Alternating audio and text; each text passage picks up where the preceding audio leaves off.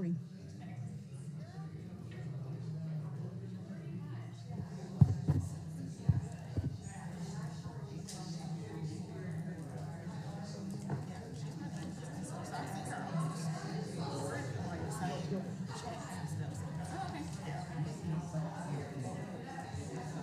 Good morning, everyone. Thank you. We're running about 2 minutes behind, but better late than never. Welcome to the June State Board of Education meeting. It's great to see so many of you here today. We will start with a moment of silence.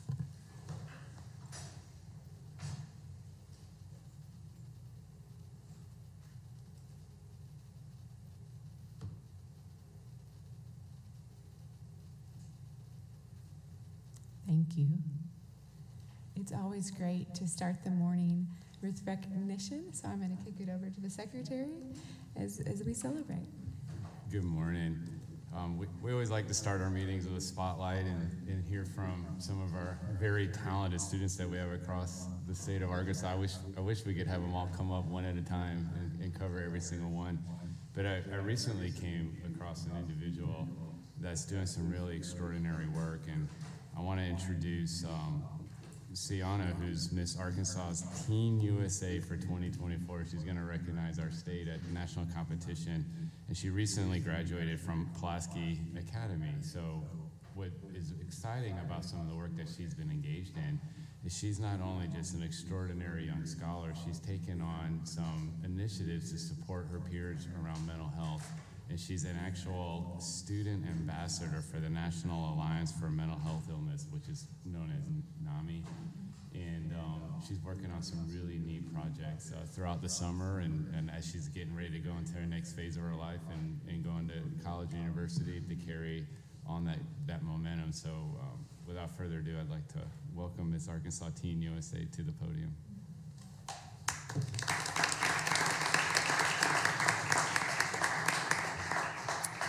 Good morning. Thank you, Secretary Oliva, for that kind introduction. Esteemed board members, thank you so much for having me here today this morning and for recognizing my passion for mental health, as well as my recent achievement of Miss Arkansas Teen USA. On April 14th, 2024, I had the honor of representing Pulaski County at the Miss Arkansas Teen USA competition. After months of preparation, you can only imagine my excitement walking away that evening with the prestigious title of Miss Arkansas Teen USA. I'm honored to have the opportunity to represent the great state of Arkansas at the National Miss Teen USA competition this coming August. I'm also humbled to be the first ever Indian American to hold this title. I hope I can inspire girls of all diverse origins to go out and follow their dreams. Besides enjoying pageants, I serve as the NAMI National Alliance for Mental Illnesses State Youth Ambassador to advocate for children's mental wellness across the state of Arkansas. I also serve as the president of the Little Rock Mayor's Youth Council, also furthering my mental health initiative. Adolescent mental health is a critical issue that requires our collective attention and action. Driven by my message to effect positive change, I have taken the steps to collaborate closely with schools, libraries, community leaders, as well as political leaders. Whether it's through classroom presentations or my online educational videos, I believe that together we can destigmatize mental health issues among youth. My ask today is to expand my reach to schools all across every county in Arkansas. Whether it's me visiting these schools or mental health professionals, I aim to affect change in mental health in Arkansas. Thank you here for having me today.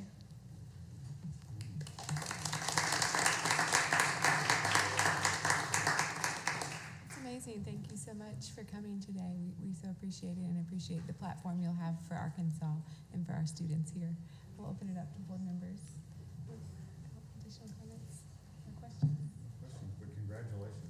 Yes. Thank Yes. you. And thanks for taking on such an important task. Yeah, of course. Thank you. Look forward to what you do. And we're going to definitely take you up on your offer to help work with schools and share your wonderful platform. And these are difficult topics and conversations, and you do it with such style and grace that we really want to welcome that opportunity. So thank you for being here and sharing your work, and we'd love to get a photo with you, if that's okay. Of course.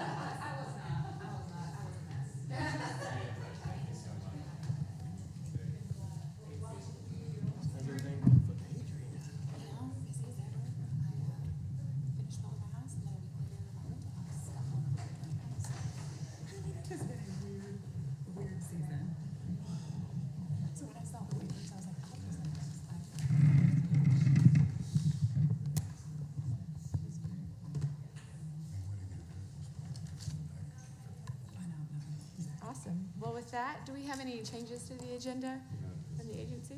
Great. Then we will go ahead and get started with our action agenda. The first item, our waiver request. Ms. Worsham. Good morning, Board. Hope Worsham, Assistant Commissioner for Public School Accountability. We have 5 districts that have put forward a waiver request for Standard 1A.41, which is the 170-day calendar year.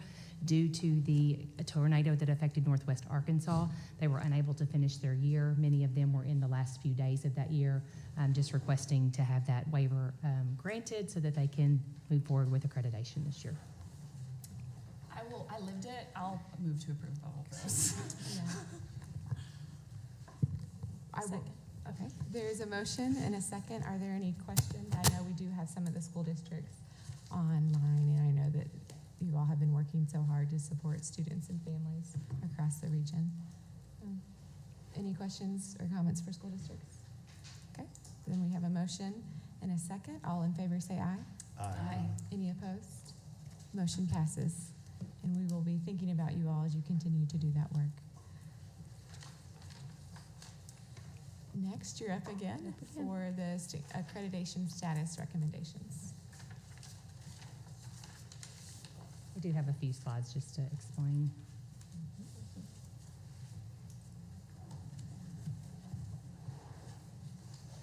And you know what, while we're waiting, I want to double check. I don't see Kathy Rollins on Zoom, but I want to give her an opportunity to speak if I'm missing something. She said she might be. Okay, great. Then when we see her, we'll join her. Thank you. Excellent. So for this item, we are requesting approval of the accreditation status for our school districts in the state of Arkansas. This is an annual process that we go through that is required in law. And so as you know, we have the standards unit here at the department that reviews and investigates any potential standards violations for the state of Arkansas. We do that through a few methods. One is through the Standards for Accreditation tool that we have, a system that's available to us. Kim, I can't move forward on this. The other way that we do that is through on-site monitoring, should that be needed. So my team will on-site monitor as needed, or other teams at the department will do that, and any information from there is flowed back up through my office to then determine if the school is in full accreditation status or not. Okay, there we go. Okay, so again, just required by law 2 ways that we do that and the ways that we do monitor. So for this past school year, there were several districts that came before the board across the year for different reasons for violations. One was Cutter Morningstar. They were cited back in July. They have met their corrective action plan, so today you will be seeing them requested to be in fully accredited status. Watson Chapel came in October for violations and was put in probation status at that point. They are still in corrective action, so you will see that they are requested to remain in corrective action in this next coming school year. Then we had a group of schools that had a 95% tested violation in 22-23. So that is, they did not test 95% of their students in the 22-23 school year. I'm happy to say that of those districts, everyone that you see on the left actually, based on preliminary data, has tested more than 95% of their students. And I really want to give a shout out to these districts. My team and the assessment team and the school performance team worked jointly with their district testing coordinators, had on-site meetings with them, and all of these districts were able to meet their testing goals and did phenomenal work there.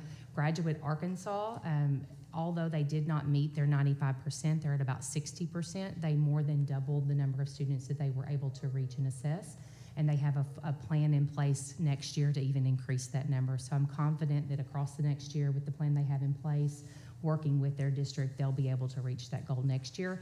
But we are recommending that they stay in corrective action so that we can keep that plan in place and support them throughout the next year in doing so. So you have 2 lists that we're asking for action on today. The first list is a pretty extensive list of our districts, which would be in fully accredited status.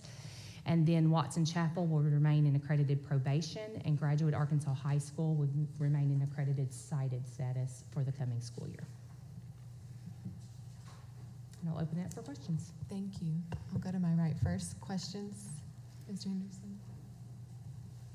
Yes. What do you think was what is the contributing factor of Arkansas graduate being able to increase enrollment like that?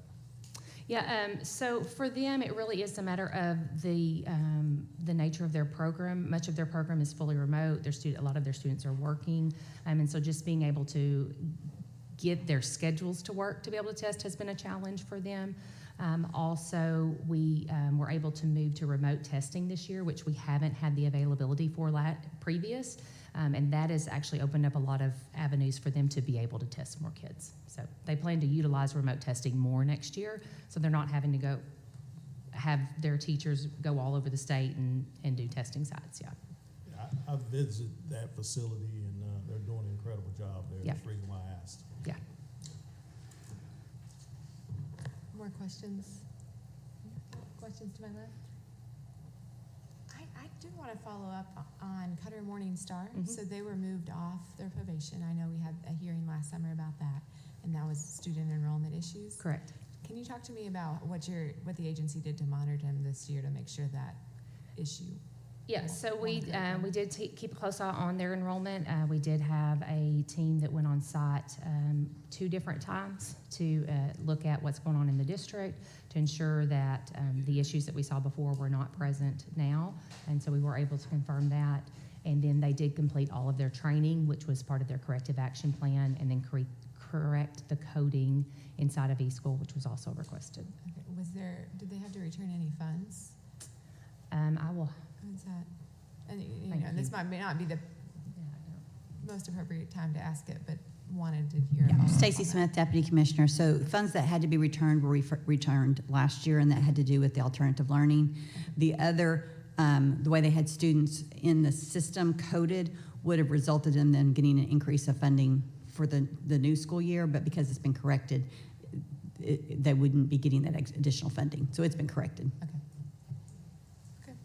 And then on Watson Chapel School District, the probation status, can you talk to us about the consequences of that at this point in time, and what happens if more citations occur in this upcoming school year? Correct. Yeah. So in the rules require that if a district cannot remain in probation cited status for more than 2 years, and if they do remain in that status for more than 2 years, then the board can take additional actions. And there's an entire list of things that could happen there. So our hope is that with Watson Chapel and the support we can provide them over the next year, that we would not have any additional violations. But if they did, there are mechanisms in there that the board can take further action. Okay, thank you. With that, any additional questions, board members? Okay. So I believe our first item, or do we approve it as one batch, or do we need to approve the two issues? I believe it needs to be two.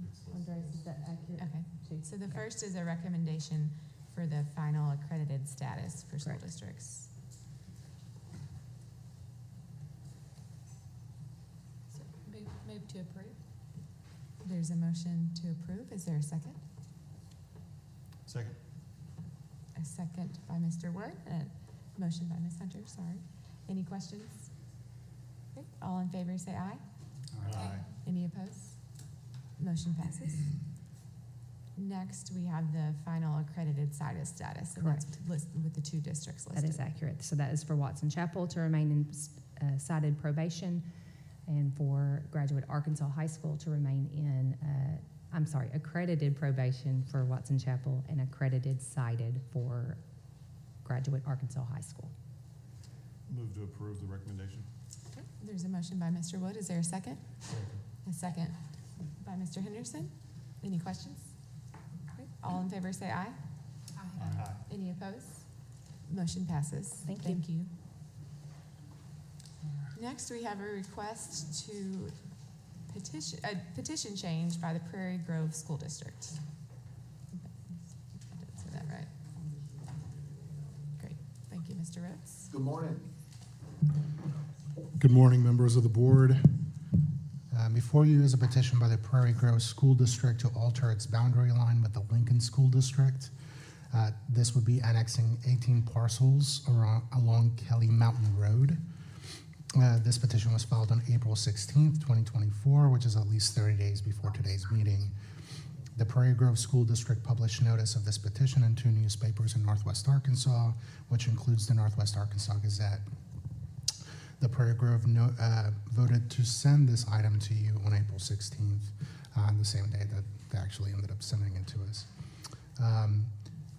Ultimately, this would result in about $4,000 gain for Prairie Grove School District and about a $6,000 loss for Lincoln School District. As to process, all persons wishing to testify before the state board will take an oath by the chair. Each side will have 15 minutes to present their case, and the petitioning side will have an additional 5 minutes to close. The state board may also allow public comment by other interested parties at its discretion and for a time period determined by the state board. The state board shall then discuss, deliberate, and vote upon the matter proposed by the proposed boundary change. And then when resolving the change petition, you may either grant the petition in its entirety, you may deny the petition in its entirety, you may grant the petition and modify the district's boundary as you see fit, or you may take the matter under advisement to make a final decision at a later date. Once you've come to a decision, we'll put an order together for your signature, and at that point, we'll file it with the county clerk, the Secretary of State, and the GIS office, and then it'll become final. So at this time, I'll turn it over to the Prairie Grove School District. Okay. So, Good on morning. Zoom, Superintendent Campbell? Yes, ma'am, can you hear me? Yes. If you and anyone else who plans to speak and anyone from the Lincoln School District plans to speak, we need to do an oath for you. Yes, So ma'am. if you would raise your hand. Thank you. Do you swear to tell the truth, the whole truth, and nothing but the truth? Yes, ma'am. Yes, ma'am. If you would say, I do. I do. I do. Great. Thank you very much. We will allow you all to proceed. Good morning. My name is Lance Campbell, and I serve as the superintendent for Prairie Grove Schools. The gentleman next to me is Pete Jinks. He's the assistant superintendent for Prairie Superintendent, Grove. if you don't mind, 1 second. We're going to get the volume up a little bit louder so we can hear you all. I apologize about that. Okay, and we're going to need you to get a little bit closer to your microphone. We can hear you, but not fully.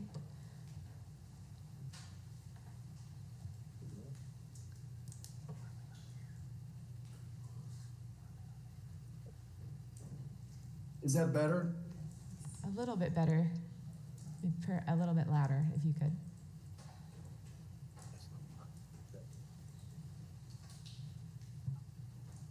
So we'll talk louder. Can you hear me now?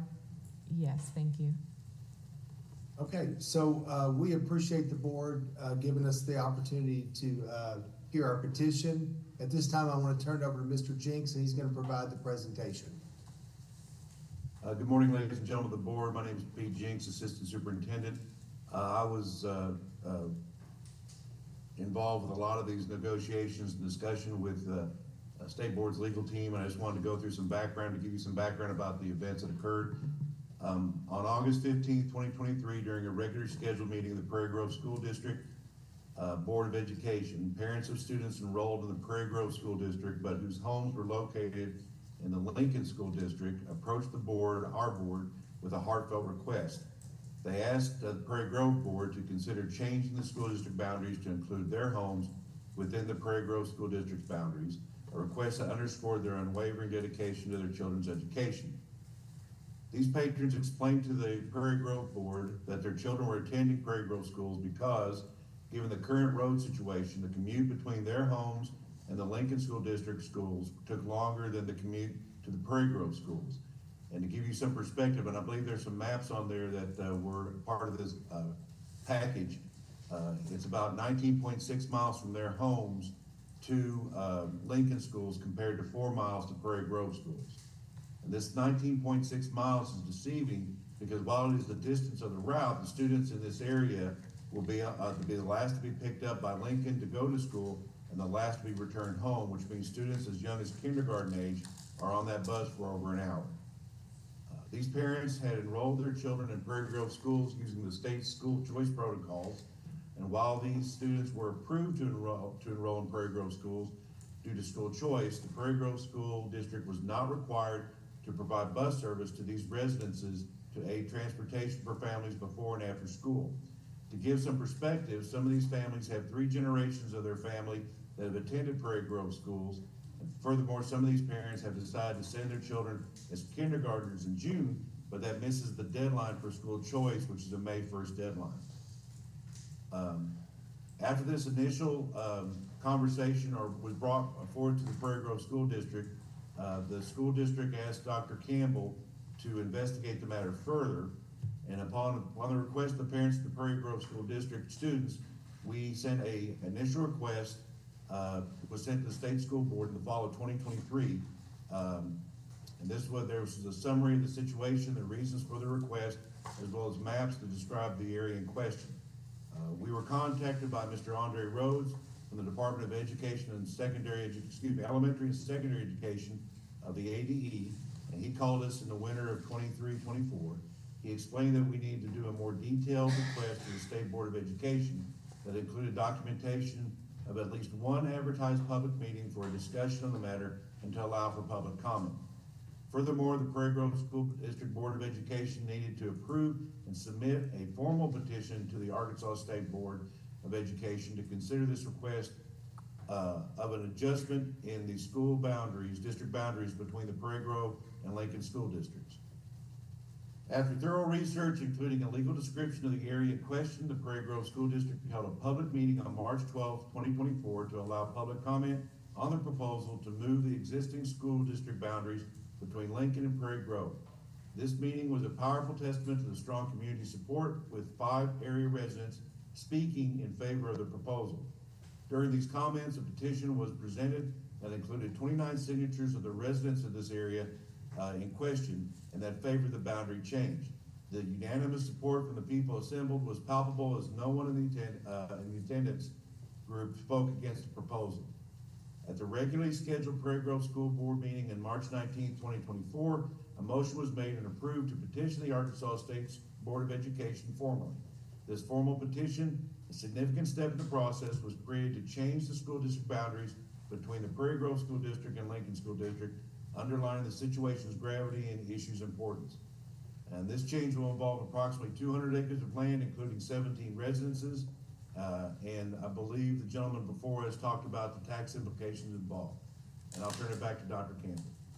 And that concludes our presentation. Thank you again for allowing us this opportunity. Thank you so much. Mr. Rhodes, just the hearing and such, do we hear from Lincoln now, or do we do questions first? So it'll be an opportunity for the Lincoln School District to present as well in defense, and then 5 additional minutes for the petitioning party. Now, if they don't want to say anything further, then at that point, but you can ask questions anytime. So, Okay. yeah. I don't know if the Lincoln School District took an oath. as Yes, well. I see Dr. Spears, Okay. Superintendent Spears on. Superintendent, can you hear us? Yes, Okay. yes, thank you. And thank you for allowing us to voice our objection. So my board objects to this. Basically this does affect our assessment. We're a very small district and we're not growing like our neighbor. So our assessment's pretty flat at the moment, and our enrollment's relatively flat as well. So we just, we don't want to give up any of our school district boundaries. And, I've had parents ask me, because we kind of border Siloam and Prairie Grove, and Cedarville to the south. We've had requests before like this, and I've always told them, that's kind of like a county line, a state line. Those boundaries just don't change. And with school choice and now the school transfer that's wide open, students are certainly allowed to go where they need to go. We have students that choice in from all our neighboring districts, and we make bus service available. So, the bus service shouldn't be an issue. So we run buses and pick up kids who actually live in the Siloam School District. We pick up kids that live in Cedarville. We also pick up kids that live in the Prairie Grove districts who have choice or transferred to us. So Lincoln opposes this change. The main thing is this will set a precedent going forward, that others will approach, and we'll just be back and forth doing this constantly. And I just don't feel like that's in our best interest as school districts. Thank you, Dr. Spears. Thank you. And now Prairie Grove has an additional 5 minutes if they'd like to speak. We do not have anything else to add. Okay, thank you. Then at this point, we'll open it up for questions. Board members with questions. To my right, Mr. Henderson and Mr. Bragg. Yeah, for Lincoln, did you say you provide bus service that overlaps into other districts for students that are transferring into Lincoln? Yes, we do. Okay. Question for Prairie Grove, could y'all do the same thing for these families that live on this road? Could you provide bus service to them? We currently do not provide services for transfers, but it would be certainly a conversation that we could have. We definitely want to meet the needs of our kids. Okay, and how many students are affected among these families? About 19 students. Okay, thank you. Questions, Ms. Woods? I just had a question about the gain and loss that we talked about. So you said it was going to be a $4,000 gain. I guess this is for Mr. Rhodes. A $4,000 gain for Prairie Grove, but then a $6,000 loss for Lincoln. Can you distinguish the difference? Right, so our team in our fiscal office looked at the data and tried to determine what would be the change in millage, because Lincoln did mention that they, in their response to the petition, that they had built a new school in 2010 and that they had passed a new millage in excess of the 25 mills. So we try to look at the difference. So if these parcels were to move over into Prairie Grove would get about a $4,000 gain, and Lincoln would get about a $6,000 loss. Because of the millage piece? Correct. Got it, okay. Ms. Long? Okay, questions, Ms. Hunter? Mr. Wood? Yeah, I've got a few questions. I kind of think that while it is important to know how many people currently live there and how many current students are impacted by this, I think you have to take a little bit of a longer term view than just a 13-year view of 19 students that live there. So I guess I'm curious, do we know how many landowners own property in the impacted area? And we actually have Shelby Johnson with the GIS office to help address some of those geography questions. It's my understanding that there are 18 parcels They're what? 18 parcels, and I think 16 of them are actually housing individuals. So it is, I don't know if you should have the maps in front of you. Let me go to, I think this map is titled Exhibit A and then Exhibit B, and they're from the GIS office. Exhibit B actually shows the geographic area. It looks like a chair, and every dot within that area is a verified address under 911.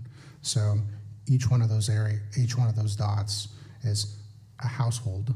Now, it may not have any people in it, but it's my understanding that 16 out of the 18 do have people in them.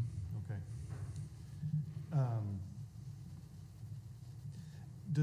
Does the law not require an election of the impacted area? No, it doesn't. So it's been on the books since about 2001. It is a pretty, so let me give you the statute just so you have it, but we're being governed by 613-1414. And the statute does provide some pretty basic guidelines as to how this is petitioned. So generally speaking, they come to us and they provide proof that they've noticed this to residents in the area and newspapers of general circulation for at least 2 consecutive weeks. And then they have to give it to us with, 30 days before the next scheduled meeting. In this case, it was a little bit longer than that just because of when it fell. In addition to that, what we advise the school districts, at least the petitioning school district, is to contact the other affected school district to see if they can agree on a boundary change. Because if they can agree on a boundary change, the statute allows you to just simply approve their agreed upon boundary change, and then there's no dispute. If they can't agree to a boundary change, then it comes before you. There's no election. If you order the boundary change, then, like I said, we'll file it with the Secretary of State's office, with the GIS office, and with the county clerk. And upon that filing, it becomes final. Okay. I guess question then to Prairie Grove, I think I'll follow up on a question that was asked a minute ago about could you provide bus service to Kelly Mountain Road? I think your answer was no, you do not currently do it, but I assume that you have a bus stop somewhere on Kelly Mountain Road that probably stops just before the portion of the road that's in Lincoln School District. Is that fair to assume, or is that correct?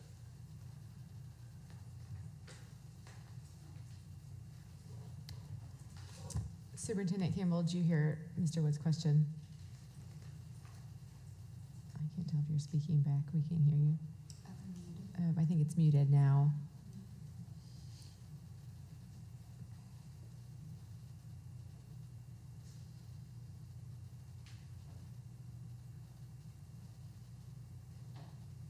Yeah, and I'll go ahead and say, I was wondering the same thing. Is that a neighborhood? Yeah. And I wonder, we've had other districts that have come where people have bought land, promised that it was in one district, and they didn't do their due diligence, not realizing it was on a boundary. Yeah.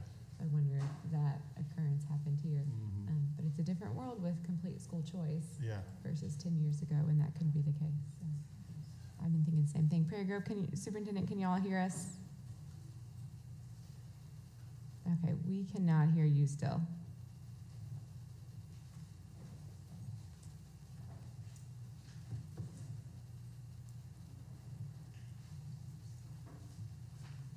Let's do this. Does anyone have any questions specifically for the agency or for Dr. Spears of the Lincoln District?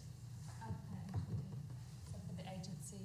So you described that if the districts can agree, then it doesn't come to this board. How often do districts agree on boundary changes? Is that something? It's my understanding that this is the first time it's come before the state board. So this is a novel issue. But how often does it happen and not come to the board? Do you know, So there are different processes for altering boundary lines. There's annexations, consolidations, there's a number of things. You can have a detachment from another school district. There are different processes, and those have happened.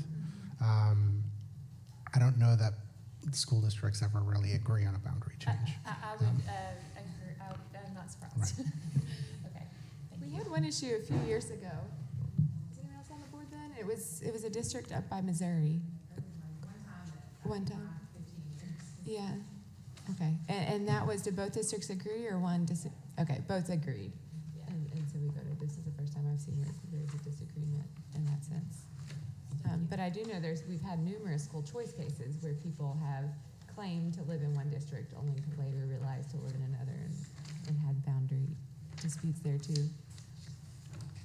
Okay, let's go back and see. Oh, it looks like, Prairie Grove is trying to reboot and come back in. They just called me to let me know that, so thank you for passing they're on coming that back on, I think. message. Board members, any other questions of the agency at this point? Mr. Rhodes? I guess a similar question, though. I mean, surely in some amount of recent history, we've created new school districts that came out of areas that had a pre-existing school district. Jacksonville and North Pulaski is the only one that comes to mind. Okay. And that was a detachment, so it was a completely different process. It was a detachment. Correct. Okay. And I think to sort of answer one of the questions you asked earlier, this is something that I got from the GIS office, but the tax parcels that we're talking about are a mix of residential, agricultural parcels. So it appears to be a fairly rural area, and it's at the end of a rural road. Well, I'll ask along. Well, I mean, so this means that this map and these boundaries have been in place for a relatively long time. I mean, I think getting back to your question about could there be confusion on the part of the homeowners, I think, is So- it fair to say no? So the boundaries have probably been in place for a couple of years. So after every decade, when you have a census, you have redistricting, and it happens at every level of election geography. So you'll have it at the state level when you're drawing congressional districts by the legislature. You'll have it at the state level for House and Senate districts for the state legislature, and that's done by the Board of Apportionment, which is the governor, the Secretary of State, and the Attorney General. And then you'll have school districts do redistricting for their boundary lines. You also have They don't municipal ones. redraw their district boundary line. They may redraw their zones Their within zones, right. their district, but that wouldn't impact which property was Lincoln versus which property was Prairie Grove. It depends on when it was annexed. So if a school district has grown and then it passed 5 to 10 years, there may be a boundary change. Can you all hear us now? New builds. I think I question that, whether a school district boundary, the Little Rock School District boundary remains the same no matter what population growth occurs within Little Rock. Right.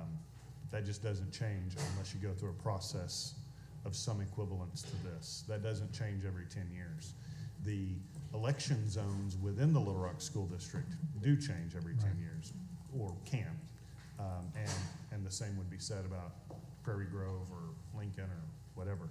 So I think there may be some confusion there between boundary alterations. That's correct, Mr. Wood, and Shelby Johnson from GIS is here, and he can actually speak more knowledgeably about how long those lines have been in place. If Mr. Johnson, you want to come up, if you guys want to ask him questions. What are the odds of this? Good morning, Board. Shelby Johnson. I'm in the Department of Transformation and Shared Services in the Arkansas GIS office. We have the role and responsibility of updating and maintaining the school district boundary maps for the state of Arkansas on behalf of the department and your board. And I went back and looked. Our legacy maps that we have available to us date back as far as 1936. And in 1936, this particular area was part of what was formerly known as the Apple Hill School District. That was in the era of the one-room schoolhouse, and everybody walked to school. Kelly Mountain is indeed a mountain, and to the west is Blair Creek. Blair Creek flows into Lake Prairie Grove, and that's part of their drinking water source for Prairie Grove. And so to the west side of this area is very, very steep. It falls off of the mountainside and then into the valley where Blair Creek sits. And then to the south is another different mountain that is only accessed from the south. So truly, this area is a little bit isolated. It is at the end of the dead end on top of the mountain. To the east is Sulphur Creek, and both of those flow to the north. As far back as we can tell, the former Apple Hill School District was annexed at some point in history into the Lincoln School District, and I don't know the exact time frame. But the particular boundary line that you see on the contemporary map today has at least been there since that Apple Hill School District was established back in history. I don't know if that answers all your questions or not. Roughly, I mean, we're coming close to 100 years of known boundaries, right? Correct. Yeah. May I ask you a question on that? Are any of these new build houses, do you know, or are they? I did not look at that information. Okay, I That didn't know if that that area is mostly it's mostly timberland on top of the mountain. There is a little bit of pasture. It's about 30% pasture, about 70% timberland, and there's being at the end of a dead end road on a mountain. There is not doesn't appear to be a lot of new housing. When I look back at some of our older maps, it looks like a lot of the housing that's there has been there for quite a long time. Thank you. Thank you for coming in today. You're welcome. Board member, any more questions for Mr. Johnson?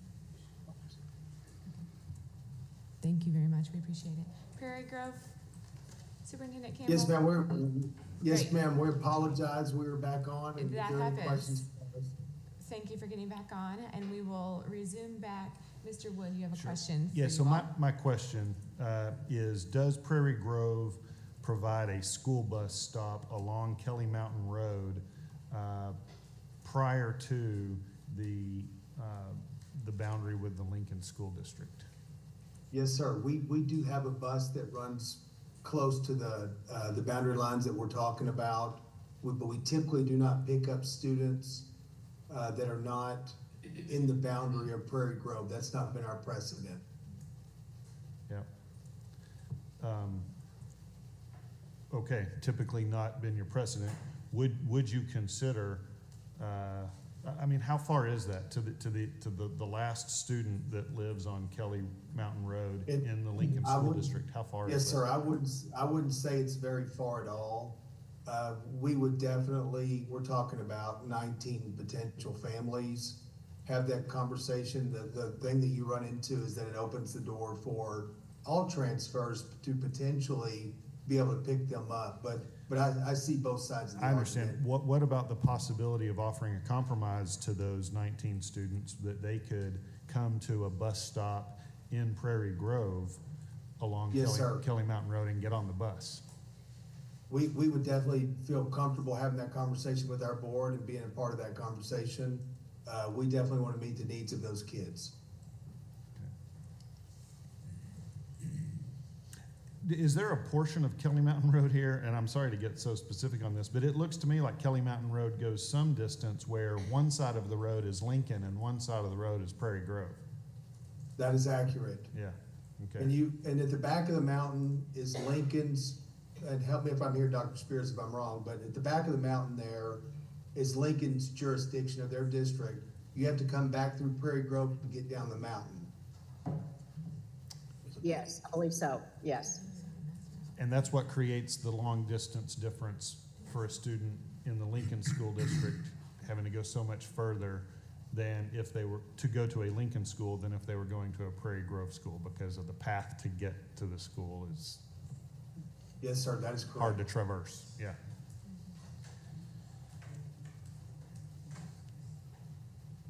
So another question for Prairie Grove, unrelated to transportation, but if this were to be approved by the board, your request, what do you have to say about the division of property and millage and payment for property that has been financed based on this property being part of Lincoln School District? Yeah, I mean, our intention was never to take any of the property value of Lincoln. I think it's just a group of parents that have gone through generations of Prairie Grove, and that's what they want to be a part of.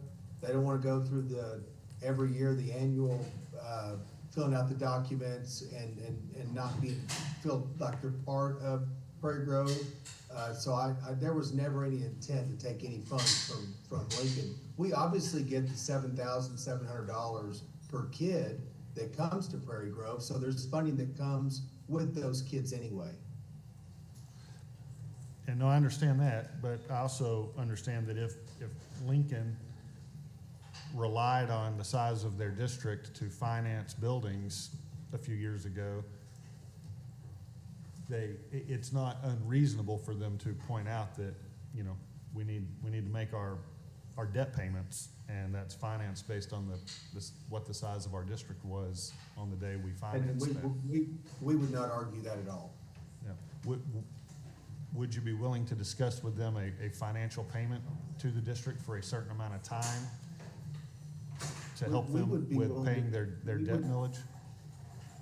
We would be willing to have negotiations with Dr. Spears and her team, absolutely.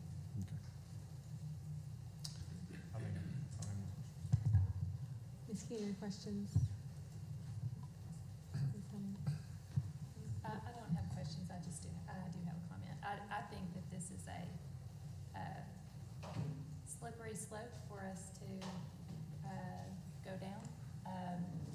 I think that particularly with school choice, there are so many situations like this. There might not be a mountain or a dead-end road involved, but I think that if this goes forward, we're going to just open the door for so many of these situations to come our way. And I also believe that reasonable people make reasonable decisions, and so I think that this is a question for the school districts to resolve between the two of them. I would add on that, like, it feels like we're arguing over money and not kids. And at the end of the day, our job is the kids. So I don't know that millage and all of that is a good enough reason for us to get involved, just to tag along to your comment. Mr. Rhodes, would you mind reminding us I think there were 4 options? Order, change, deny change, and then, Right, so you can approve the petition from Prairie Grove in its entirety. You can deny the petition. You can change the boundaries as you see fit, so that there is a lot of discretion there. If you think that the petition had some merit, but maybe you disagree on the boundary line, you can make a change there, or you can just table this for a future meeting. Well, I'll speak to my opinion of this. First of all, I don't think that this is an issue of millage. I do think this is an issue of students. We're talking about very small millages here, very small financial impact. But 13 years from now, there may be 0 students impacted by this, but there is going to be land that is zoned to a school district for 100 more years, despite no children living there. And so for 100 or 500 years, somebody's going to get the money from that zoned piece of land. And that's why it has to be considered as the impact to districts go. It also may blow up in population. There may be 600 kids that live there in 10 years. I don't know. I'm also not against it in principle. I think there is a process for people who live in an area to decide, we want to be in a different school district for whatever reason. And this is the process of doing it. And I'm not against it just on the notion of, I don't want to deal with this. It's more just I don't even know what standard we're supposed to apply. I haven't even been able to figure that out. I don't want it to be willy-nilly and just on a whim, whatever we think about the presenter that day. But I would, rather than setting a precedent for how we would deal with disputes in the future, and I think more could be coming. There's a lot of landmark stuff ahead that could bring more of these types of questions before us. But I would love, given some of the answers that we've heard today about willingness to discuss further, willingness to make bus stops available, willingness to discuss a financial compensation for a period of time, I would like to maybe table a decision on this for a month and give the 2 districts the opportunity to go back to the negotiation table and see if they can work out a resolution that wouldn't require a forced decision from us, to see if they could address those issues. I'd like to say, to me, the priority is what's best for the students, and it does seem like a better option to drive 4 miles than 19, but I may be oversimplifying it, but it seems like a simple solution would just be provide bus service to these kids and still have the financial impact, stable for Lincoln. But I know other school districts cross boundaries for buses too. I'm not sure what the actual closest bus stop is here, but it doesn't seem like it'd be that much trouble. But I agree with it. I think there could be further discussion on this. I'd feel better if, you know, there was a commitment from Prairie Grove to maybe provide the bus service. Can we also say no and then they also come back?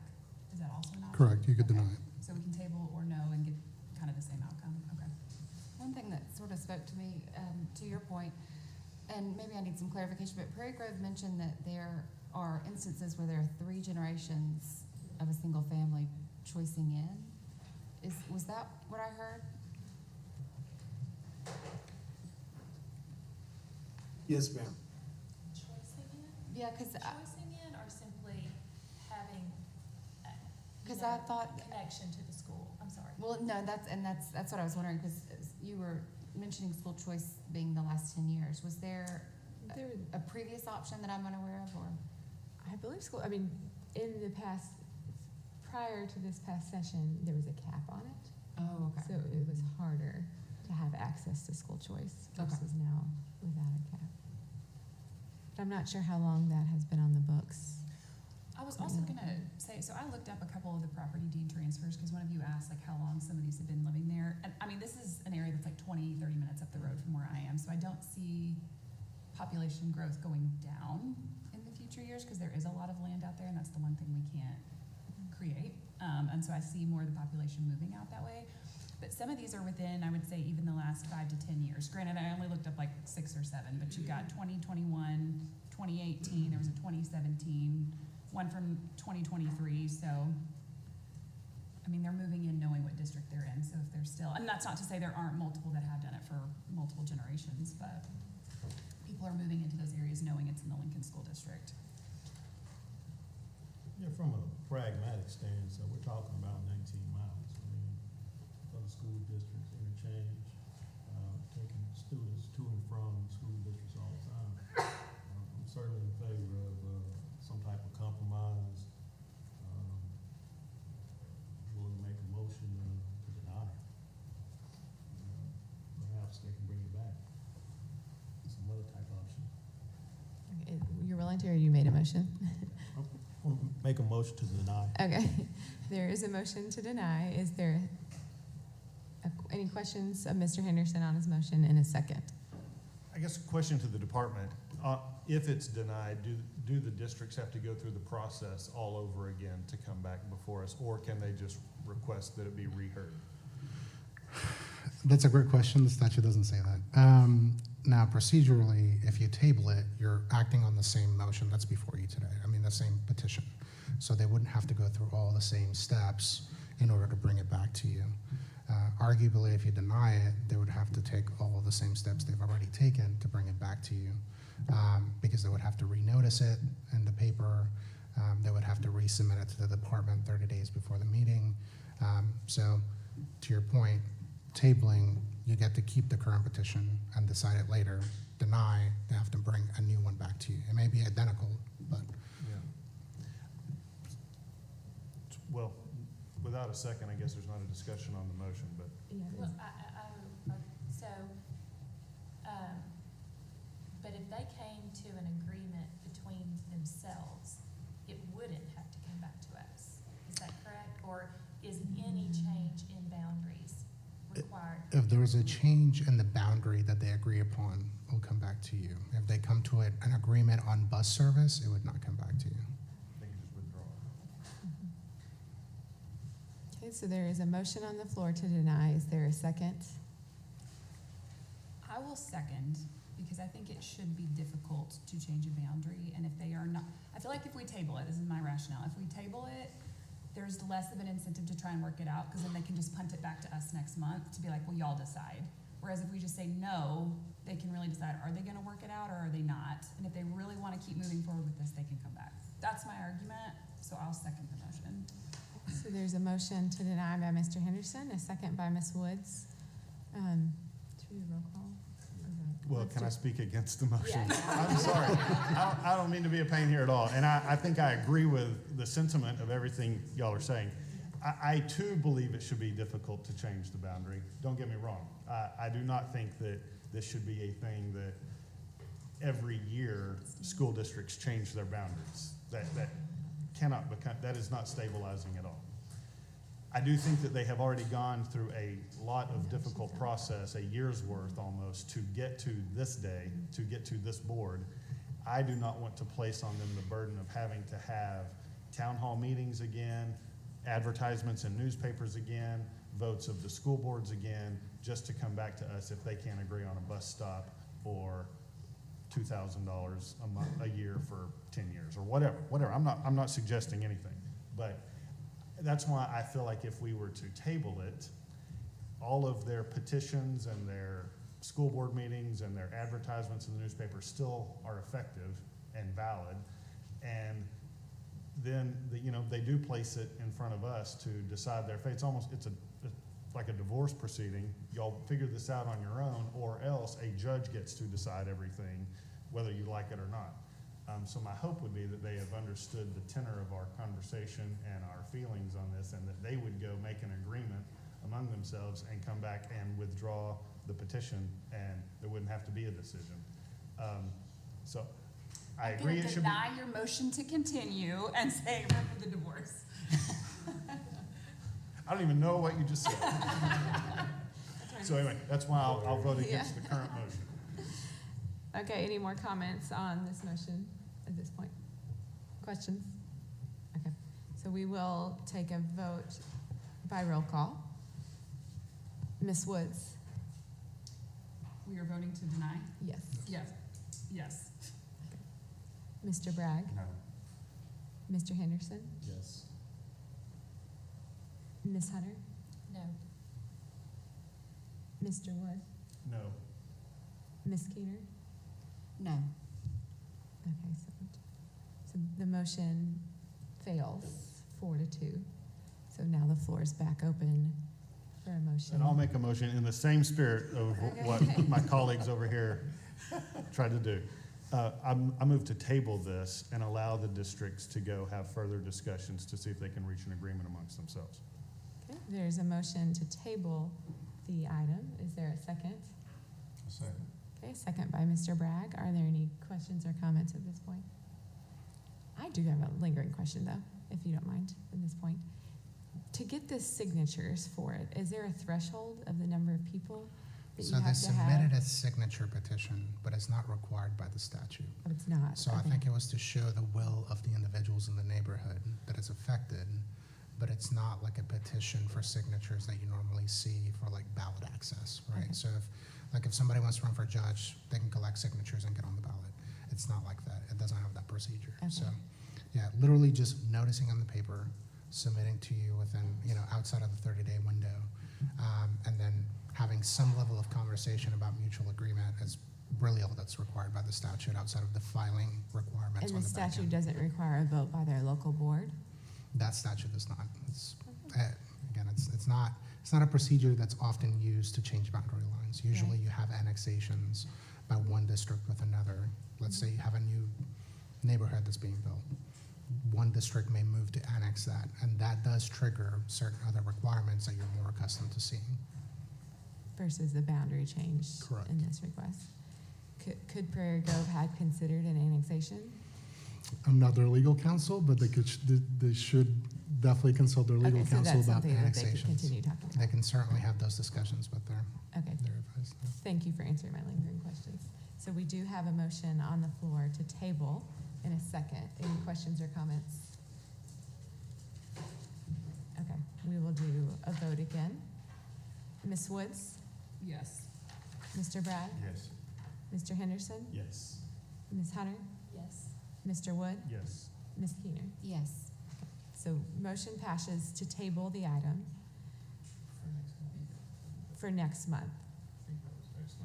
Yeah, that was the intention of my table, yes. For next month. School districts, did you all have any questions of us before you all proceed to have any more conversations between the two of you?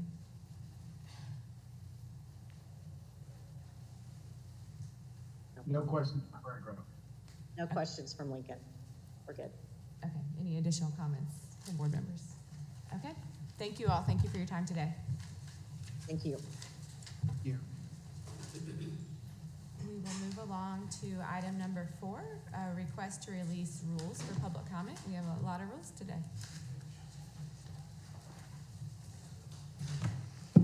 Good morning, Stacy Smith, and we do have a presentation.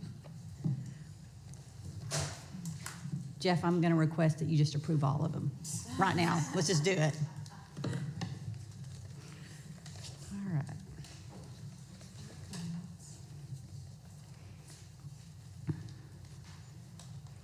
All right, this first set of rules, I just wanted to go back over this piece with you again. You're going to know it like the back of your hands before I'm done with you. On the set of rules, we release for public comment. It goes out for public comment for 30 days. They are noticed. If there is substantive change, it goes back out again for 30 days. Changes are made. Then it comes back to this board for final approval. Once you give it final approval, it then goes to ALC, the Legislative Council, for review. All right, so today, I think we have a set of, I think there's 25 rules on here today. We're going to kind of do them in groups again. I believe we've workshopped almost every rule that's on here. If we've not workshopped it, I will pause and take a little bit more time on that one. Is that okay? All right, so the first set of rules that we have on here, these were what we'd call new rules, and today we're asking that you release them for public comment. These are the set of rules that we did do a board work session on a few weeks ago. So quickly, just let me kind of hit the highlights of those. We have the career-ready pathways to diploma rules. Again, this board, you've seen a couple of presentations about the pathways, and these are the rules that outline that process. This is beginning with the 9th grade class of the 24-25 school year, and the identified pathways for high-demand, high-growth jobs. This is where you've also seen Dr. Pride and Ross White working closely together with HOPE with the accountability system. So again, those systems and those alignment pieces. The next one, let me pause there for a minute. Questions? Okay. I'm going to go ahead and go through a couple of these, and then we'll batch them. Is that okay? Great. All right. The second one is standards for accreditation. Again, earlier you guys did a motion for accreditation for districts. Okay, these are the rules that guide that standards for accreditation. Okay, in that process. In these rules, a lot of the changes that we workshopped and talked about a couple of weeks ago had to do with changes from Arkansas Learns, okay, including middle school exploration for career and technical pathways, including the career-ready pathways, and those other rules that we just talked about. That class size for hiring, it's saying that the department will determine that by October 1st, so we can stop doing monthly waivers, okay?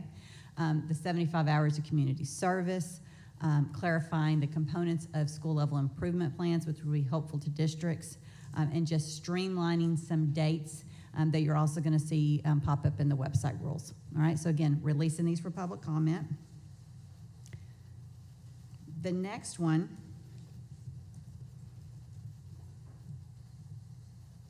has to do with websites. And I'm going to pause on this one just for a minute because this was one we did not workshop, all right? This is a set of rules that outlines when required notification or publications or documents have to be on a district's or educational cooperative's website, all right? And so the changes, the only changes, these are pre-existing rules. The only changes that you see in these have to do with legislative changes. For example, we've required superintendents to post their contracts and their goals on the website, so you see that change in there. Some of the date changes we made over in the previous standard for accreditation rules, you see alignment between those. So if we change the date from August 1 to September 1, you see that in these rules as well.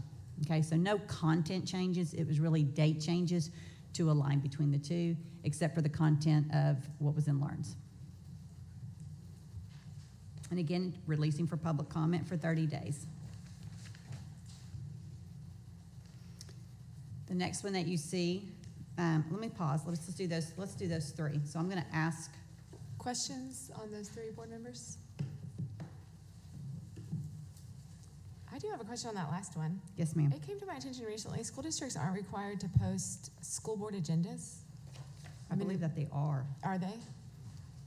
That's in Yes. law? Okay, then I will follow up on the law there.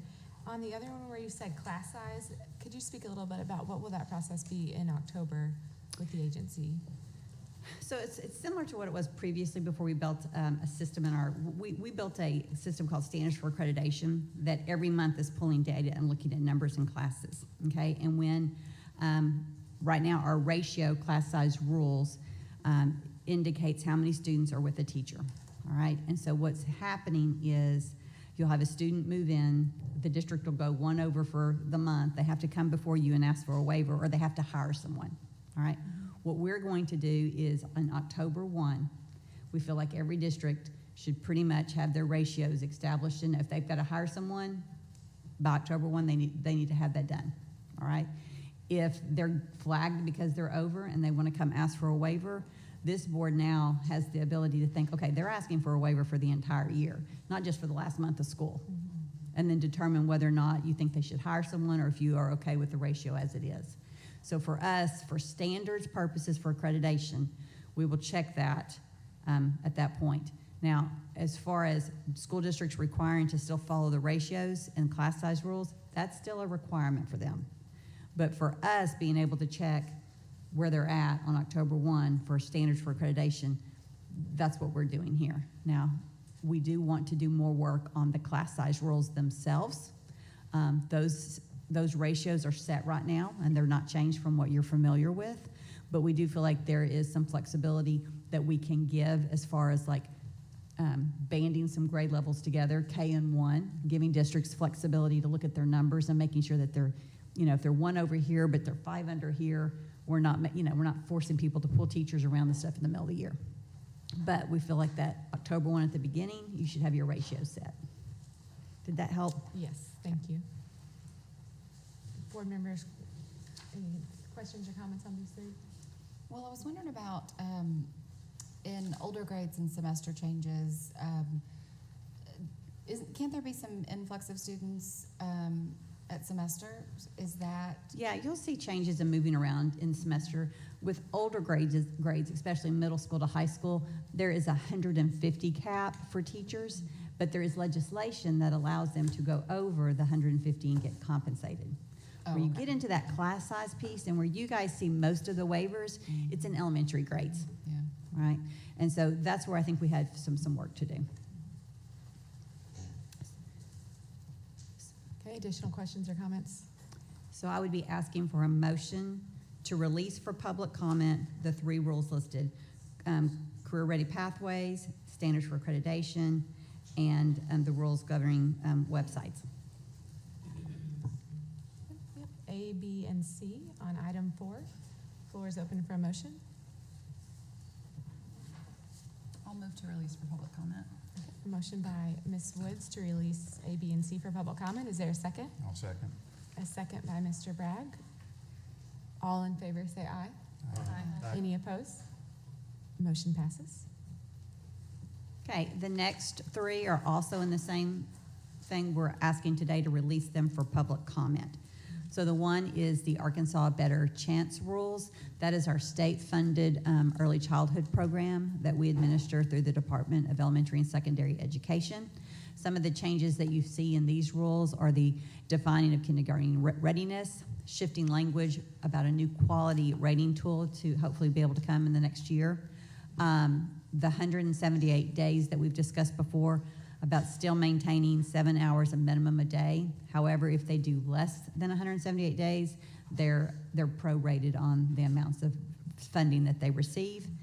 Literacy curriculum aligned to the science of reading, and streamlining the cleanup from the transition still from the Department of Human Services to the Department of Ed. Math intervention, this was directly from LEARNS. Not only is our focus in this state laser-like on improvement in literacy, but math needs it as well. So this is a requirement for a math intervention plans for grades 3 through 8. I want to brag on Hope's group and Kiffany's group for working on the Atlas and building that within the system So again, when we talk about streamlining our systems here, this is another opportunity to do so. Within the system, when we set those cut scores, which will come to this board to do, it will identify students and be able to say these students need a math intervention plan. And then school districts are notified. We know, everybody knows, because we're all using the same cut scores. And the last part has to do with Arkansas Educational Support and Accountability Plan. Again, this was updating this plan to reflect LEARNS. Again, what you see here is you see the Career Ready Pathways piece again. You also see that comparable elective coursework. That's where they took core content such as math and science, and they compared it to career and technical courses to determine, does this course have enough science credit to not just count as a career and technical course, but to count as a science graduation credit, right? So a lot of good work has been happening there, and you see that in these rules. Also has the high-quality evidence-based screener as part of the assessment system. This is where you see the state assessment requirements and the curriculum requirements. And it also builds on the previous section on student success plans to reflect the changes in LEARNS. So I'm going to pause there on those three and then ask for a motion on those to be released for public comment. Board members, questions to my right? Quick question, will we ever as a board approve the screener programs or just the assessment pieces like we have today? So, very good question. So the screener is actually built into the Atlas assessment. Okay. But what we will be bringing to you, this board, is we will be bringing to you the different cut scores, okay?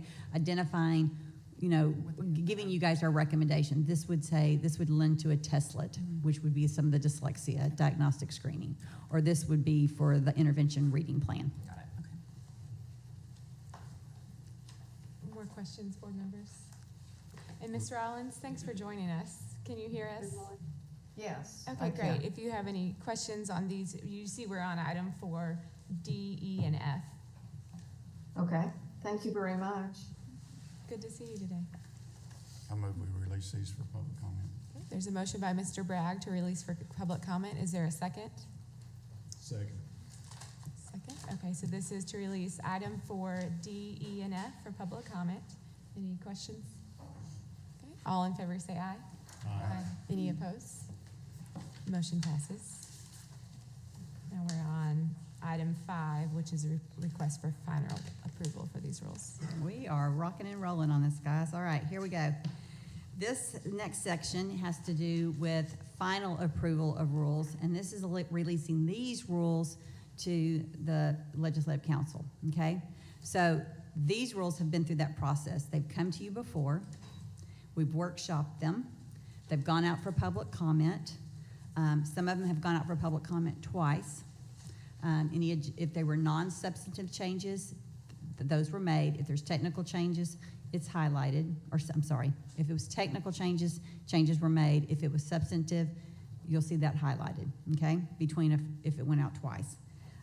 These are for final approval to release to ALC. And what is ALC after they do with them? What are they? Like, are there changes made at the ALC level? And they become final. Final, okay. All right, the first set has to do with the adult diploma program. This is one that was first presented to you when we were at ASU by Dr. Warden and Ross White, and they talked to you about the process for that diploma program. I think you guys asked really good questions during that session, went in pretty deep on that. The next one has to do with the requirements for the birth through pre-K teaching credential. This was one that Ms. Williams presented to you at the workshop, talked about mostly its associate degree folks getting this credential. This is a set of rules that came from the Department of Human Services to the Department of Ed, so not really any substantive changes on that, really just technical from agency to agency. The third set of rules here are background checks. This is where you saw those registered volunteer coaches that we talked about, having to have those required background checks completed through the Department of Education. We got into conversations around really kind of sporting and small sports. A lot of times have volunteer coaches, especially in your more smaller districts, even in some of your larger districts. Also requiring district level administrators to report arrest or charges for disqualifying offenses within a 24-hour period. and also flagging employment statuses as under review when it's pending a resolution. All right, so those were background checks.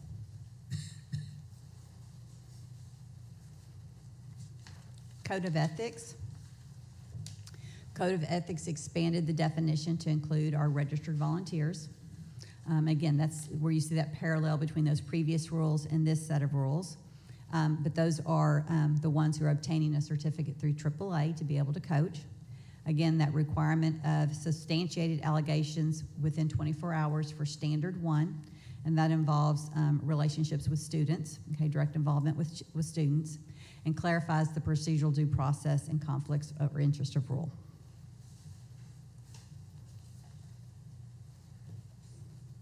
The next set of rules is maternity leave. And if, of all rules and all opportunities for teachers that I don't think probably has gotten enough positive press or opportunity, has to do with the maternity leave aspect. This is a great opportunity for school districts to incentivize their teachers to pick them because they offer the best opportunities and options for their teachers. It encourages school districts to offer up to 12 weeks of maternity leave, provides funding to school districts to split the cost of substitute staff during maternity leave of the public school district employees.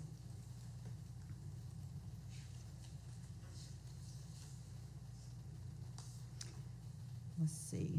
I'm going to do one more and then I'm going to pause. The next one you see is overnight travel and use of school lavatories. So this is, again, ensuring privacy and safety of students in public restrooms. It talks about requirements for the use of restrooms, allows district authority to provide reasonable accommodations, provides guidance for overnight trips, and allows processes for noncompliance. So I'm going to pause at that point because I believe we went over several and ask for, see if you have any questions, and then I'll ask for a motion. Okay, so this is item 5A through F, rules. And this will be for final approval. So questions, Mr. Bragg? Now, on maternity leave, was that supposed to be like a 50-50 cost share on that? Yeah, so it is a 50% cost share. Some of the questions we've received on it had to do about the employee's salary. So teachers, the districts are funded based on, and foundational funding based on the number of teachers for students, okay? So based on the number of students that they have, and I know you're very familiar with the funding matrix where it has a number for each teacher. So the state has already funded districts for hiring those teachers, all right? So what we've done here is the cost that's not been funded is the cost to provide a substitute for that classroom. So that's the part that's being shared at 50%. Okay, thank you. Questions on these rules? Ms. Rollins, do you have any questions on this set of rules? On the maternity leave, is this just for a female employee, or does this include the father? Yeah, it's just maternity. Okay, all righty. That's all I have. Yes, all employees. All employees. All employees? All female employees. Okay, gotcha. But it covers adoption as well, is that correct? Yes, ma'am. Additional questions? Okay, the floor will be open for a motion. This is item 5A through F.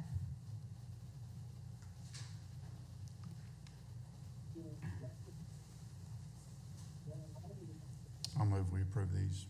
Okay, there's a motion to approve by Mr. Bragg. Is there a second? Second. Okay, floor is open for any questions or comments. Okay, we'll take a vote then. All in favor say aye. Aye. Any opposed? Motion passes. All right, the next set of rules. Daryl, I want to make sure you're paying attention.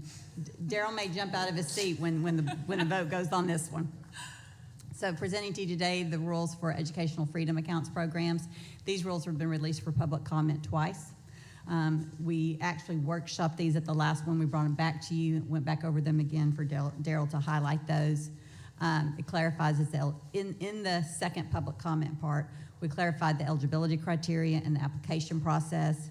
We outlined provider expectations and requirements, updated some of that language, and it provides a framework for homeschool students and qualifying expenses for homeschool families.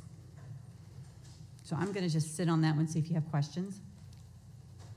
Just a question about the comments. So were all of these that were uploaded, this was both sets of public comment periods? Yes, ma'am. It's not just since we released They it were the both second time? sets. All the comments. And so presumably anything that had there was nothing that had a substantive change the second time, right? Because then we would have Correct. to re-release it, okay. Correct. Questions on the BFA rules? Mr. Allens, questions at this point?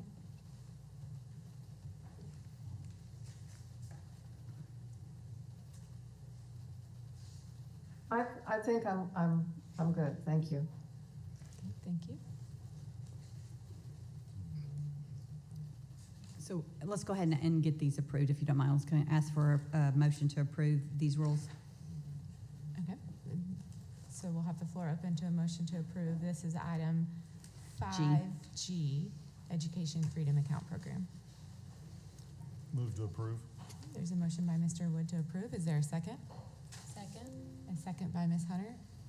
Floor is open for any questions or comments. Okay. All in favor, say aye. Aye. Any opposed?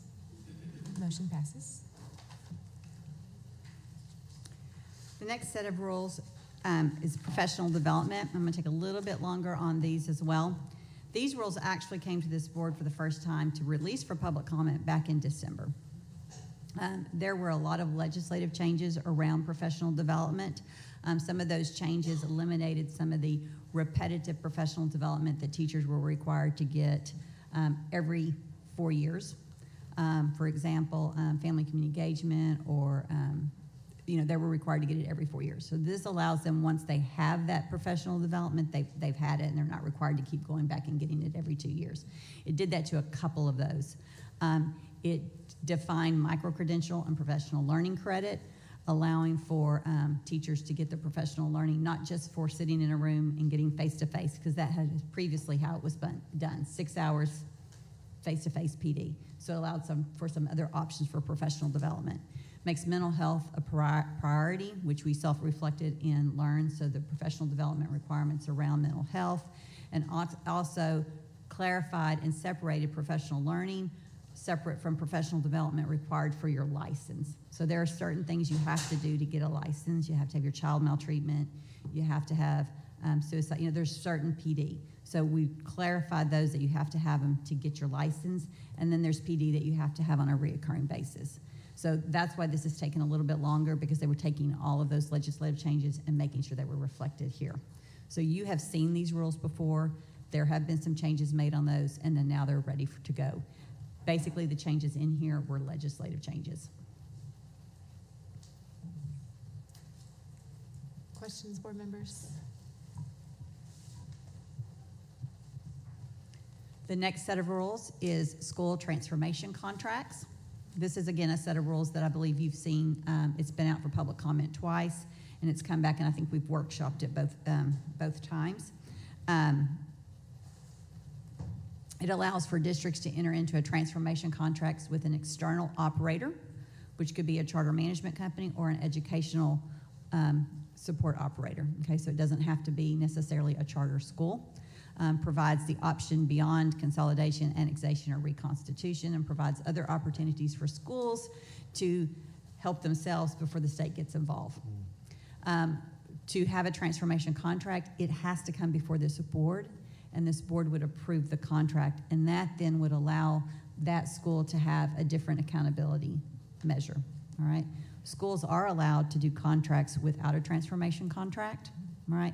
But for them to get the accountability part of it, they would have to be approved by this board to be considered a transformation contract. Any questions about that one? Board members, questions on school transformation contracts? I continue to have a lingering question of what happens at the end of when a state takeover time ends. What happens with a school contract? So I think that would be dependent upon the progress that district made. And then for this board to determine whether or not at the end of that 5 years, do you utilize your authority to annex, reconstitute, consolidate, restructure in some way? It would come, if the school is under state authority, it would come back to this board. It would. For final decision on, in that time period, what to do next. Okay, and if it was deemed to be successful, could it continue? So, under a district under state authority, where you are acting, this board could reconstitute or do a different governance structure if you so choose. There is a whole list of things that this board has the ability to do. But the terms of that is within that state. Okay. Yes, That makes right. sense. So Marvel Lane is in their first year First year of a transformation of the contract. transformation contract. Completing that. They just completed. Okay, and we'll hear from them later today. Yes. Okay. Questions, comments on this? Okay, thank you. The next set of rules is rules governing emergency response equipment and training. This has to do with the opioid rescue kits on each campus at a public school district. And actually, Secretary Ian Levy and I recently got to visit Bryant School District, who was doing a training by a very passionate educator who had been personally affected by loss of family or friends due to opioids. And so this, again, seems to be a growing crisis in our state. And the importance of this is, I don't think, can be understated here. It also is keeping students safe by having the AEDs at certain school-sponsored sporting events. And again, we know of instances in where those AEDs being present have saved lives. Keep students safe by making sure that personnel is trained in using the appropriate emergency response equipment. The next was legislation about water safety, and it requires school districts to inform parents of the importance of water safety education by making sure that they're aware of where swimming lessons are available. Okay, so I would ask this board for a motion to approve these to move forward for final. Okay. Board members, questions to my right? Okay, questions to my left? Ms. Rollins, any questions? No, thank you. Okay, with that, the floor is open for a motion, and this is items H to K. Thank you.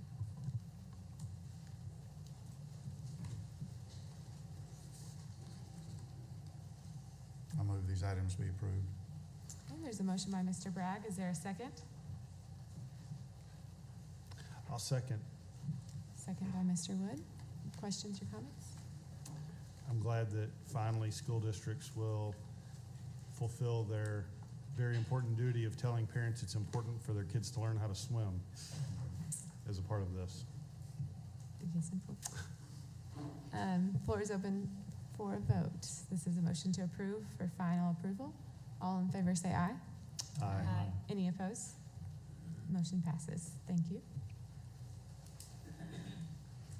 All right, the next group of rules are repeals. And we talked about these a little bit during the workshop. These are rules or pieces of legislation that are not in use. They haven't been used, or it's an inactive program, and so these are rules that we are repealing. Some of these rules have been folded into other sets of rules, and they're addressed in other places. So there is a full set here for repeal. These rules went through the same process. They were released for 30 days. We received public comment. Most had to do with why were we doing it, and we would address the fact of it's not being used anymore, or else it was covered somewhere else. So there is a list of repeals. I'm going to just pause for a second. I'm going to show you the whole list of the ones that are up there. Educator compensation, traveling teacher program, teacher recruitment and retention in high priority districts, rules governing the election expenses, school board zoning, school district duty to report student criminal acts. And again, if you think about some of these, we've addressed them in other places in other rules. Rules governing the Succeed program, and governing methods governing career and technical education programs.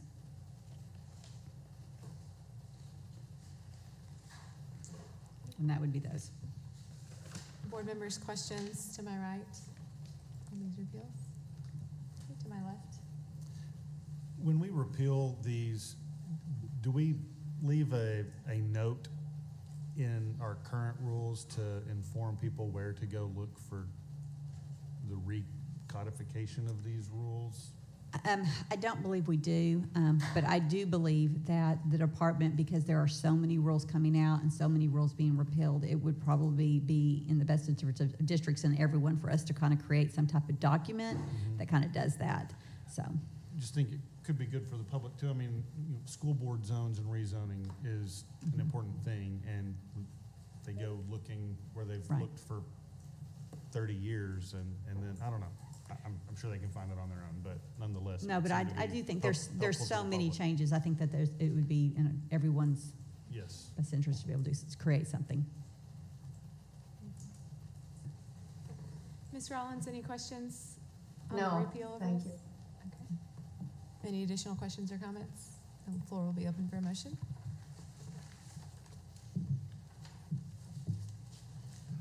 Move to approve. A motion to approve the request to repeal rules, item 6. Is there a second? Second. Second by Mr. Henderson. We'll take a vote. All in favor say aye.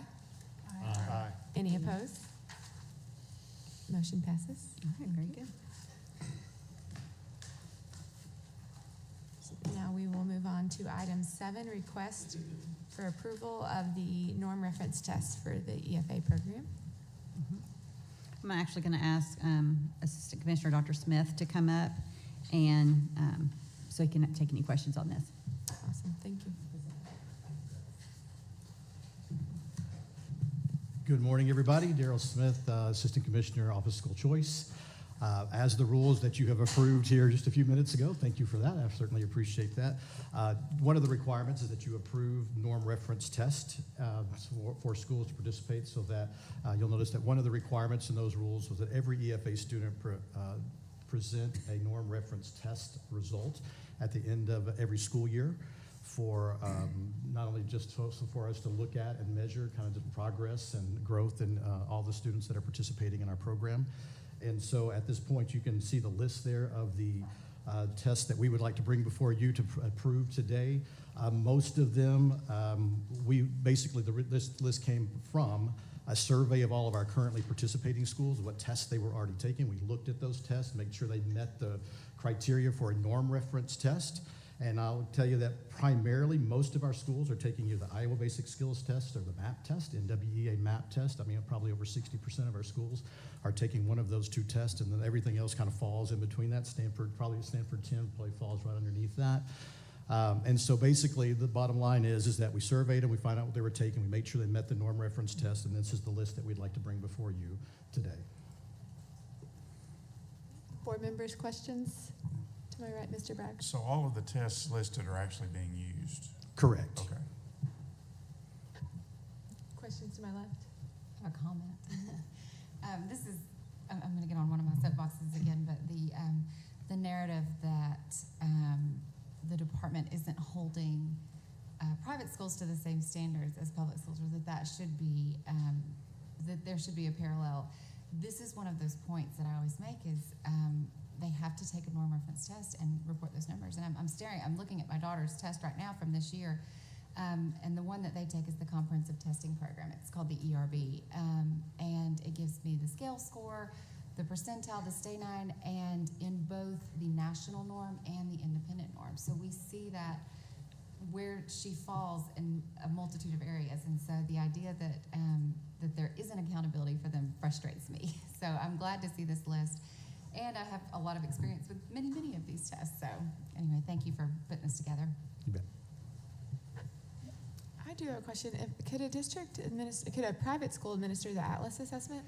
We are working towards that, yes, Okay. and so I think we've made plans that beginning this school year, we have made an opportunity. We've expressed that opportunity in some of our webinars with our private schools, Okay. and I think at this point we have about 5 private schools that are interested in administering the Atlas test this coming school year. And do we classify that as a criterion reference test or norm reference test? And does that? The criterion reference test. Okay. But it is a state assessment, and therefore, and the law, and the rules and the law It both would say count. that we can count. Would we have to vote on it, or it will No, just kind of roll in that's since already it's- been approved by the law and the rules. Okay. Yeah. And because I know some districts or some private schools did the ACT Aspire before, but that test is gone. Is that correct? Well, it's still available, but Oh, I it think is? it's available just for the younger grades, I believe. I think they Okay. they took out the upper end of that test. Okay. Do we know if there's any assessments that private schools are using right now that aren't on this list? To the best that of our knowledge, were there's not. eliminated? Okay.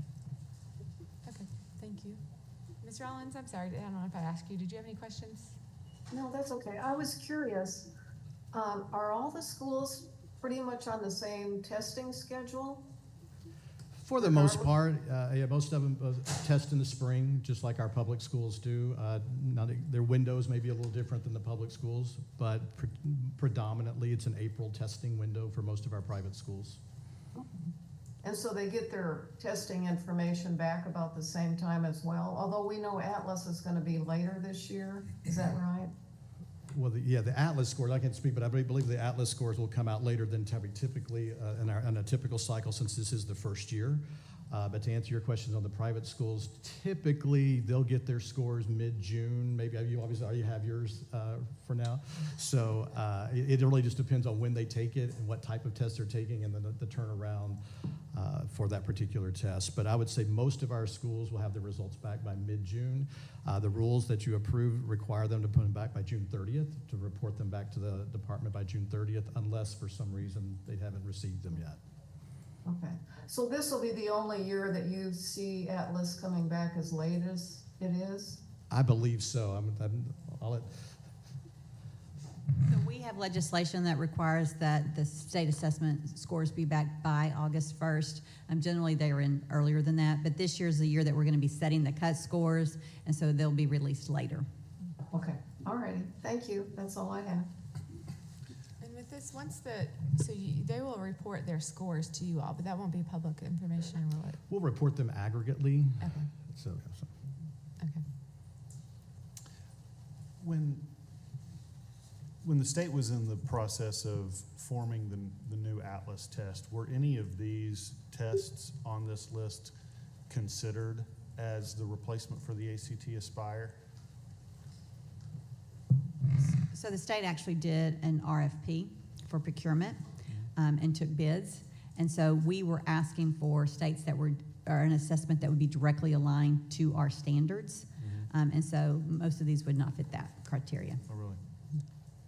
There is going to be a correlation to our standards with these assessments, but when we were looking for grade level criterion reference test, we were looking to match our standards versus test questions. And couldn't find one? Well, we did. So I mean, did we not make up the Atlas test ourselves, essentially? Okay, so good question. So Cambium is our testing provider. Cambium has a bank of questions, all right, that multiple states use. All right, so we're going to be pulling questions from their test bank matched to our assessment. All right, the delay that we're seeing with some of the tests this year has to do with we rewrote our math and literacy standards this last year. And so we ended up having to go back and do comparisons between their bank and our questions. We ended up then having to write additional test bank questions for our test. Those test bank questions will go into the full Cambium view. And so as the years go on, those questions will be used nationally, getting us a better percentile nationally of how we're ranking. We do have the ability, as we're going to set our cut scores, we'll be looking at national tests such as NAEP, those things with standards to determine, so that we make sure that we set a high standard for our students in Arkansas and don't lower the bar. Okay. I guess it just surprises me that none on here matched the standards in Arkansas. They're not going to match one-to-one. Yeah. And these are norm reference tests, so you're getting questions that are below grade level, above grade level, okay, for that national norm on your grade specific.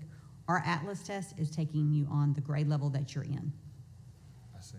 Okay, and then there's been some confusion around the fact of the test is adaptive, all right, but it's adaptive within the grade band, all right. So if you are a third grade student taking the third grade test, and you are, let's say at the higher end, as you're answering questions within the system, it's going to move you up faster into those more difficult questions or more complex questions. If you're a student who may be a struggling learner, you'll start taking the test, you're missing questions, it'll bump you back down. So part of that is, one, test anxiety that you hear about, students getting frustrated easily with the test. It's going to do a better job adapting to keep you where the level you're in to determine where you're really at within your grade and if you've mastered those standards or not. Okay. I guess slightly different question.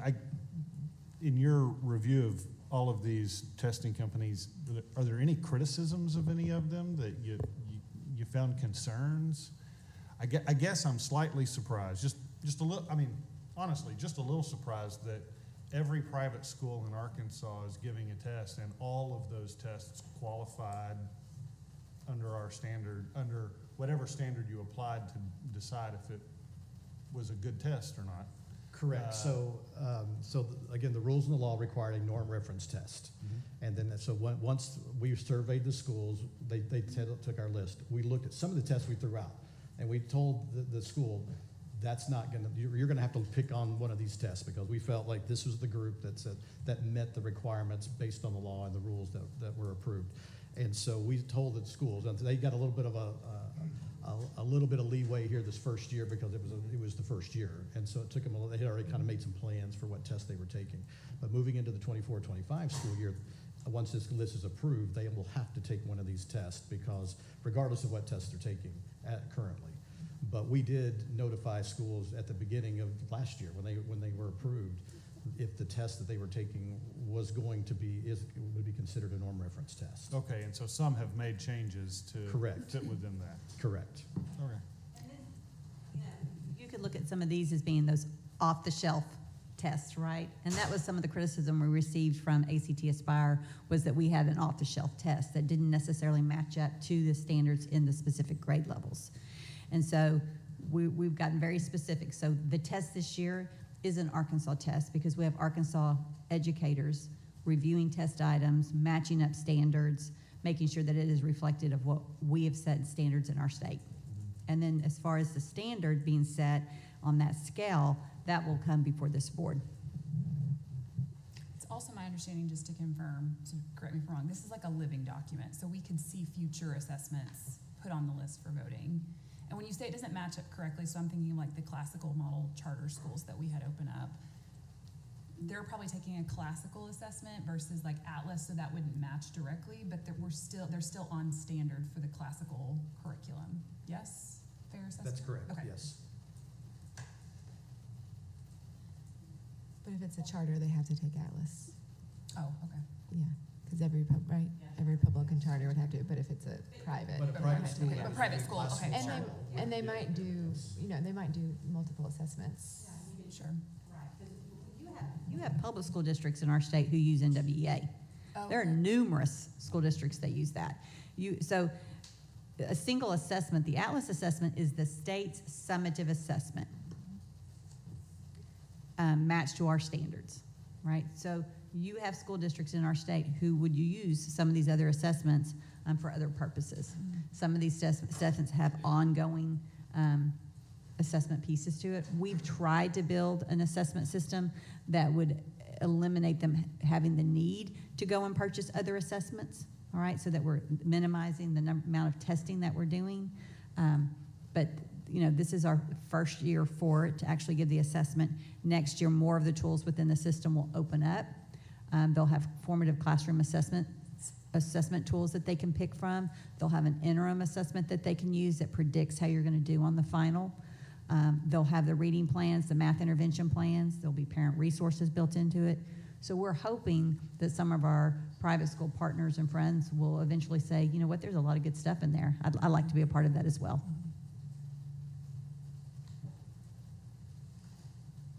Okay, board members, any additional questions or comments? Ms. Rollins? No. Okay, no no additional questions or comments, the floor will be open for a motion. And this is on item 7. I move we approve this item. There's a motion by Mr. Bragg to approve. Is there a second? Second. A second by Ms. Keener. Any questions before we take a vote? Okay, we'll take a vote. All in favor say aye. Aye. Any opposed? Okay, motion passes. Thank you. Now we see you again for item 8, Yes, ma'am. approval of associations to accredit. Exactly. So in much the same fashion that we did for the test, the law and the rules require us to approve accrediting agencies for our private schools. And before you will see the list of private school accrediting agencies that we are bringing to the board for approval.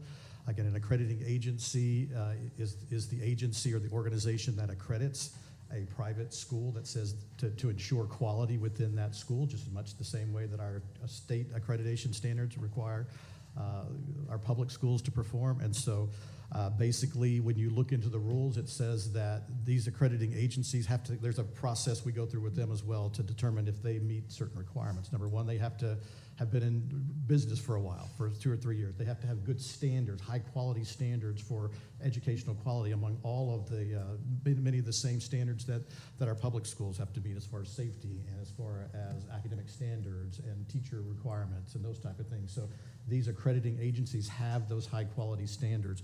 In addition, they have to, in the way that they do things, they have to do a site visit. So we require whatever agency it is, within every 7 years, they have to get on site and make sure that what's being reported annually that's happening at the school truly is happening. And so we're going on site.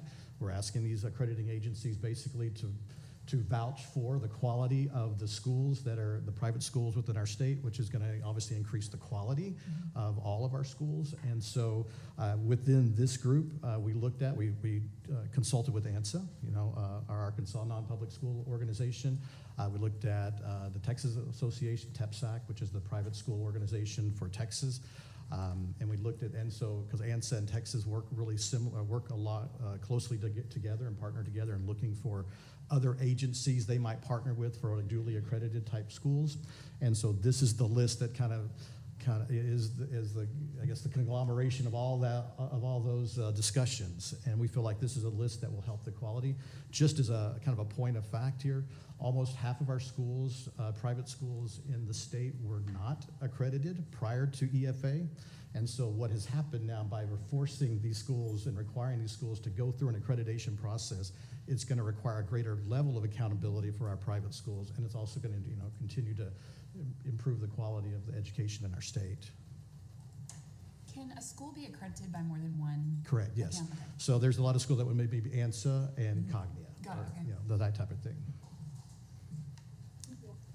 Board members, questions? Did any private schools bring you an accreditation that you rejected? Yes. So there were several, most of them because they didn't have a site visit associated with their process. There was several accrediting agencies who changed their policies, their board policies, to start including a site visit in order to continue accrediting in the state, because they feel like they saw the value in that.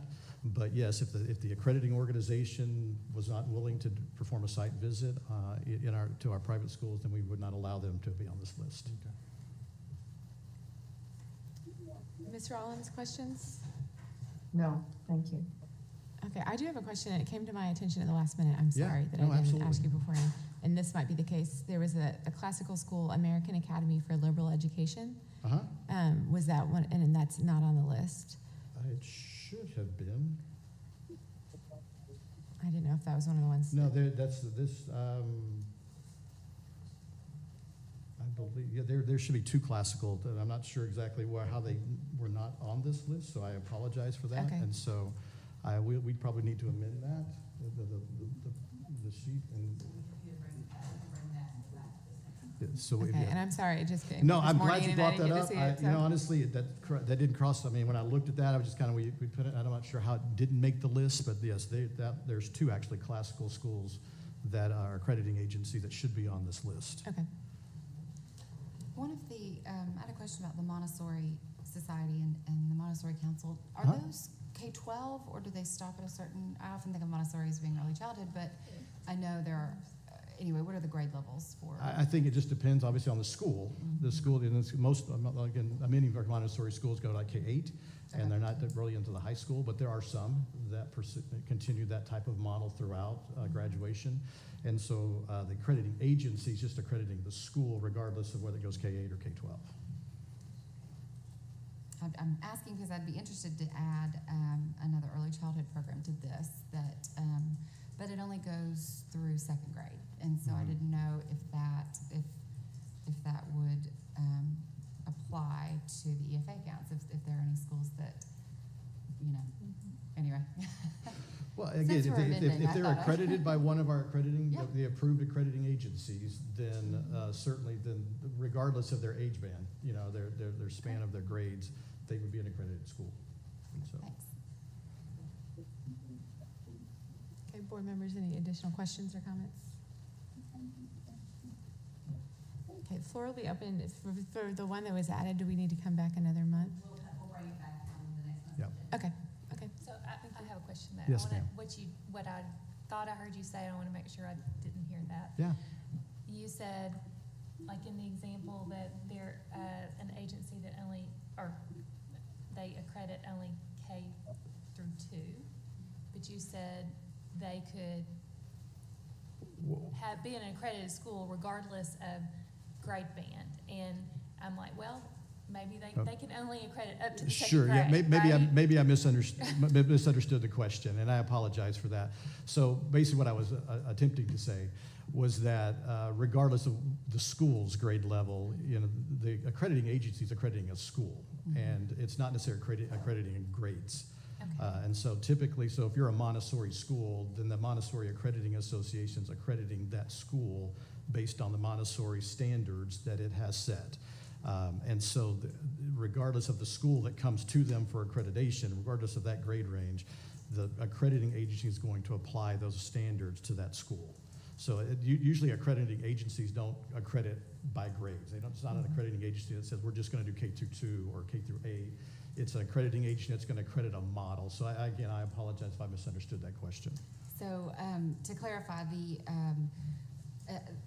the school that I'm aware of, they've got ANSA accreditation, they've got NAIS, which I guess here it's referenced as the SAIS, which is the independent schools, and then also SAES, which is the Episcopal schools. They also have NACCE accreditation specific to their early childhood program. Okay. So when NACCE came in and does a visit, they only visit pre-K and whatever grade levels that school enrolls that is accredited by them. So the other accreditations cover the rest of the school, if that makes sense. But in addition, they wanted an additional, national distinction For those lower grade levels. Yes. Right. Which that's very admirable. I just didn't want the reverse to happen. Like, I'm going to get accredited from this.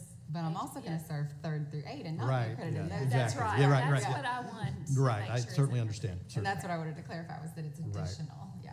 Thank you. You bet. Okay.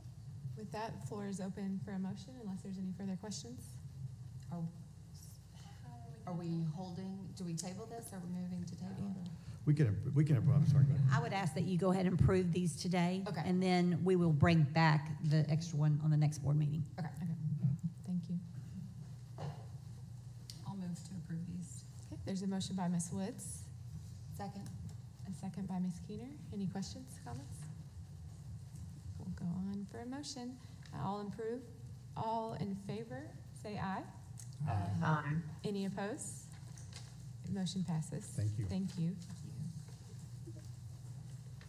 Okay, next we move on. Do we want a break before or keep going? Break? Okay, let's take a break. Let's come back at 11, and we'll start with the PLSB cases.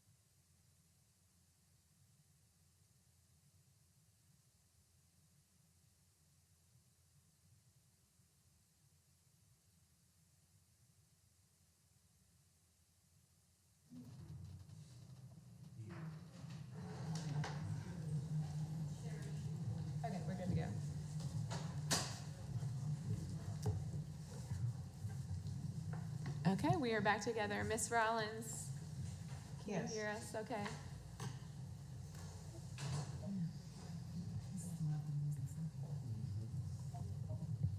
Well, she might have stepped out for a moment. Oh, she's there? Okay. I don't know, my Zoom's messed up. Oh, there you are. Thank you. Great. We are on action item number 9. So we'll get started here with Miss James. Yes, ma'am. My name is Whitney James with the department. This item is regarding Stephen Shook. This was on your consent agenda last month, but you voted to have a review of the evidentiary hearing transcript. Mr. Shook is not present today. He was, or his attorney was given notice of the hearing by certified mail and by email. We have confirmation that they received both. If it pleases the board, the PLSB would like to make an oral argument regarding this case. Okay. And this may not be appropriate for little ears or. Okay, so because he's not here, we're not going to be doing the full proceeding. Yes, ma'am. The rules state that if he is not present, we go ahead and conduct the review without him. Okay. Yes, ma'am. Could I ask a question about the notice? Is that okay? Yes. How did you confirm that the attorney still represents him? He did at the time of the hearing, and if he does not represent him, I would think he would let him know about the hearing, I would hope. But we had to serve the attorney with the notice, yes, sir. Did you serve him personally with notice of today's proceeding? Yes, he received it by certified mail, and he also received it by email. We have confirmation that he received both. Mr. Shook? The attorney, Mr. Patrick Benka. I know, but if Mr. Benka doesn't represent Mr. Shook anymore, when was the PLSB hearing? The hearing was March the 26th, and I did also email his attorney on the day that you all voted to move it to the action agenda and let him know, you will be getting a hearing notice from us. This has been moved to the action agenda for next month. And I also sent him a copy of all of the exhibits that we sent to you, which is the hearing transcript and everything that was in that folder. All right, I guess you did not hear from the attorney that he does not represent him. No, I did not. All right. But I will tell you that we've had this case for 3 years, and that has been the standard, non-responsive. Oh. Yes. In short, it was not surprising to me. Are we ready to proceed? Him not being here seems surprising, though. I guess that is a deal.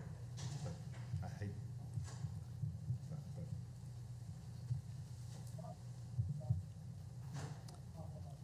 Are we ready to proceed? Yes. Okay. We have earphones on and? Yes. Okay, wonderful.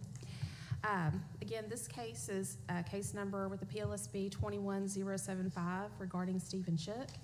Mr. Shook had an evidentiary hearing on March the 26th of 2024. He was on the May State Board agenda. You all voted to move it to this month's action agenda for review of the evidentiary hearing transcript, which we have requested and sent to you all. Mr. Shook is not present, and he did not respond at all to any of the communication that we had regarding this hearing. PLSB would like to make an oral argument. We have 10 minutes. I don't think I'll take that long. The educator in this case, Mr. Shook, started working at the England School District in the 2020-2021 school year on a provisional license. By the end of December of 2020, 2 students had reported to their parents that he touched them in their private area while in the classroom at his desk. The desk and their pictures in your file had items stacked up on one side to obscure the vision from the rest of the class. The photographs of the desk were taken by the chief of police at the time, Bill Dorson, who also testified at the evidentiary hearing. 2 additional students stated that Mr. Shook had rubbed their shoulders and back area, and an allegation was filed with our office, and reports were also made to DHS. Our case was placed on hold because Mr. Shook had a criminal case. He was charged with sexual assault. He had a jury trial this past summer, and he was acquitted. But that does not mean that he did not violate the Code of Ethics. As you know, that is a different burden of proof in a criminal case than we have here today. Today, the burden of proof is preponderance of the evidence, where a criminal case, it is beyond a reasonable doubt. The PLSB met its burden of proof at the evidentiary hearing in this matter. Mr. Shook came to the hearing with no witnesses, no evidence other than his own testimony. He argued that the PLSB should have requested the jury trial transcript to provide, quote, all the facts showing that he is innocent, but this was not the burden of the PLSB to request the jury trial transcript. In this case, there was DNA testing done on the leggings, underwear, and skirt of the first student, who was the one that reported the assault the day that it happened.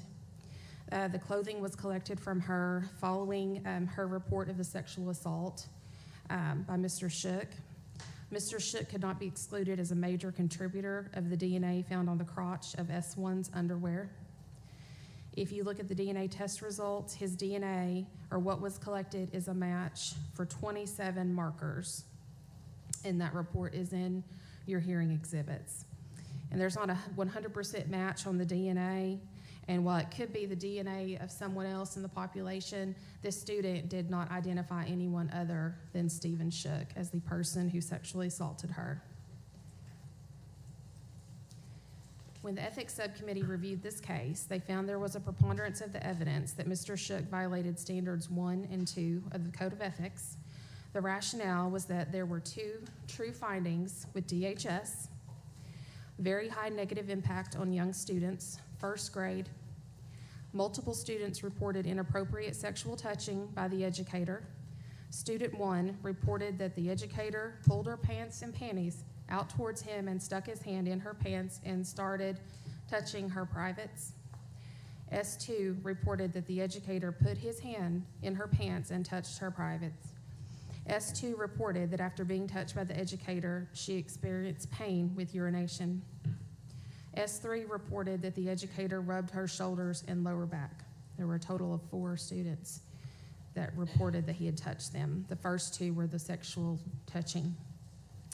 The DNA test conducted by a private laboratory could not eliminate the educator as a major contributor.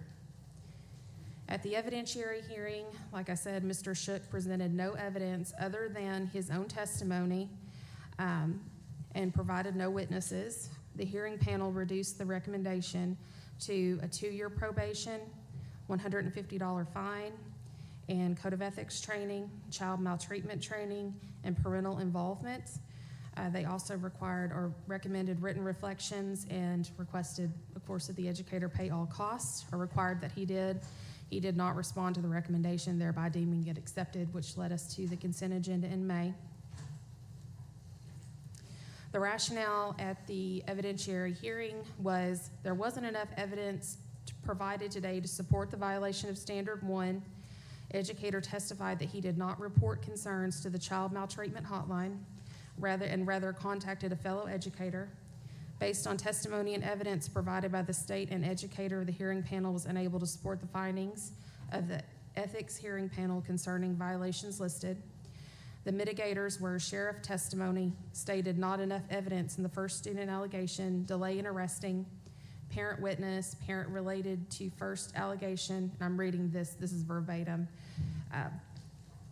Question child after prompted from family, transcript of DNA testimony, physical examination was incomplete, no report of STD, STIs, etc.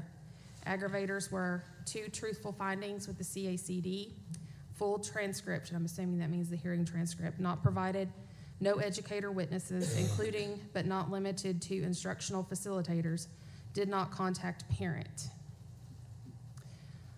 The probation after the evidentiary hearing was based, I think, mainly on the failure to report to DHS that these students allegedly had issues with scratching themselves. The evidence at the evidentiary hearing from the parent was that the parent had never been informed that this was an issue. So I believe that testimony regarding the students scratching themselves came from Mr. Shook. The evidence in favor of a sanction of revocation that was presented at the hearing was 4 student statements that Mr. Shook touched them inappropriately, witness testimony that the students reported the inappropriate touching and have never recanted their statements. Mr. Shook's DNA was found in the crotch of one student's underwear. There was testimony from the Crimes Against Children Division of the Arkansas State Police that the victim stated the inappropriate touching happened, and there was no motivation found for the students to fabricate the statements. They were interviewed by forensic interviews that are specially trained to talk to students about situations such as this. There were 2 true findings with DHS. The DHS, of course, did their own investigation and talked to witnesses and found that there were 2 true findings. Mr. Shook only has his version of events, his version of what happened at the jury trial, with no evidence of the testimony he claims benefited him at the trial other than what he presented at the evidentiary hearing. And he also discussed the acquittal at the jury trial where the burden of proof was higher than the one that we have today. The PLSB argues that it met its burden of proof at the evidentiary hearing and that the first sanction, which was recommended by the Ethics Hearing Subcommittee, which was the first group that reviewed this, was correct, and that his license should be permanently revoked or non-renewed, and that he should be assessed a $500 fine. Thank you. So now open for questions. If the board does have questions. I am here, and the investigator from our office for this case, Shannon Rostad, is here as well. Thank you. Board members, I'll go to my right first. Questions? Mr. Henderson, Mr. Bragg, Ms. Woods. Where is he currently employed? I do not know where he's currently employed. I don't believe that he's worked in the school since this occurred. He's now on the Child Maltreatment Registry, so I don't know. I mean, he can't work in a school, so I don't know where he's working currently. I'll just make the comment, I think with allegations as serious, your failure to show up speaks volumes, and that's disappointing. Additional questions to my left? I just want to clarify, make sure I understood. Yes, that ma'am. both, there was a child advocacy interview. Yes, ma'am. And it was found to be true. Yes, And then ma'am. there was a separate DHS investigation, or are those one and the same? The same. Okay, thank you. Yes, ma'am. Mr. Wood, questions? Did I hear you say in your argument or presentation a second ago that Mr. Shook's DNA was found in one of the students' underwear? Yes, what DNA that they could pull from the underwear, he could not be excluded as a contributor. Well, that's not the same as his DNA. That is, he could not be excluded as a contributor. Yes, Well, those are 2 very different statements. yes. So which is it? He could not be excluded as a contributor. Okay, so, all right. Our argument, of course, would be that the evidence supports that it was his DNA. And I don't. How could that possibly be your argument? I do not think that he was disputing that his DNA was in the underwear beyond it could be 1 in 2,000 people, or he also made the argument that because the student was in his classroom, she could have touched something, and if she had an issue with touching her crotch area, then it could have been transferred. Sure, well, what I read that he or his attorney agreed to was that male DNA was found in the underwear, but not conclusive as to whose. It could have been 1 in any number in the population. Yeah, half. But if you look at the allele, if I'm saying that correctly, he was a match for all of those markers. Mhm. And so that reduced it down to how many people were a match for those markers? Let me look at the DNA. While she's looking for that, I share the concern of Ms. Woods. I'm disappointed that he is not here to argue on his behalf. I also am bothered by the fact that he was acquitted in a jurisdiction that likely does not easily acquit those accused of sexual molestation of children. And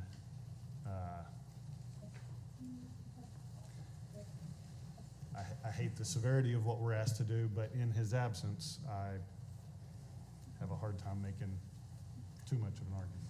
Mr. Bragg, yes. Would the decision have been the same without the DNA issue? I really can't tell you. Yeah, I can't speak for the hearing subcommittee or the hearing, the evidentiary hearing panel. I cannot. You said the investigator's here. Yes. Okay. Did you interview Mr. Shook? No? Okay. I'm sorry, is that the Child Advocacy Center investigator? This or is our investigator. Oh, okay. Yes, ma'am. You did say it was 4 students, Yes, sir. but only one where DNA was identified. Yes, the second student, I believe, didn't, she had a very strong reaction to, I believe, when they tried to complete the physical examination. I think that's when it was stopped. Questioning, did this individual hold a teaching license? Yes. Okay, and how long had they been in a classroom? This was his first semester in the classroom. Okay. Once you get placed on a child maltreatment registry, do you stay on that for an infinite period of time, or is it a finite period? I don't know the answer to that right offhand. I can look that up for you. I know that after a certain period of time, you can petition to have your name removed. Okay. But if Yes, you are ma'am. on the list and you try to teach in a school, you could not. Is that correct? He would not be able to pass a background check.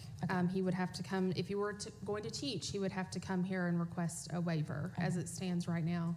And we've had people do that, and they've come and they brought letters of support and all of that. I see none of that here. So that speaks to me. Additional questions, comments, board members? I am,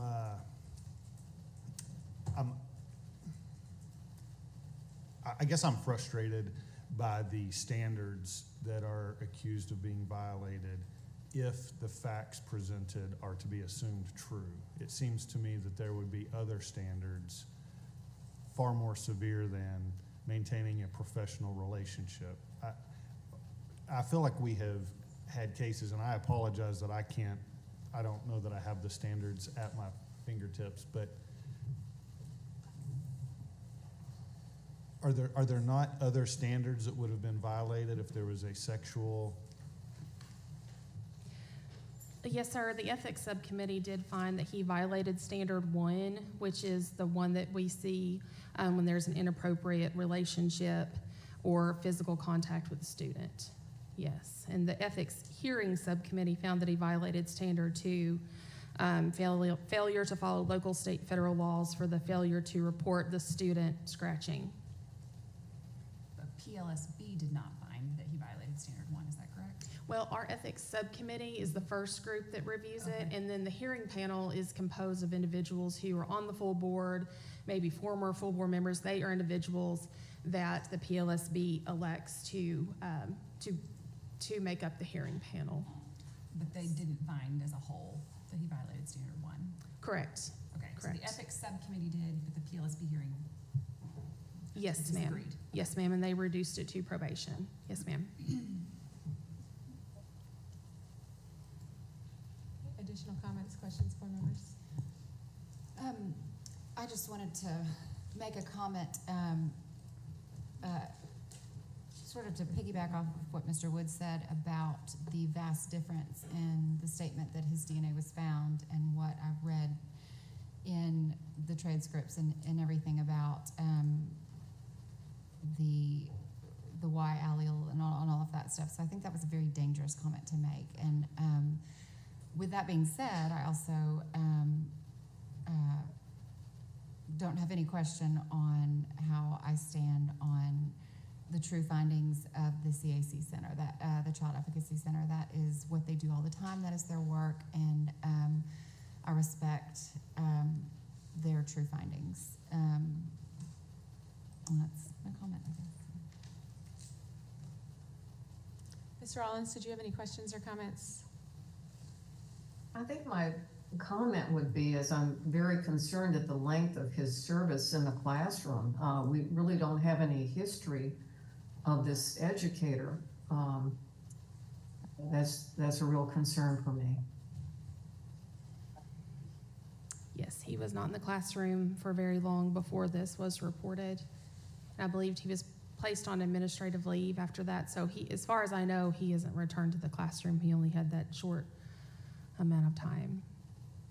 Yeah, okay. So playing this out, if he failed to complete the recommendations, what happens at that point?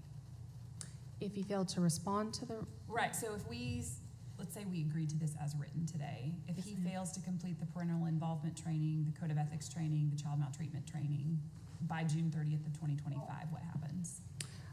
he would remain on probation until that is completed. I mean, we could potentially bring it back to you all to increase the sanction, but that would allow him, he could be in a classroom. Well, I thought you said he couldn't because he's on the child maltreatment. Yes. If he's on the child maltreatment registry, if he got a waiver, he could be in the classroom. But if he's on probation with a waiver, if he's revoked, there's not a waiver for that. I guess I'm trying to distinguish between the two. Yes, ma'am. What about if you were to move to another state? It would depend on what their laws state. If he is revoked here, then he would be entered in our NASDAQ system. Yeah. And if he were to go try to teach somewhere else, they should get a NASDAQ hit for him and inquire regarding. And of course, there's limited information we normally can share, but in this case, he's had a public hearing, or we've had a Right. public hearing. So that, this is a little bit off topic, but on the same track, Arkansas does not participate in the National Fingerprint Database. And this is one of those reasons that should someone have a similar instance in another state, if it's a few years out, we don't have a way to find it. Other states that are participating it would come up in their search. So that's just Would a that be thought. for any job you're talking about, or just for teaching specifically? Any job that requires a fingerprint background check. So I think nursing homes, there's several that have, that also require that. Early childhood and education being one of them.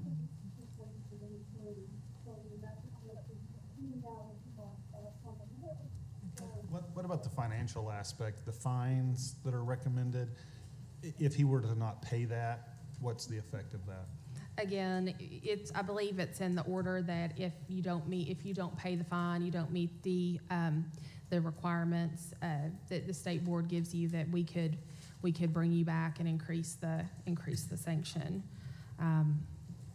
Do we pursue fines? I mean, do we go after people to pay their $500 fine? If he has decided he doesn't want any interest in the education field ever again, and he just disappears to Alaska, are we going to chase him down for $500? Carly? Just have a question about the fines.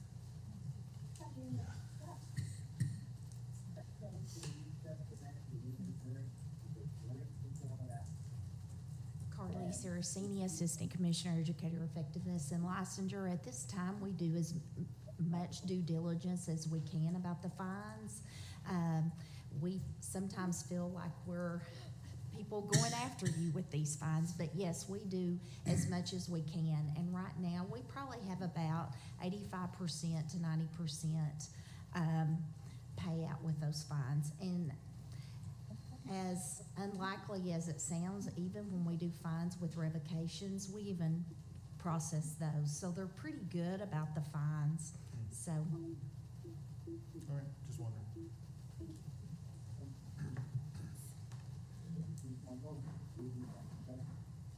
Any additional questions, comments, board members? As far as what a motion looks like, do we have to have multiple motions? Yes, ma'am. There will be 3 motions. The first will be whether he violated the Code of Ethics and what standards those are. The second motion is whether you want to accept or modify the recommendation of the hearing panel. And the third is the rationale, if you want to accept or modify, or if you have new rationale. Okay. Yes. Okay. We haven't done one of these in a while, so if any board members have questions on what that's looked like, step up now. So just so I get it, so motion 1 is basically, did he violate or didn't he? Motion 2 is accepting the recommendation or modifying, then what was the third? I'm sorry. The third is the rationale. Oh.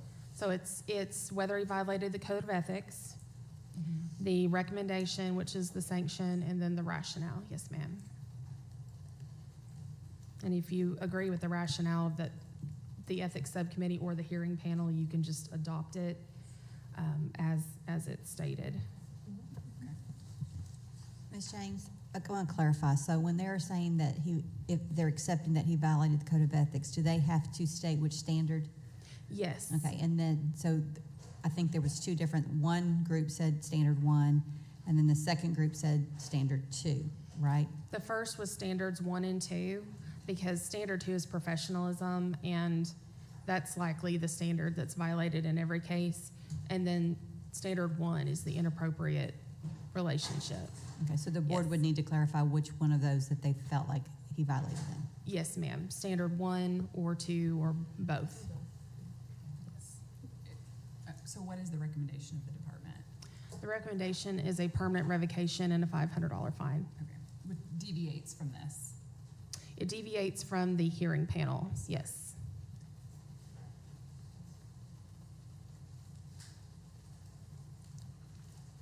Okay, questions, comments, or the floor will be open for the first motion, which is in regard to the code of ethics.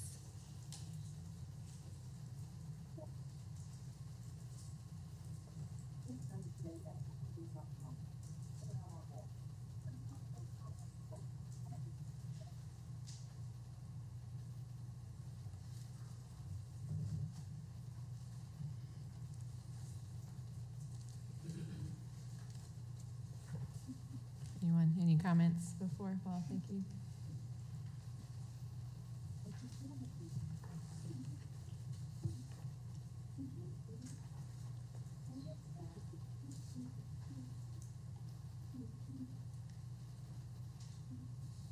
So our first motion is, or in regard to the code of ethics violation, which standards were violated?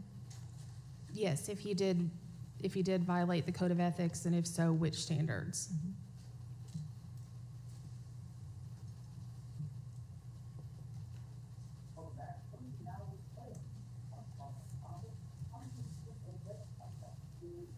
Is this us making our own decision that he violated these standards, or is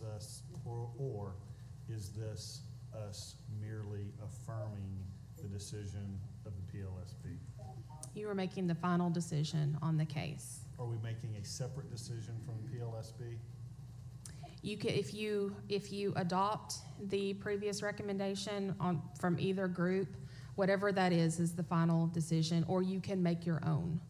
You are making the final decision. You're free to do whatever you believe is correct. Because traditionally, he would be here presenting his set of facts, right, and then we would, correct, that's the... Yes, and then you would still make the final decision. I don't love being the decider of the facts today, having him not being here. But by nature of his default, I would be willing to accept the decision below when he was there, even though it sounds as though it was a rather poor defense that he asserted. He relied a little heavily on, y'all should have gotten the transcript. But nonetheless, he was present in the room that day. So I'm just gonna. We've had instances, I'm glad that we haven't had many of these in the past couple of years where our board has had to decide these and, overturn the PLSB's decision or stuck with the PLSB's decision. It is noteworthy here that there was those two different levels of decisions. We've seen that and we haven't seen that. But at the end of the day, all of these decisions, even the ones on the consent agenda, we're the last to sign off on them and hold that responsibility. So just to be clear, I'm sorry if I'm repeating myself, the ethics subcommittee actually met with him during their hearing? No, ma'am. That is the first level where they review the statements. Okay. They review they had the DNA report, they had the acquittal, they had the interviews that our office did, and then at the evidentiary hearing, the only... Which is the PLSB level. No, ma'am, the ethics subcommittee Has their they own. are all full board members, yes, ma'am. And then the second level is the evidentiary hearing, where he did attend and he gave his version of events. He didn't provide any, he didn't bring any exhibits or witnesses. So, but it was at that hearing that they recommended the probation and the $150 fine? Yes. He was at that one? He was at that one. And of course, our argument is that at that hearing, we still met our burden of proof. I just wanted to make sure I understood Yes, the ma'am. level of people and. Yes, ma'am. Since the two are different. Two which different one was groups. he at? Yes, he was at the hearing. He didn't agree with the recommendation and requested the hearing. Yes, ma'am. Have there ever been an instance where we had a case like this? And if so, historically, how was these type cases handled? We have had cases before where a revocation was reduced to a suspension and then to a probation, and the person reoffended. We have, I haven't really been here long enough. That one stands out in my mind. I think that's likely what drew the attention of the board, is that it went from revocation to probation, and I believe y'all wanted to see exactly what happened at the hearing. Yeah, I can think of a few instances in my case, and I can think of also a few instances where people were on the Child Mind Treatment Registry and they came to us for a waiver from that, and they had tons of support to overturn that, but here without any support, anything. I think we are deciding if someone should be in a classroom, but at this point in time, that individual can't even be in a classroom because they're on the Child Mind Treatment list at this point. And I think the revocation, if he's revoked, then he can't be in a classroom again. If he's on the child maltreatment registry, he'll eventually be able to get off the registry, and he can also ask for a waiver. So even though he can't be in a classroom now, he can potentially be in a classroom in the next couple of years, or maybe even sooner if he's on the child maltreatment registry. Have there been, similar to Mr. Henderson's question, have there been examples where an individual was found not guilty of the allegations and this department still revoked a license? This is the first one that I know of. Most of the revocations that we have that also have a criminal case, they either consent to the revocation, and we don't get to this point. I think because he had an acquittal, which again, we don't know what happened at the jury trial, that is likely why we have that's why we're here. So, no prior instances? Okay, Sarah is our expert. She's been in the department for a long time. Sarah, would you like to come up? I don't know that. Oh, okay. But I know that there have been stuff. I think at yes. the end of the day, we have such a different bar than what, than a criminal case in that sense. And so, I'd argue the other way. We've had instances where it's unbelievable that the criminal case didn't go the way it should have. Will you remind me again the options for motions? Options for what was, the motions. Yes, ma'am. The first one is whether or not he violated the code of ethics and what standards he violated. That can all be one motion. For example, I make a motion that he violated standards 1 and 2. And the second motion is if he violated, do you want to accept, modify, or give some other recommendation? And the third is the rationale. So it's three different motions. And the rationale you can adopt the previous rationale, or you can modify it. If you modify it, I guess that's also like giving your own brand new rationale. So only standards 1 and 2 are up for discussion? Those were the only two that were authorized, and in this case, I believe those are the only two that likely would apply.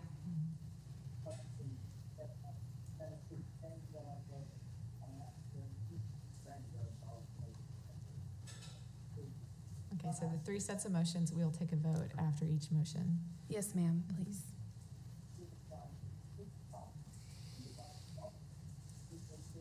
Is anyone prepared to take the first motion yet around the code of ethics violation?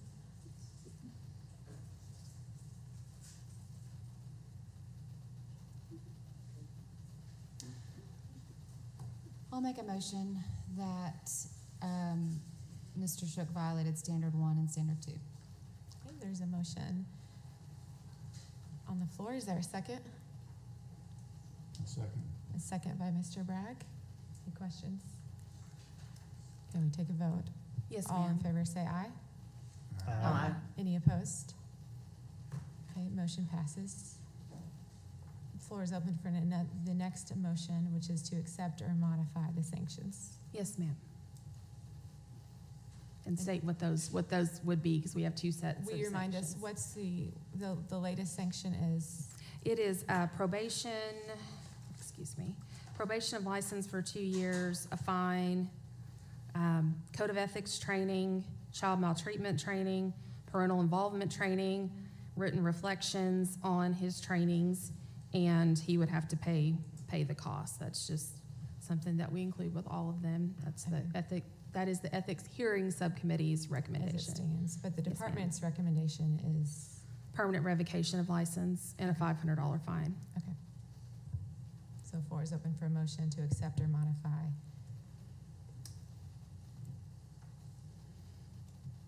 I make a motion that we modify and accept the department's recommendations of revocation and a $500 fine. Okay, so the motion, there's a motion to modify. Is there a second on the modify? Second. Okay, there's a second by Mr. Bragg. Any questions at this point? No Okay. questions, but I'm just gonna say, I'm voting to support these motions by nature of his not being here today. If he were here, I would be far more interested in a discussion about his not guilty verdict and the impact on the case. Okay, we'll take a vote unless there's any additional comments or questions. Okay, all in favor say aye. Aye. Any opposed? Motion passes. And then the third motion is on the rationale.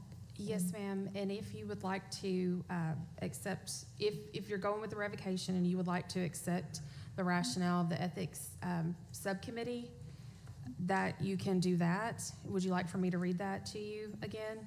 Okay.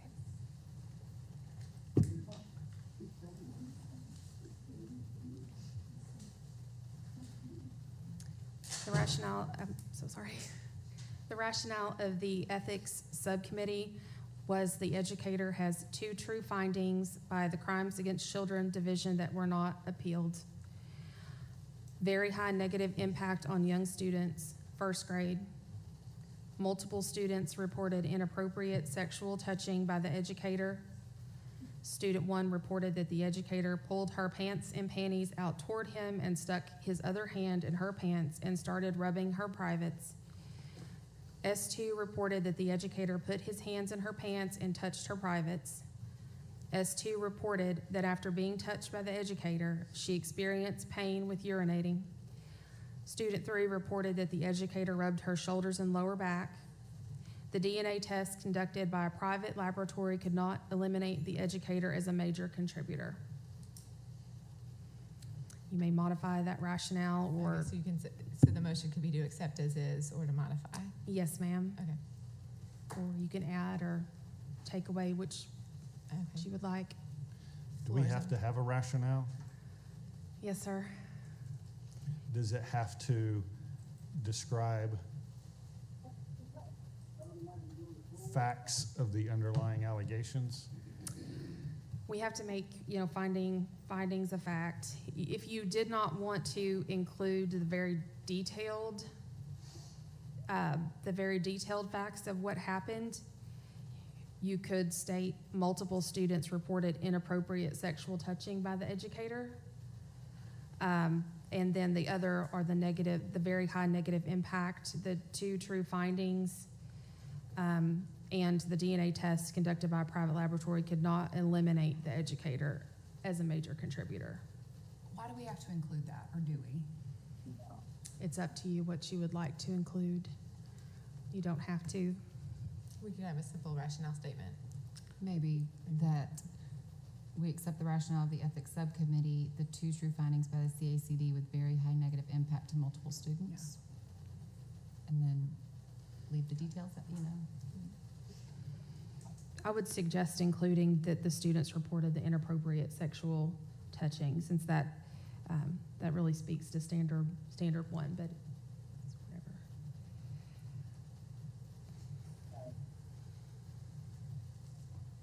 Okay, is anyone prepared to make the motion on the rationale at this point in time? I make the motion to accept the rationale based on the, all the minutes, things that we amended, based on that. Okay, we have a motion by Mr. Henderson to accept the rationale. Is there a second? Second. I was gonna say, can I just clarify, sir, are we saying the rationale is based on the report of inappropriate sexual conduct, the two true findings, what were the other ones? Very negative, high student Yes. impact to multiple Yeah. students. And cut it at that? So Is just that so what I'm we're- clear, it's, the motion is educator has two true findings, very high negative impact on young students, first grade, and multiple students reported inappropriate sexual touching by educator. Is that what your motion was? Yes. Okay, I just wanted to. So there's a motion by Mr. Henderson and Mr. Bragg, you seconded it. Okay, any more questions? Okay, we'll take a vote. All in favor say aye. Aye. Any opposed? No. Motion passes. Okay. See with that, oh, this is hard work. So it's 11:50. We're gonna go ahead and take our lunch break now. Are we okay coming back at 12:45, 12:50? Yeah. Okay, let's do that. We'll say, we'll come back at 12:45. Thank you.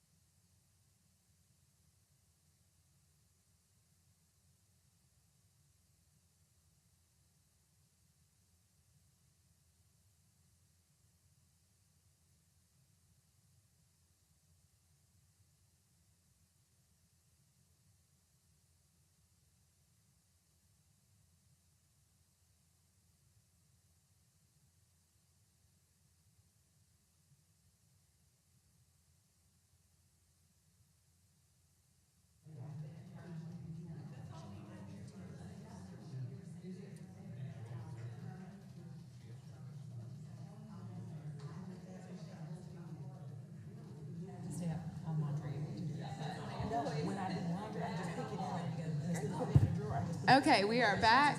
Thank you for your patience. Getting a few last puzzle pieces in place. And we will begin for the we are back on our action agenda, item number 10. We have Ms. James back up with us. The next agenda item is an evidentiary hearing review regarding Tyler Scott. This is PLSB case number 24075. Mr. Scott had an evidentiary hearing on April the 3rd of 2024. It is requesting a review. He has requested oral argument. The PLSB has also requested oral argument, and we will each have 10 minutes to present, with the educator going first. He is here today, as well as his attorney. Thank you. Thank you, and I want to double check, Ms. Rollins, you can hear us okay on Zoom? Yes, I can. Thank you, Dr. Moore. Thank you, and we had 2 board members who had to step out, so the rest of us here. Thank you. May I proceed? Thank you. Good afternoon. My name is Trey Kitchens. I'm the attorney for Tyler Scott. He's the educator in this matter. He's here with his wife and his in-laws from both sides of his family. We have asked this board for a review today for the action and the recommendation taken by the subcommittee of taking my client's license for a year. You have the transcript of the hearing, and I want to go over some of the issues that are undisputed, because this is not really a factual dispute that we're getting into today. While we do not agree with the findings of fact, for the purposes of this hearing, I'll only cover undisputed matters. The first issue is the person who brought the complaint. Mr. Mike Busick, who is a board member, brought a 112-page, primarily single-spaced complaint. This is glaring because he's a board member who acted independently. This was not a board action. He went out and solicited complaints. While there's some dispute about whether or not he solicited complaints, it's important to note that one of the complaints was from 2017, so it begs incredulity to think that a board member got a complaint and held it for a number of years before he made the complaint to the state. So you've got a board member who's soliciting complaints on his own and not as an independent board action. That's number one. Number two, the investigator didn't care that Mr. Busick had a previous dispute with my client. Mr. Busick was trying to have his son play baseball at a different school, and somehow he blamed my client as superintendent for not helping him falsify those records or to get his son to play at a different school. And it's in the transcript where the individual who was the investigator for the state said she didn't know that and she didn't care. Additionally, it's glaring that in the complaint itself, on the front page, I'm sure you're all familiar with the complaint page, it says that anything contained in the complaint is under penalty of perjury. It is undisputed and not debated at all that the complaint had factual inaccuracies that, again, the investigating officer said she simply didn't care. She didn't care that there were factual inaccuracies that the complaining party made under penalty of perjury. By way of background, my client worked for the England School District for 16 years. He was superintendent for 5 years, being renewed year to year after his first 2 years. During his 5 years as superintendent, my client was never evaluated one time, never received an annual evaluation as his contract called for. Also, he was never written up, he was never suspended, he was never disciplined in any way in his 5 years. And to this day, he still is being paid pursuant to his contract by the England School District. England School District's counsel is here, and they've paid him this entire time that he's been suspended. It comes down to this. The subcommittee is recommending my client lose his license for a year, and that's what we're here to dispute. When you look at what he did, at best, taking the state's version, not even arguing the factual underpinnings, at best, he was mean to some people and hurt some feelings. He was not accused of a single crime. He was not convicted of a single crime. There was nothing having to do with any student. There was nothing having to do with any money. None of those things are even at issue in this case. In fact, my client, who allegedly, and I'm saying allegedly because while we don't agree with it, but agree with it for the purposes for this conversation, allegedly threatened people's jobs. They can't point to a single person that he disciplined by write-up or termination or cost a single person a penny. So factually undisputed, no crimes, nothing involving children, nobody being disciplined, no adverse job consequence of any kind taken against any educator in the England School District by this man. To this day, he has still not been disciplined by the board. The complaining party had an axe to grind against him, took independent board action, and solicited complaints. Those are the undisputed facts. For this egregious bullying that resulted in no criminal or civil charges whatsoever, my client is supposed to be kicked out of education for a year. I need the board to consider the standard and the bar. If you impose this penalty, the bar that's being met for everyone in the state of Arkansas who has a license issued by the state, whether educators, lawyers, doctors, chiropractors, massage therapists, the contractors board, the standard would be established that if you're mean to somebody, if you hurt somebody's feelings, you can't only get fired, because we're not here about a termination, we're not here about a renewal, we're here about the revocation of a license. And the standard will become in the state of Arkansas that if you're mean to somebody, if you hurt somebody's feelings, the state will take your license for a year. The facts that I'm giving you are all undisputed. The standard that we've asked for is we will accept the penalty of probation. We will accept the penalty of additional education. My client testified in the hearing that he could have handled things better, and he's willing to accept responsibility for that. What he's not willing to accept is to lose his license that he's spent his entire career as an educator because he hurt some people's feelings. I'm happy to answer any questions from the board. Thank you. Thank you. Ms. James, do we do the states now? Okay. My name is Whitney James with the department. To respond to a few of the things that Mr. Kitchen stated, the school board member did make the complaint in this case, but of course anybody can make an ethics complaint. The testimony at the evidentiary hearing was not that the school board solicited statements from individuals for the allegation. There was also no evidence presented that I recall, certainly not a preponderance, that there was any ulterior motive for filing the ethics complaint. Also, it's not really relevant that the superintendent was not written up or disciplined. We are talking about specific action statements, bullying, harassment that happened, that the testimony at the hearing consistently supported. Mr. Kitchens is minimizing what happened. This is so far beyond hurt feelings. This was bullying and harassment of his staff, all because of a personal issue, and I'll get into that a little bit more. Also, Mr. Scott was not the acting superintendent at the school for very long after this happened, so it really is not very relevant that no one was written up after this, because he, I believe he was placed on administrative leave pretty soon after this happened. As Mr. Kitchens stated, Mr. Scott is the superintendent of the England School District. After his contract with the district was not renewed, he began to bully and harass his staff. And I have examples of what was said if we need, just to refresh your memory on that. They feared for their jobs. At his administrators retreat last summer, in front of his administration and APSRC, who I believe was hosting the retreat or present at the retreat, Mr. Scott stated, and this was confirmed by witnesses during our investigation and at the hearing, that after Learns, with teacher fair dismissal gone, it was going to be like Christmas morning, his words, Christmas morning for him. He disparaged his school board members to his administration. After the retreat, Mr. Scott proceeded to call several teachers to his office on an urgent matter, and the matter was, why are you spreading rumors about me and my federal programs coordinator and my wife? So teachers were very scared when they got a phone call from the superintendent during the summer to come up to the school, and this was about rumors, which is kind of what started the bullying and harassment at the administrators retreat.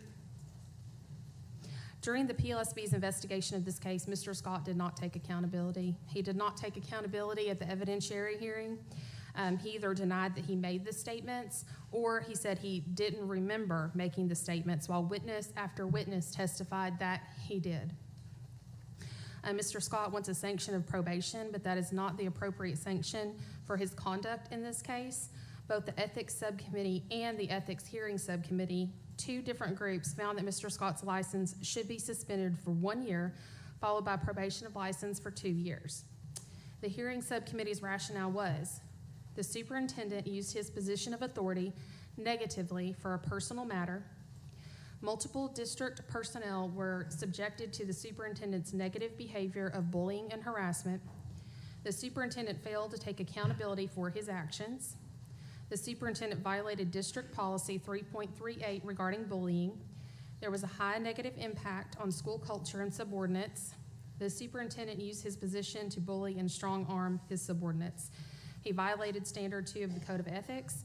This is so far beyond hurt feelings. The testimony at the evidentiary hearing was Christmas morning, disparaging school board members, talking about another educator's PLSB case at the retreat, which should be confidential. Mr. Scott denied this, but his wife took the minutes at the retreat, and it is there. He met with the school counselor one-on-one with his federal programs coordinator present, threatened to sue her and take her stipend away. He publicly spoke about personnel issues. Again, he had his federal programs coordinator present in meetings with teachers, and she is not HR. She should not have been in those meetings, so there's a confidentiality concern. He belittled, chastised, ran down, and spoke poorly to the entire group for 2.5 days. That was the testimony at the hearing. He said to his leadership team, "I don't know if you're incompetent, lazy, or just don't care." And people were crying, people were embarrassed. And after he met with the teachers at the school, the testimony was that he asked them to make a Facebook post on their personal Facebook pages apologizing for their part in spreading the rumors. The recommended sanction was the appropriate sanction, and that is the recommendation of the PLSB. Thank you. Ms. James, before we get started with questioning, can you remind me, procedural-wise, do they have 5-minute rebuttal? No, ma'am. Okay. It's just 10 minutes each of oral argument, and then if the board has any questions Okay, so for it's either open party. For either party. Yes, And ma'am. then- Yes, ma'am. And my investigator, our chief investigator, Sarah Banker, is here if you have any questions about the investigation. Okay, and then the motions, is it the same that was in the last one we had, where you have 3 separate motions that have to be taken? Yes, ma'am. It is the same. Okay. Can you remind us, just before we start questioning, what were the ethics violations? They were, let's see, right here. Standard 2, which is professionalism, exhibited inappropriate disposition inclusive of professional and ethical behavior, violated state or district, state, or federal policies or law. Okay. Standard 2. There were no students involved in this. Okay, thank you. So Thank let's get you. started with questioning. I'll go to my right first, and this is for the state or the party involved. Mr. Henderson, questions? Not this time. Mr. Bragg? Just what's the current status of the superintendent now? Yes. He was removed from his position last fall. He is still under contract and he's still being paid by the England School District, sir. Okay, thank you. Questions, Ms. Woods? Sorry. I just want to make sure, because I think Mr. Kitchen said revocation, but we're just talking about a 1-year suspension, right? Yes, ma'am. The recommendation of both groups was suspension followed by probation. Yes, Okay. ma'am. So revocation has not been actually recommended? That was not the recommendation, no, ma'am. I just wanted to make sure. Are we allowed to ask him if he has a statement, or no? Because he's represented by counsel? I believe that would be up to him and his counsel, whether he wants to make a statement. 1 second, ma'am. Yes, please.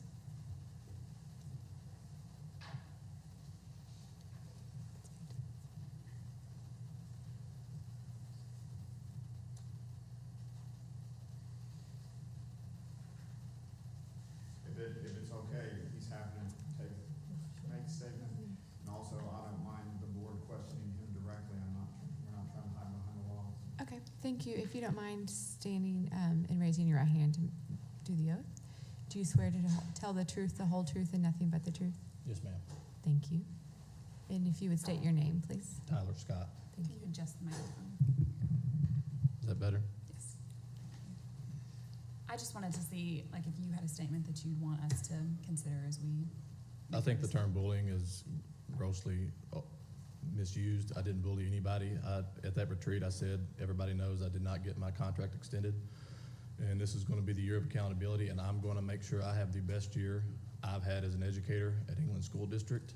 And I don't feel like I was bullying or threatening. I didn't write anybody up. I didn't threaten to take anybody's stipends. There's several things that's been said that's not true. I didn't ask anybody to make a Facebook post. I mean, I take responsibility for trying to hold teachers accountable. But again, I was in no way threatening to take stipends, write people up, or sue anybody. Did you call in teachers during the summer break? We did call in some teachers, and the reason they got called in is because a parent contacted me and heard teachers talking about it at school. They said it was a personal issue, but once it carried over to school and it involved 2 other educators, I did call them in to talk about it. Understood. The department brought up that you had the federal, and I forget who you said, you said there was a federal programs coordinator. The programs coordinator, thank you. Did you have her in rooms with meetings with teachers? Yes, but we also had principals. Like when we were interviewing or hiring, we're a small district, so we try to have all hands on deck when we're dealing with stuff at the school. Is that a typical protocol to have the federal programs coordinator in there? When we interview, yes, because she is over the teachers as far as, and she's instructional facilitator also. So it's not like she's just federal programs. She was the instructional facilitator, so she did assist with teachers and hiring and stuff. Okay. We've also had math coaches and literacy coaches in on interviews also. Okay. I may have more, but I'll pass. Thank you for your willing to answer our questions. Yes, sir. Can you tell us, in the event, is it anyone here, or is there anyone that was present that can speak on your behalf? My wife was at the leadership retreat. Okay. What about staff and faculty? May I, sir? Yes.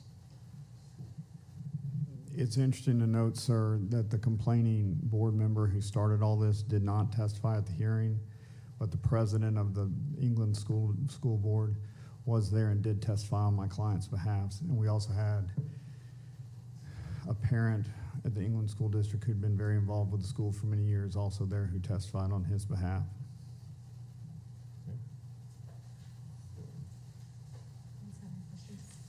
So I'm a little conflicted. In your comments, Mr. Kitchens, you said that Mr. Scott has taken full accountability for his actions, and I think that on the opposing side, it was said that there was no accountability. So Well, where do you stand? I'm What saying are you accountable for? If I had to do over, I would have not had the meetings in the way I had. I mean, I would have done the leadership retreat the same as I did. I didn't berate or talk bad to anyone. I did tell them I was going to be holding them accountable. I said I've walked by too many classrooms where teachers are eating and kids are on their cell phones and they're not doing what they're supposed to do. I said it's the principal's job to hold the teachers accountable. If the principals did not hold those teachers accountable, I would hold the principals accountable.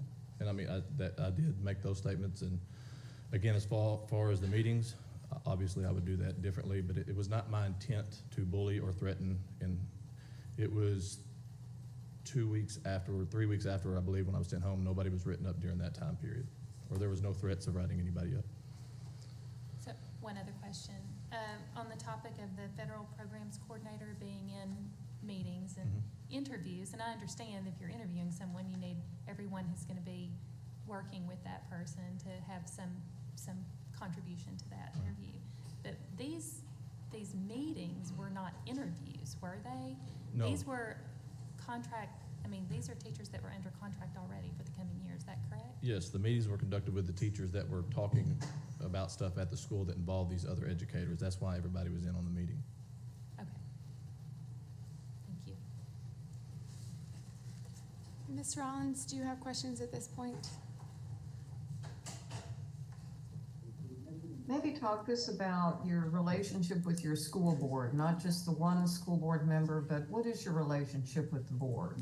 Up until this past January, when I didn't get extended, it had been great, and it was a 4-3 vote to not extend my contract, and up until then it was great. I still speak to the board president fairly regularly, not about school business obviously, but just catching up.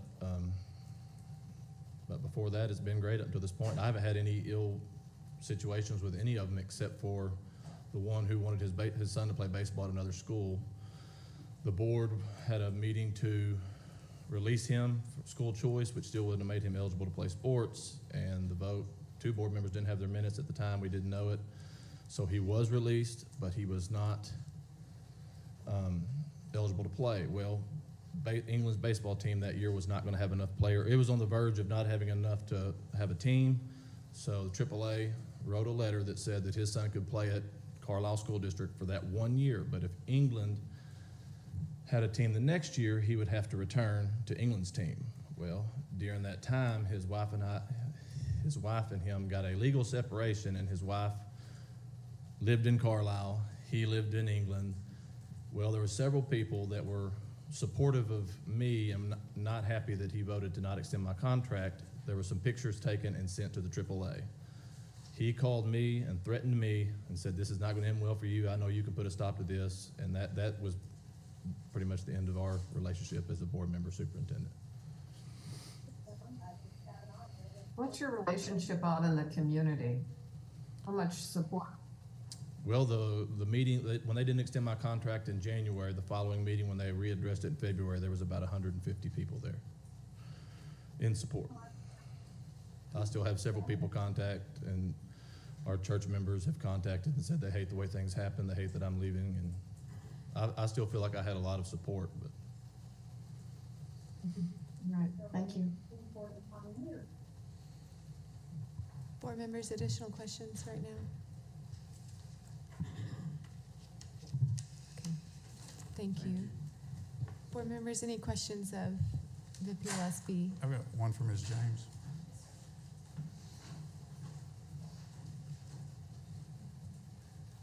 Yes, sir. In going through all the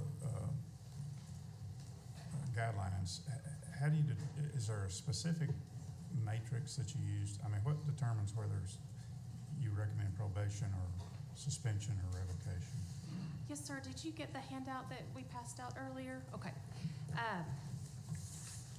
These are guidelines, so obviously each case is different, but you're really looking at the weighting factors, 1 or more present, and then you can also look at the facts of the case to decide which sanction you think is appropriate. For a suspension, multiple violations over, and they don't all have to be there, it's just 1 or more, multiple violations over a period of years, moderate to high level of negative impact on student, moderate to high level of damage to loss of misuse of school district property or funds, and then willful or intentional violation of the code of ethics versus just knew that actions violated the code of ethics. So the level of impact is often a consideration when deciding between probation and suspension, as well as the number of violations and if there's any evidence of some history of prior behavior or a pattern over a number of years. Okay. Thank you. Yes, sir. Board members, questions? And everyone saw that. That's Appendix D of our handout, the last page that has the sanctioning violations. I do have a question. So Yes, ma'am. did this case go through the 2-step process of the 2 committees? Yes, ma'am. The Okay. second, after the hearing, after hearing all the testimony, the evidentiary hearing panel did uphold the previous sanction. Okay.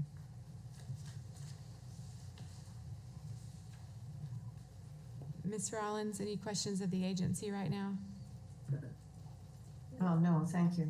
Okay.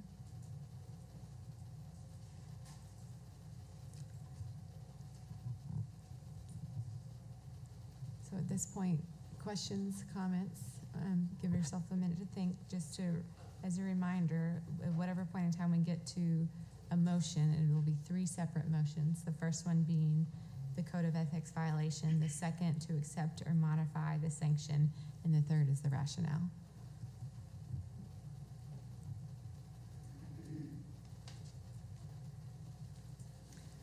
I guess I have a question for the department, and maybe for you as the investigator. How many allegations did he have in total? Do we have that number? For this one, it's just one allegation. It was pretty lengthy. Okay. But as far as previous, you've never had any previous, have you had previous allegation? Ethics violation? So was it a composite of a bunch of different complaints? I guess as I was reading through, there was a number of witnesses, but there was only actually one person that brought forth the complaint. Is that? Yes, Okay. there only has to be one complainant, but I believe that there were several statements from Within witnesses that? with that, yes, Okay. ma'am.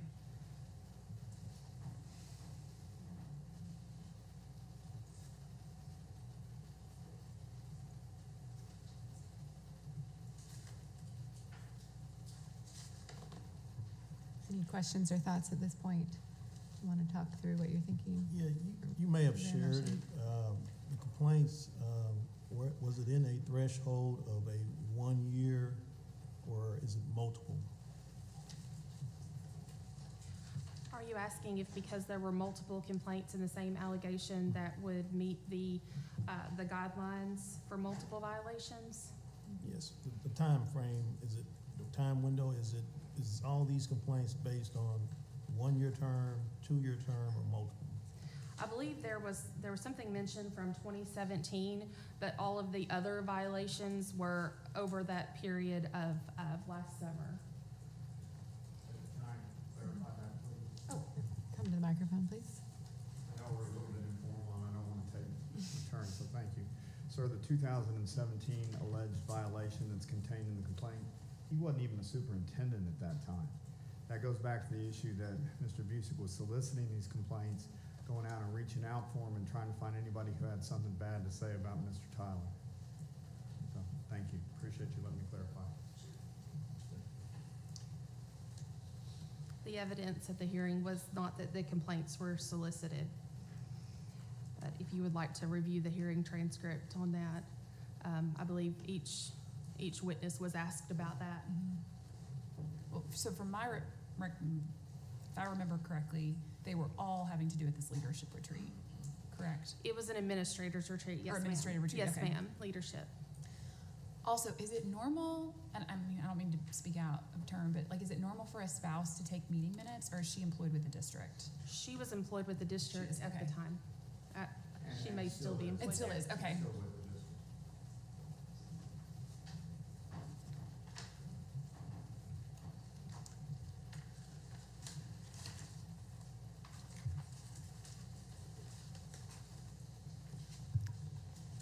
Okay, board members, we're additional questioning or preparing to make a motion at this point.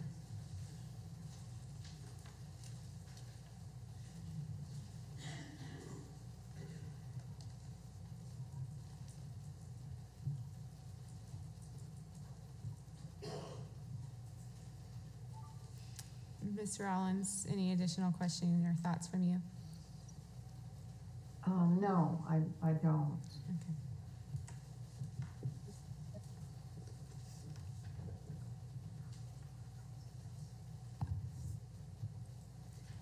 I will just, in looking at this sanctions guidelines, do you have some questions if you don't mind, Ms. James?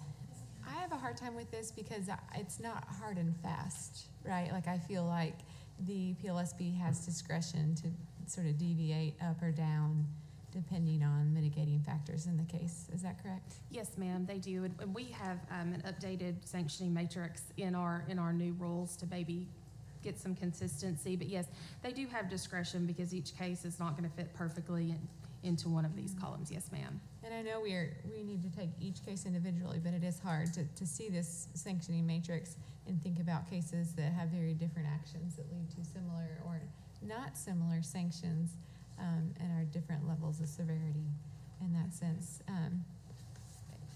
Those individuals that were on the hearing the case at the time, were they in consensus? Was there, broader discussion? Can you share a little bit more? It was unanimous. Okay.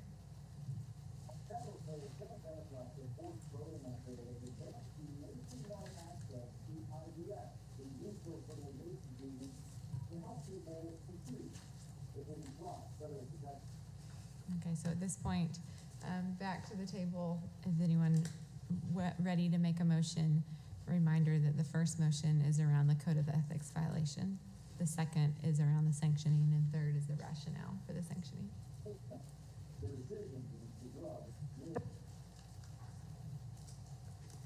I'm not sure exactly how to phrase. Dr. Moore, did the department have a recommendation for us? Did I miss that? Yeah, I'll have Ms. James come. Ms. Rollins, the recommendation of the department is to uphold the sanction that was recommended by both the Ethics Subcommittee and the Ethics Hearing Subcommittee. Okay.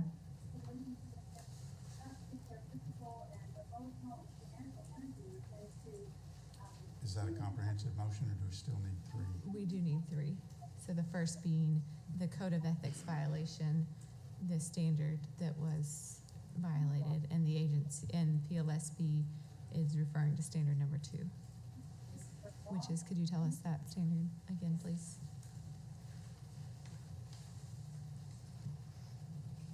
Standard 2 is an educator maintains competence regarding his or her professional practice, inclusive of professional and ethical behavior, skills, knowledge, dispositions, and responsibilities relating to his or her organizational position. And specifically with this, the two items under Standard 2 that we were authorized to investigate were exhibited inappropriate disposition inclusive of professional and ethical behavior and violated district, state, or federal policies or law.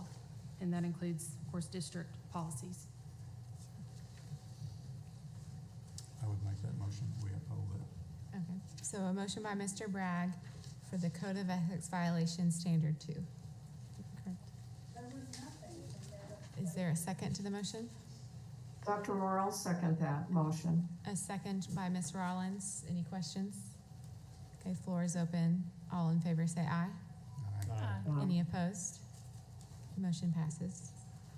Now the second motion is to accept or modify the sanctioning from the PLSB ethics hearing. Here's where I get conflicted. I'll just make a comment before somebody makes a motion. Like, in reading through some of this, I absolutely respect and agree with holding people accountable.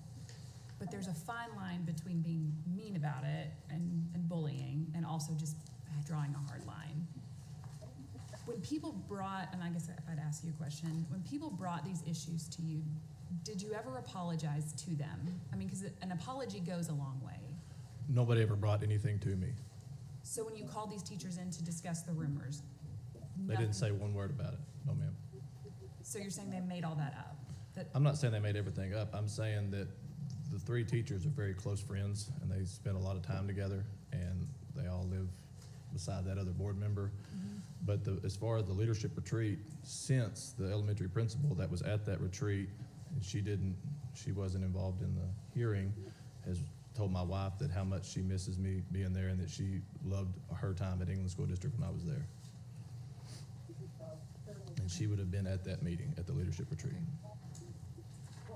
Mr. Kitchens, did any of the other teachers or anybody at the lower level hearing provide any letters of recommendation or anything on his behalf that I might Yes, have one missed? of the witnesses who testified, the federal programs coordinator who was in the meeting, specifically said there was no bullying, there were no threats in either one of those meetings, and you have that testimony in the transcript. Oh, okay, it was in the transcript. And she was part of those meetings.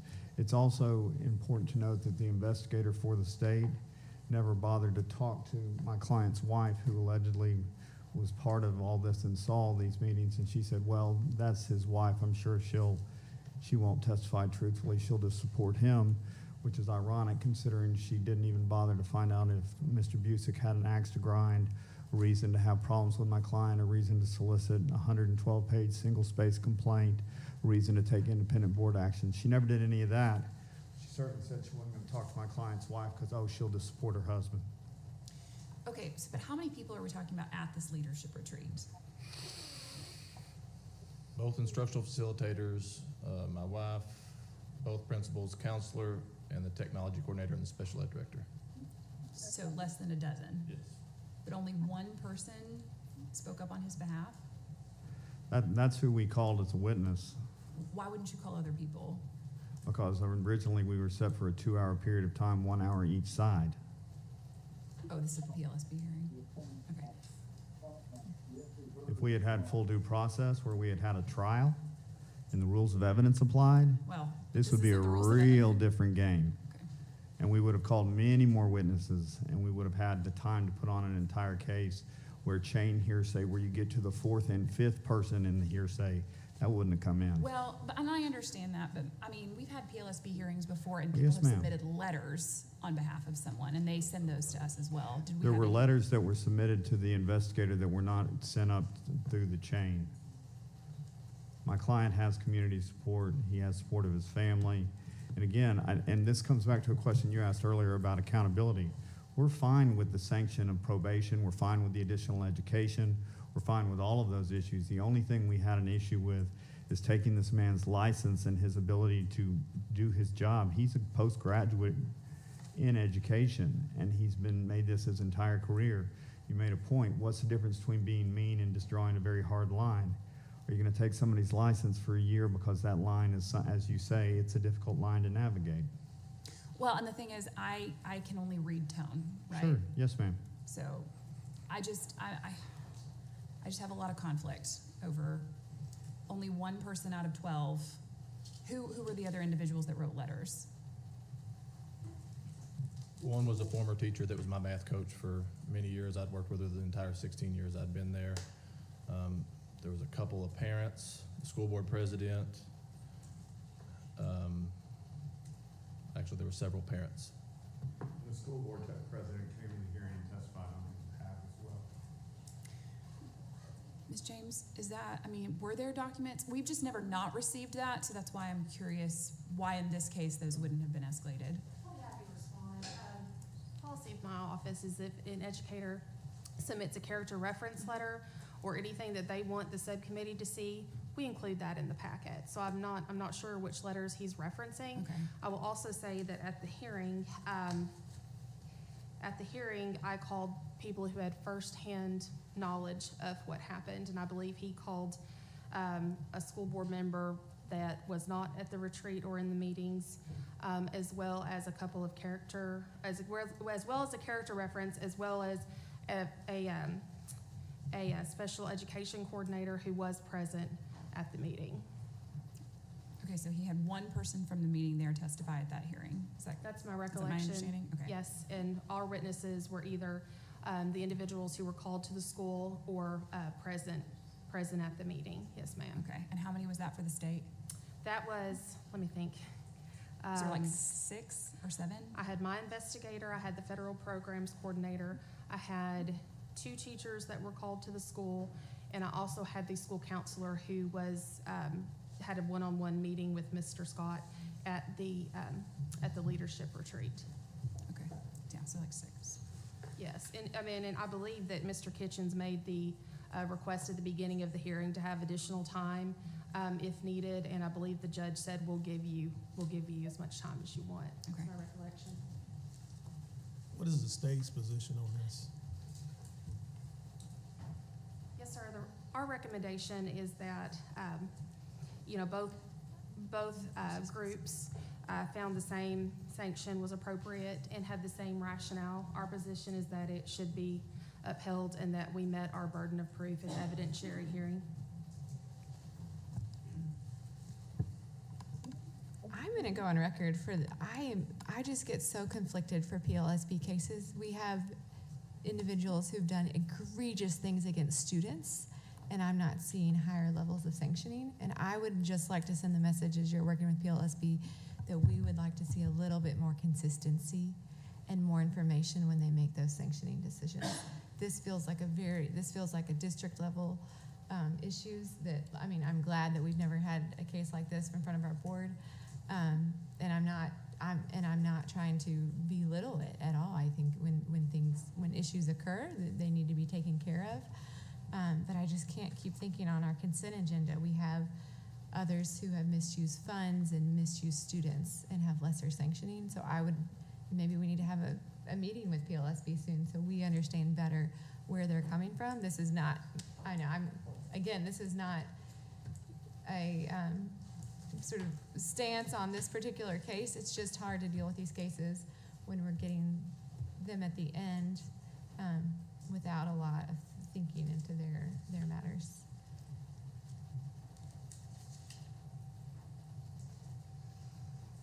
And I don't know.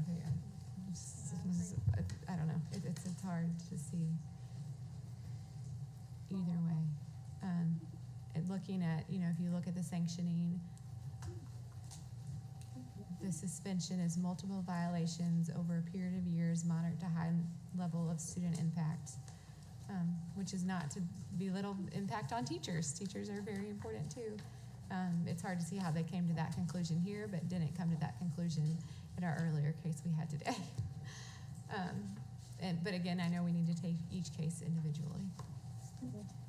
So those are my thoughts, board members. I'll draw it back to you all as you're thinking about. We are back on. There are three sets of motions we have to take. The first was taken, a finding of standard 2 ethics violation. Our next motion has to be to accept or modify the sanctioning. And Ms. Rollins, I'm sorry, I haven't asked you in a while if you have any thoughts or comments or questions. Well, Dr. Moore, I'd like to go ahead and modify the PLSB board recommendation and move that 1-year suspension and add it to the probation years. Weren't they giving him 2 years? Could we make the probation period 3 then? Ms. James is coming and she can answer to you.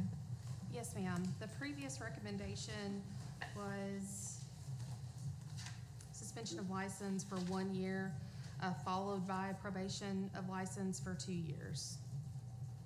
I'd like to go ahead and modify that to make it probation for 3 years with all the training that went with that. Okay, so just to restate, your motion is to modify the sanctioning to be 3 years of probation with the required training. Yes, as ma'am. laid out. And a fine. Was there a fine?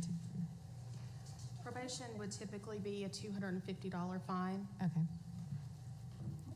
Ms. Rollins, did you hear that? Was that included in your motion as well?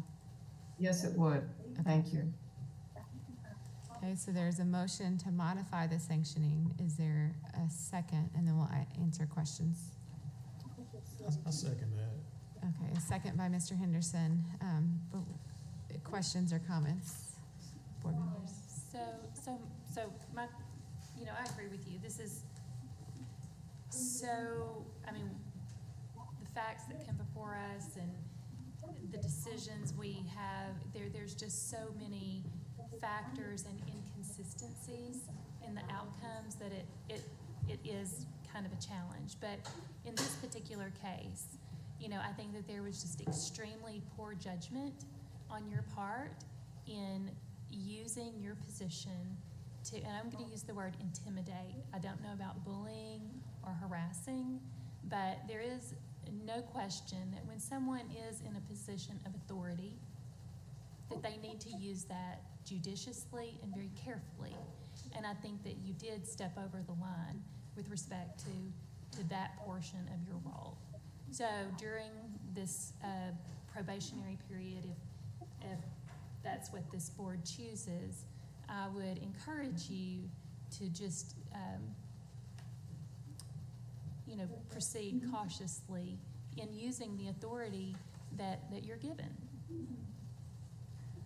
May I ask for some clarification on the motion? Yes. $250 fine, 3 years probation, the Code of Ethics training, the 2 books that are listed, the bullying class, separating fact from fiction, 1.5 credit hours, and then typically we require a written reflection on each training or book. On the previous recommendation, it was due to the PLSB for approval within 30 days prior to the end of suspension.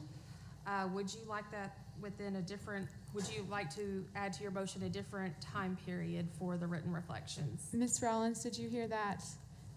I really couldn't hear her, I'm sorry. So the questioning is as to whether at all of the trainings and courses listed in the initial recommendation, if those are in our motion and when that written reflection is due.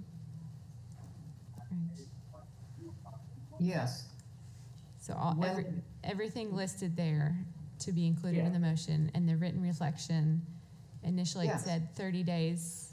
Prior to suspension removal, we would just need to know when you would like, if you were asking to modify for that, just when you would like for that to be due. Okay. I mean, 3 months is good. 90 I mean, days Okay, 90 days. from the date 90 of the days. order. 90 days from the date of the order. Okay.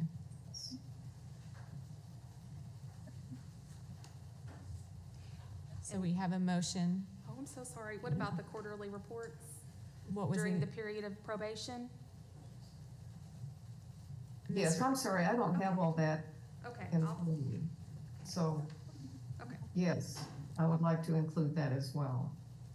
okay. I think that's everything. I'm so sorry. Okay, thank there- you. No, no, Board that's members, sweet. questions on the motion? Are there additional costs? Because I noticed on F, there's to pay all associated costs. Is that in addition to the fine? Yes, that is the cost that would be associated with the books Okay. and the class. Yes, ma'am. Okay, so we have a motion to modify the sanctioning. Is there any additional questions or comments on that? So just so that I understand the ramifications, if he's on probation, he can still go back to being a superintendent? Yes, he would be able to return in any capacity. Okay. Yes, ma'am. But a probation does, I mean, if an instance were to occur, what is triggered during a probation? Typically, in the cases that we have where someone has been on probation and they have another ethics violation, typically they will go ahead and recommend the next level of sanction, which would be Okay. suspension. Okay. I can't guarantee, it would again depend on the facts, but typically, yes, ma'am. Okay, so if another ethics violation was turned into you all, it would be immediately flagged? Yes, ma'am, we would, whenever we took it to the ethics subcommittee, I'm sure they would remember the name. If not, we could let them know this person is currently on probation for a similar or different matter, depending on the facts. Okay. Okay, so we have a motion. Any additional questions on the motion? Ms. Rollins? Yes, ma'am. Okay, then we will be ready for a vote.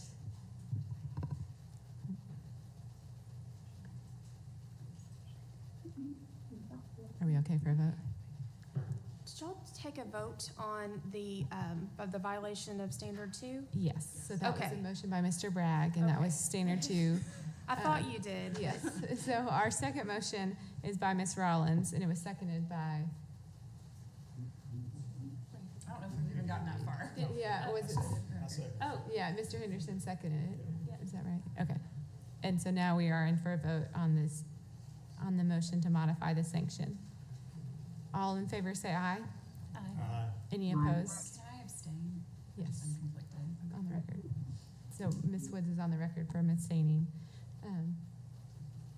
Motion passes. We now have a third motion that needs to be taken on the rationale behind the sanctioning. yes. The rationale listed, I can read it to you Okay. if that would help. This is from both groups. The superintendent used his position of authority negatively for a personal matter.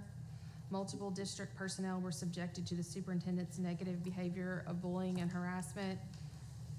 The superintendent failed to take accountability for his actions. The superintendent violated district policy 3.38, bullying. High negative impact on school culture and subordinates. The superintendent used his position to bully and strong-arm his subordinates. The superintendent held meetings with subordinates that lasted an extended period of time during which they were bullied. The superintendent allowed 2 individuals in the meetings who were not supervisors at the district. The superintendent made multiple negative public comments regarding the district school board.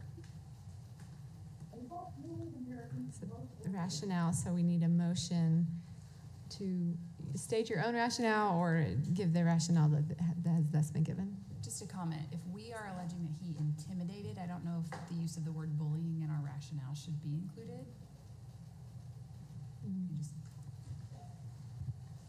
That just provokes a strong reaction, and so, well, Bullying intimidating, because I agree with you, so I don't know if we want to substitute that word, but. We could substitute intimidate for bully in every instance, other than the bullying policy, because that's what it's called. Okay. Is that okay?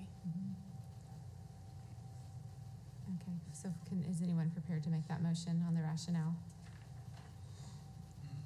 I move we accept the rationale. Okay, accept the rationale. Would you like to exchange the word bullying for intimidating? Okay.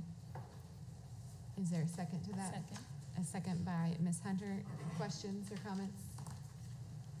Okay, we'll take a vote. All in favor say aye. Aye. Any opposed? Motion passes. Thank you. Thank you. We'll get that order ready for you. Okay. We have one more action item agenda, and then we'll do the consent agenda and then take a break before reports. Action item number 11, the election of state board officers. Yes. Oh, That's me. There you go. It's You're on to on. me. After a grueling and heated debate between Ms. Hunter and Mr. Henderson and myself, the nominating committee would like to nominate Dr. Moore to serve as the second year as our chair, and then Ms. Rollins to serve as vice chair for a second year. So that is our official nomination. And do we take a vote on this? I think we do. Let's ask Courtney, do we take a vote, or Ms. Salas-Ford, do we take a vote on the nominating committee's recommendations? Yes, so Courtney Salas-Ford for the department. If you will, as representative of the committee, say who you all nominate. As a board, you can decide to accept those nominations, or any individual member can make a substitute recommendation or an alternate recommendation. Then you can vote on those either separately or together. Okay. Okay, so I'll say it is the official motion of the board to nominate Dr. Moore to be our chair for the 24-25 year, and do you want me to do it separately from Ms. Rollins? Or can we just do it together? Okay. And then to recommend Ms. Rollins to be our vice chair for the 24-25 year. Second. We have a motion and a second. Any questions or comments? Okay. All in favor say aye. Aye. Any opposed? Well, thank you. We'll keep working. Keep going. Let's do consent agenda, and then we'll let Miranda pack up, so we'll take a break before we do reports. Consent agenda, are there any items that individuals have questions on or would like to be pulled for a later meeting?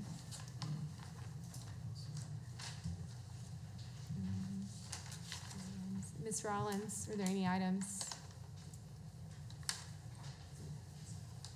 Okay. What do you think? What do you think?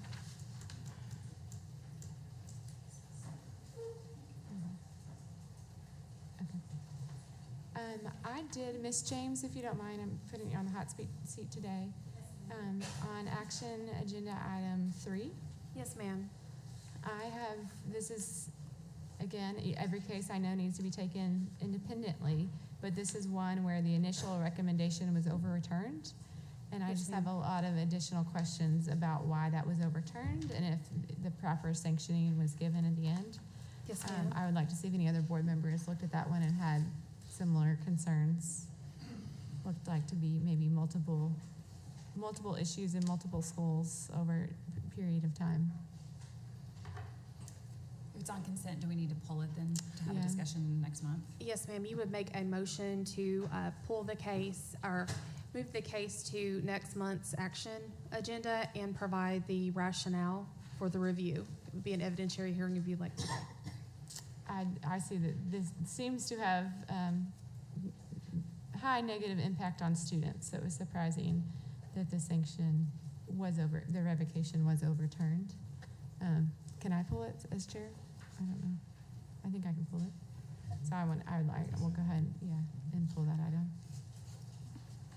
I wish we didn't have these cases to begin with. So I'm sorry to put the board through another one, but I don't want us to, I know things happen, and obviously there are mitigating factors.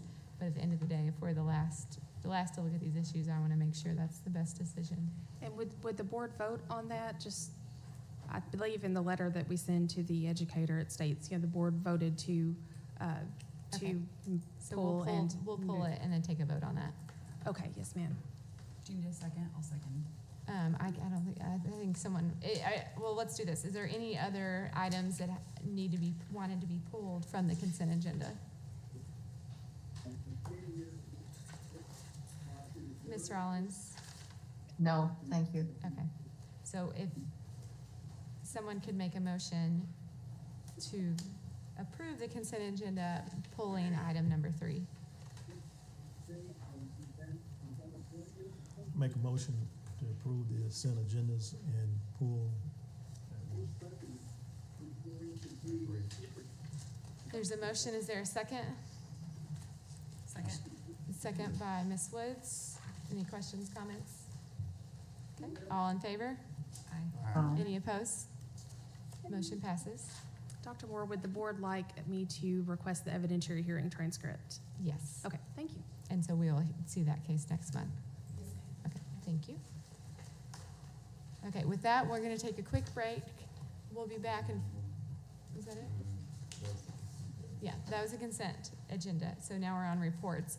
We'll let our court reporter pack up. We'll take a 5-minute break and come back.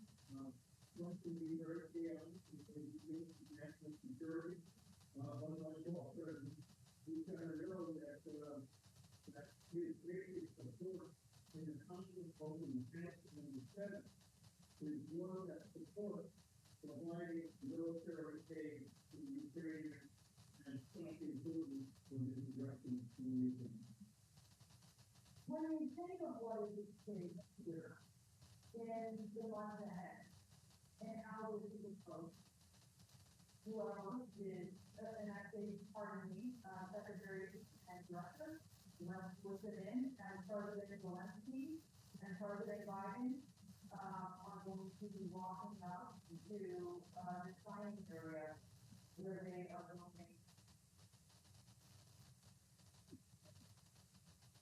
be signing the agreement, and we just sort of make that announcement there on the stage here on the sideline of the G7 summit. This is an agreement to follow months of negotiations between the U.S. and Ukraine, and we expect to commit to the U.S. for 10 years to continue training of Ukrainian armed forces, to more cooperation between the production, weapons, and military equipment, which is happening all over the U.S. and to maintain provision in military equipment and greater intelligence sharing. But after the year of 2023, the United States brought together everyone in the G7, trying to join us with support to Ukraine. 25 listed companies joined us. These agreed towards a long-term bilateral commitment to Ukraine. President Zelensky and I have just now signed that agreement between the United States and Ukraine. Our goal is to strengthen Ukraine's federal defense and deterrence capabilities in the long term. The last vacation in Ukraine must be underwritten by Ukraine's own ability to defend itself now and ensure future protection in the time in the future. The United States will help ensure that Ukraine can do both. Not by sending American troops to fight Ukraine, but by buying weapons and expanding intelligence there. Continuing to train very Ukrainian citizens facing the Europe and the United States. Again, interoperability between the military and mines and NATO standards. Investing in Ukraine's defense industry, showing time and time, and it can fight our own community. Working with the Ukraine partners to build a future force that is strong, sustainable, and resilient. Supporting Ukraine's economic recovery, as well as family recovery, America is completely part of Ukraine's sustainability with a massive attack and the single defense compared to the legal Ukraine. All these lines of justice and others are laid out in this agreement. Vision, G7, is figuring out on this. United Nations National in Europe, and that was actually my time in the hot time. Back in 2022, we got a representation.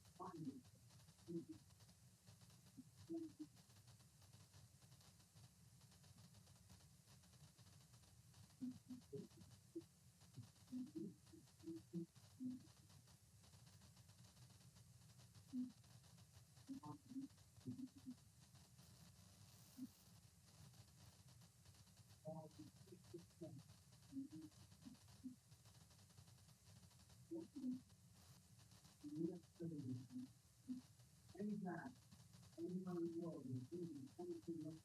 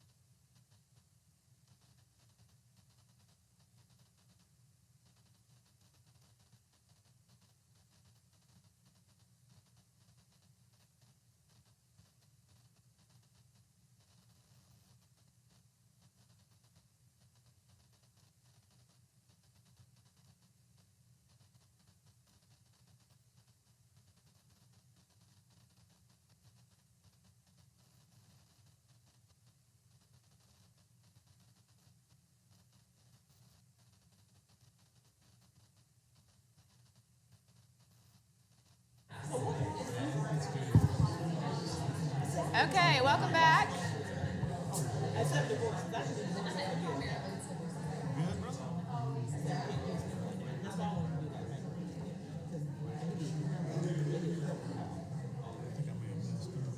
Okay, we are on to the report section, and we're going to hear first from Ms. Whitlow on the Marble Lane School District. Thank you all for being here today.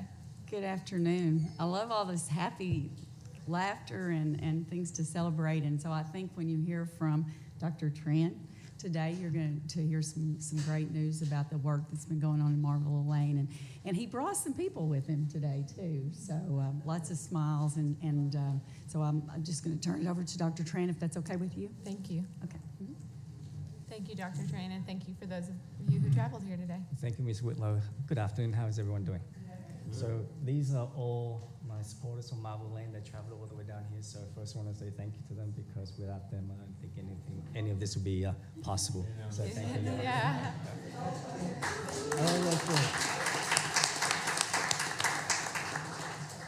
But like I said, I'm here to report on the work that we've done this year, and we've done a lot of work. We turned around a lot of things where things are happening now, and I'm very proud to say that we're on the right path. So let's start with the presentation. That's if it's working.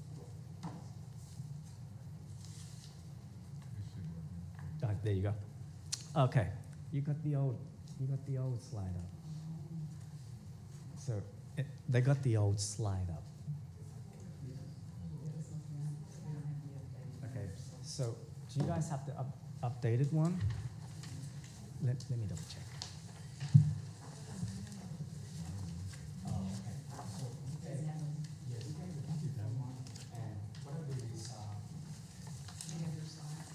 Yeah, I have my slide.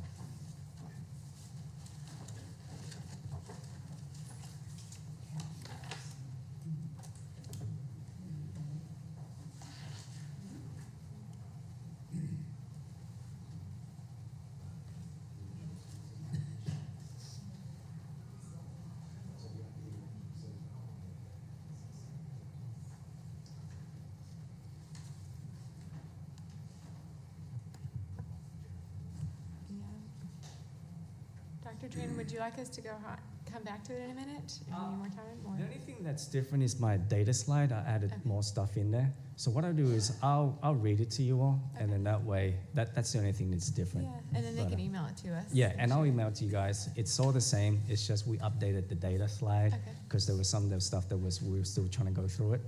But anyway, you got the slide there, so I won't present because then it just changed. But what you have there is, if you look at the first slide, which is the academic data slide, right? I'll show it anyway.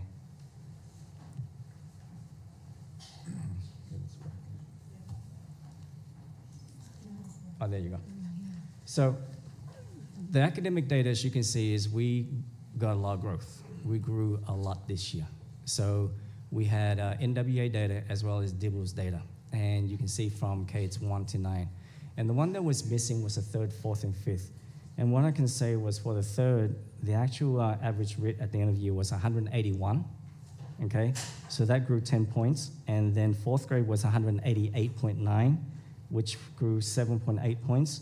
5th grade was 182, which is 4.3, grew 4.3. And then 6th grade was 195, okay?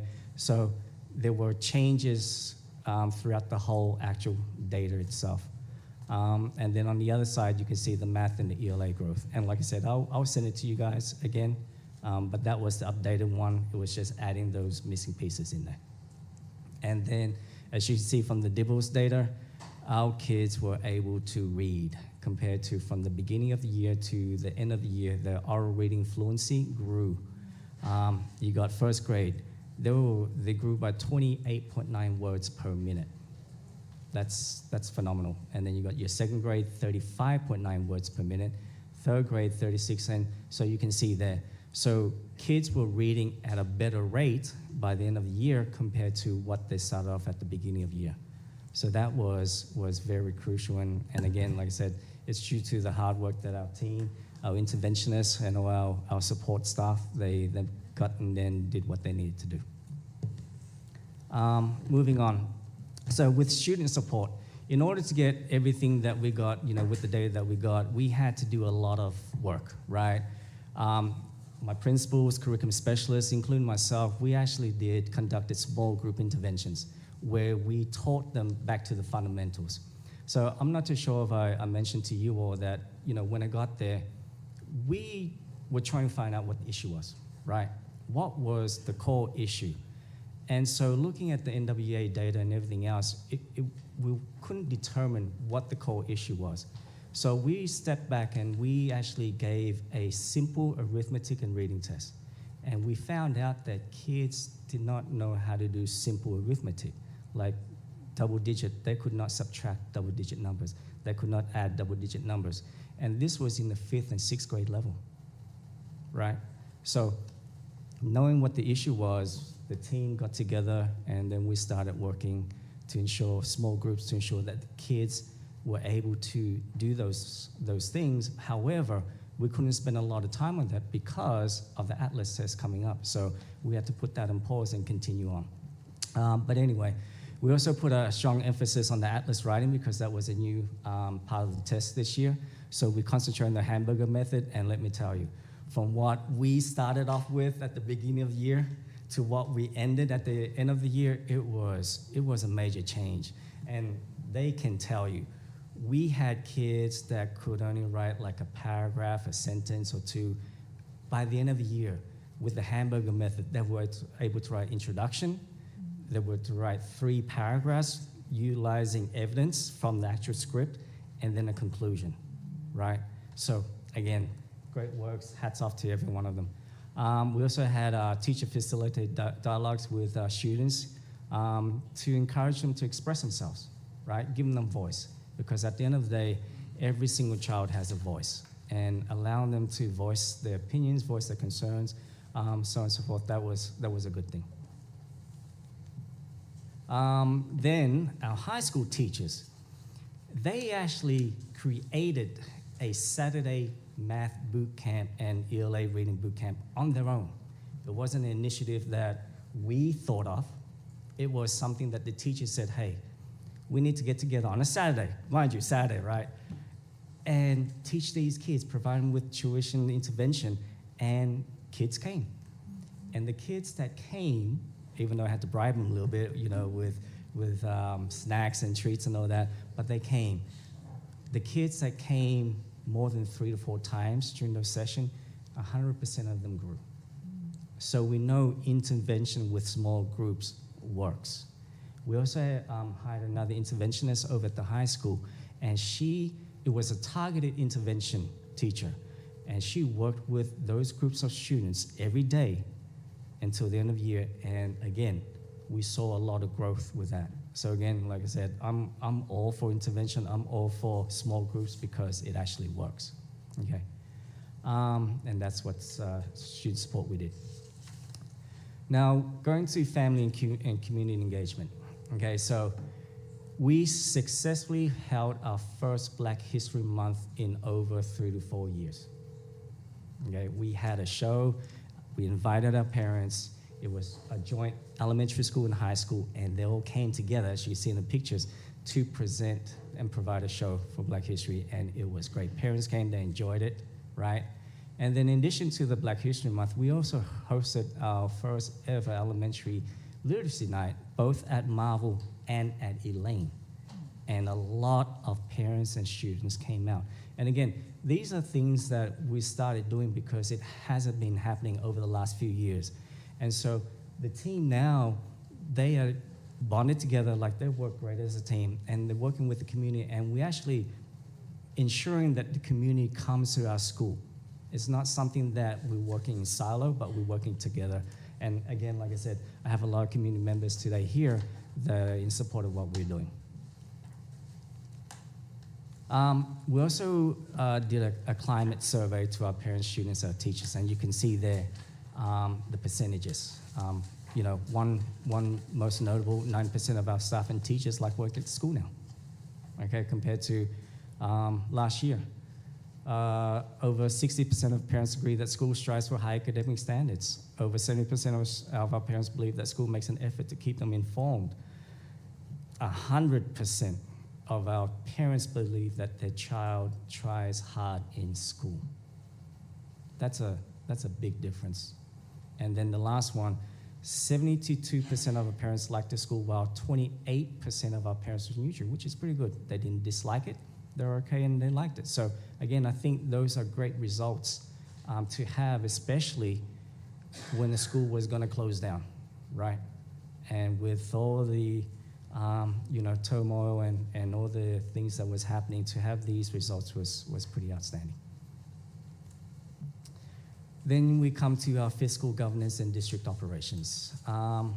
Again, the district is pleased to report significant improvements in fiscal governance and operations. We've been working with APRSSC to ensure that our books, our finance department is up to par, and Ms. Vicky and APSSC and Mr. Scott, our finance person as well, they're working hard, and we are actually getting better.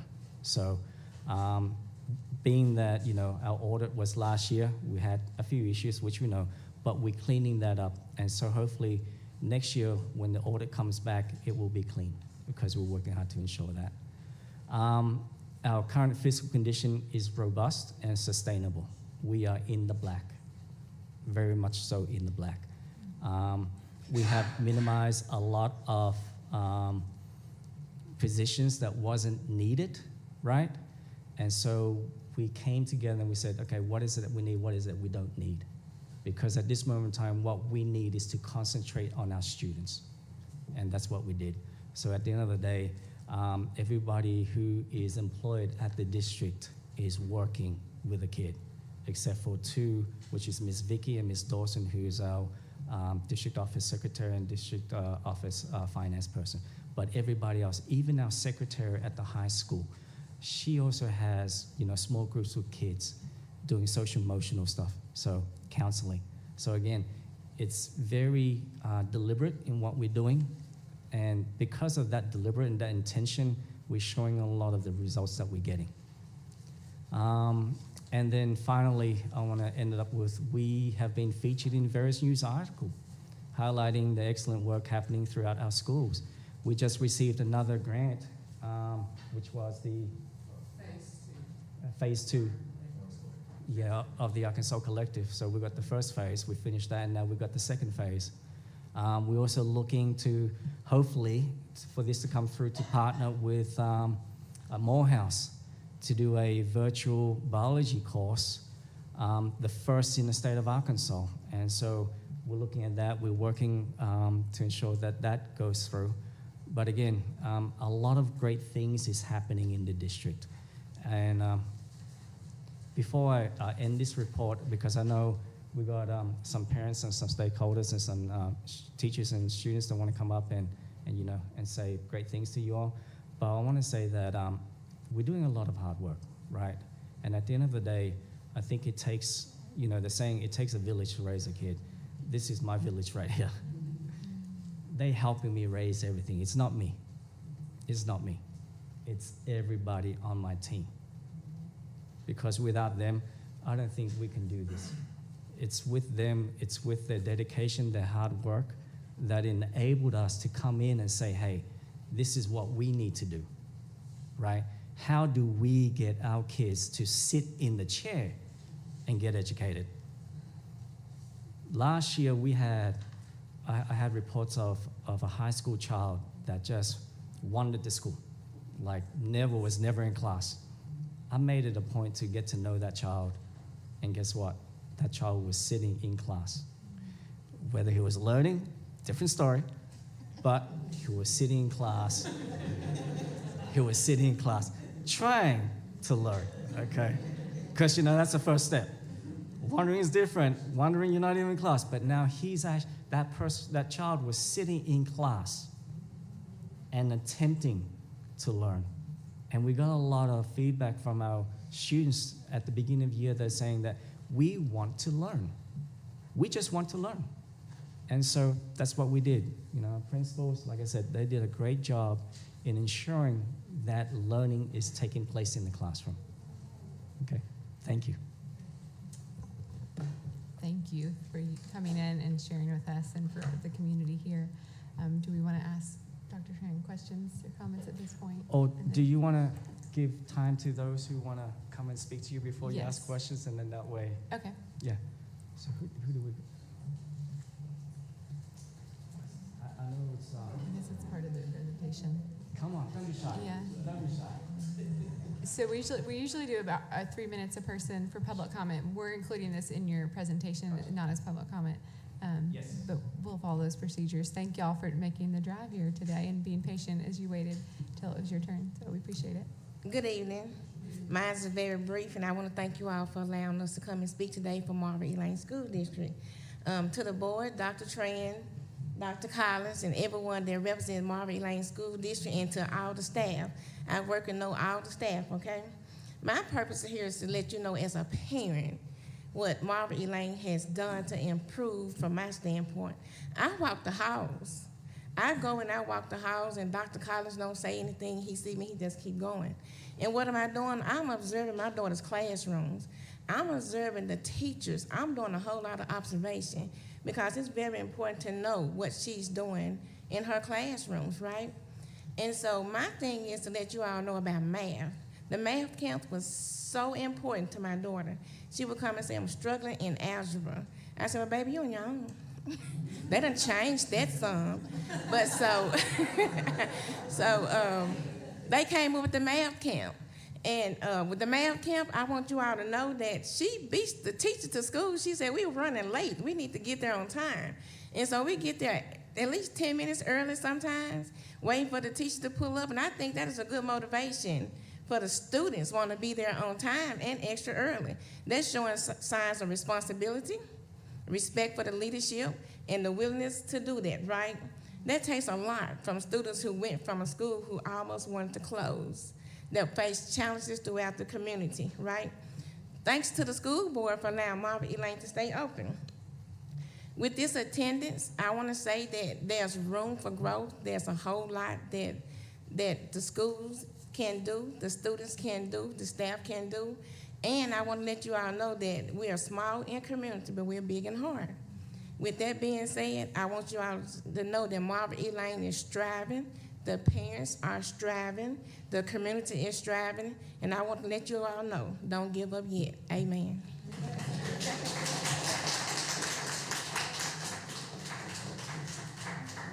Good afternoon to all the board members and Mr. Collins and Ms. McNutt and everyone else that traveled here today.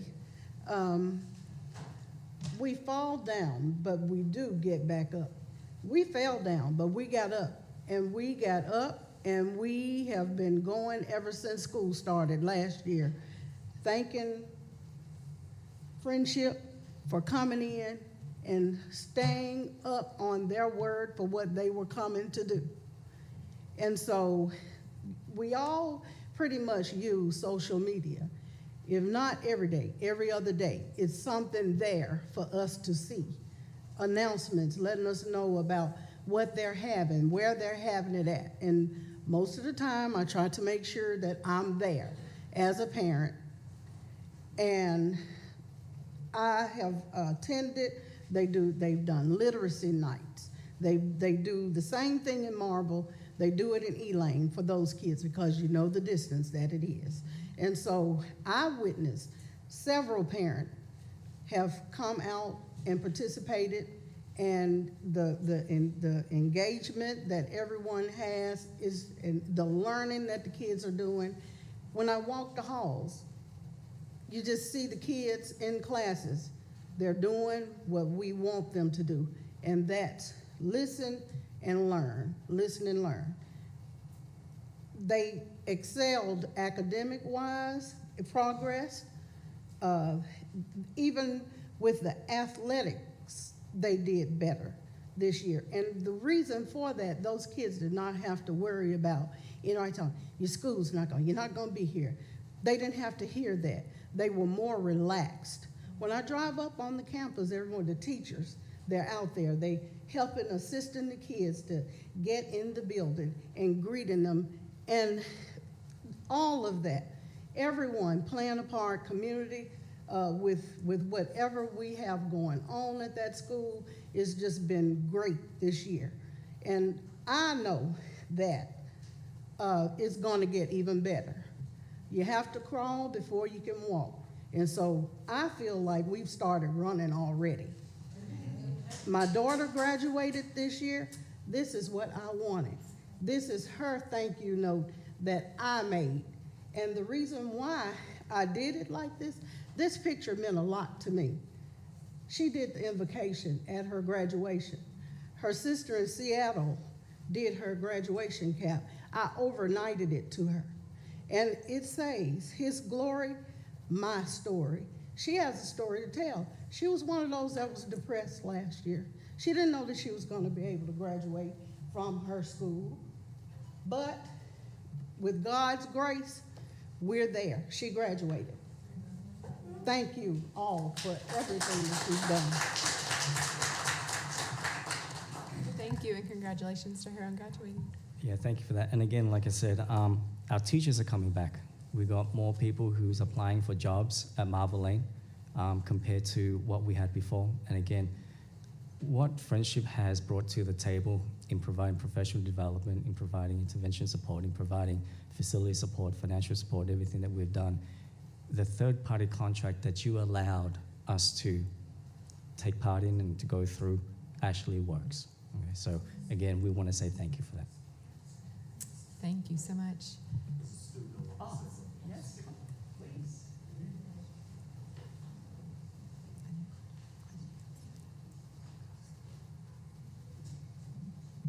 Good afternoon to the Board of Education, Superintendent Dr. Tran, and members of the school board. Thank you for this opportunity to speak before you all. My name is Aisha Barnes, and I'm a freshman heading into my sophomore year in the fall at Marvin E. Lane High School. I would like to share with you how Marvin E. Lane has improved and helped me grow academically.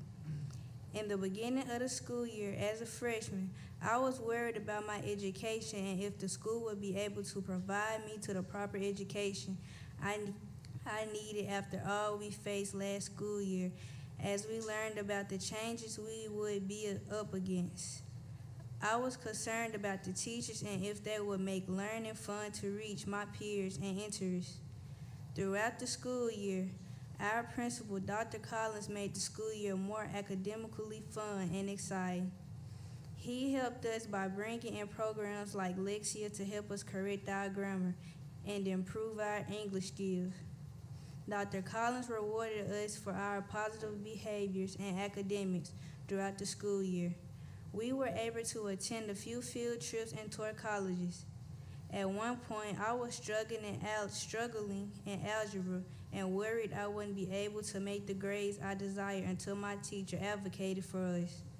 Our algebra teacher, Ms. Henderson, she came up with the idea to start a Saturday school program to help 7th through 9th graders improve their skills in math. When I went to Saturday school, I didn't expect it to be fun, but more so like a regular school day. Instead, it was fun and I learned plenty of skills. As I kept going, I saw an improvement in my grades. I wasn't just focusing on algebra, but it was the highlight of my year that I felt needed to be shared. We all need a Ms. Henderson to advocate for us when they see their students struggling, because we don't always know how to ask for help, even when we know it's needed. While focusing on algebra, my grades in other classes were good, but not where I imagined them to be. By attending to the program allowed me to be worry-free, and my grades improved in every class throughout the school year. Thank you.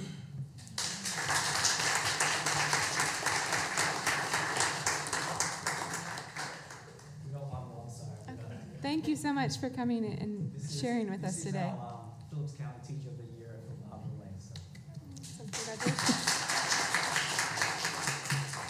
Good evening. My name is Ruth Brown, and protocol has already been established, but I just wanted to let the board know that the culture of the school from last year to now has greatly improved. And I'm just speaking from my turn as a teacher. Last year, I was so depressed because I felt for the children. and we didn't know what was gonna do, but I'm a praying person. I just kept on praying.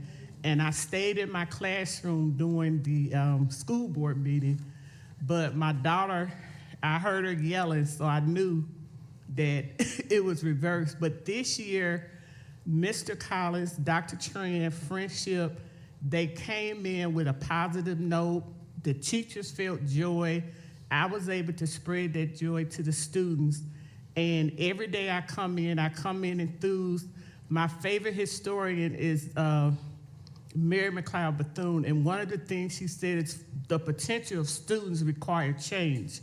So as a history teacher, I can't teach history like I was taught years ago, but I love history. But I have learned different strategies. Ms. Barnes is one of my students, so I have to learn different strategies to help the students for today, because I already know when I come in the classroom, they have social media, they can know all of that. So I have to come up with different strategies to teach my students and to also make it fun for them and hold them accountable and hold myself accountable. And I want to thank Dr. Tran. I want to thank Mr. Collins. I want to thank the school board for sending people in to help us, the literacy coaches, to help me do my job. And I just pray that we have a better year, and I want you all to believe in us and trust in us to help bring us up out of the water. We're out the water. We're still floating, but we're going to make it. Thank you.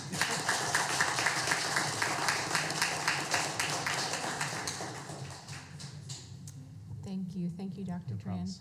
Board members, questions or comments? Yes, Mr. Brack.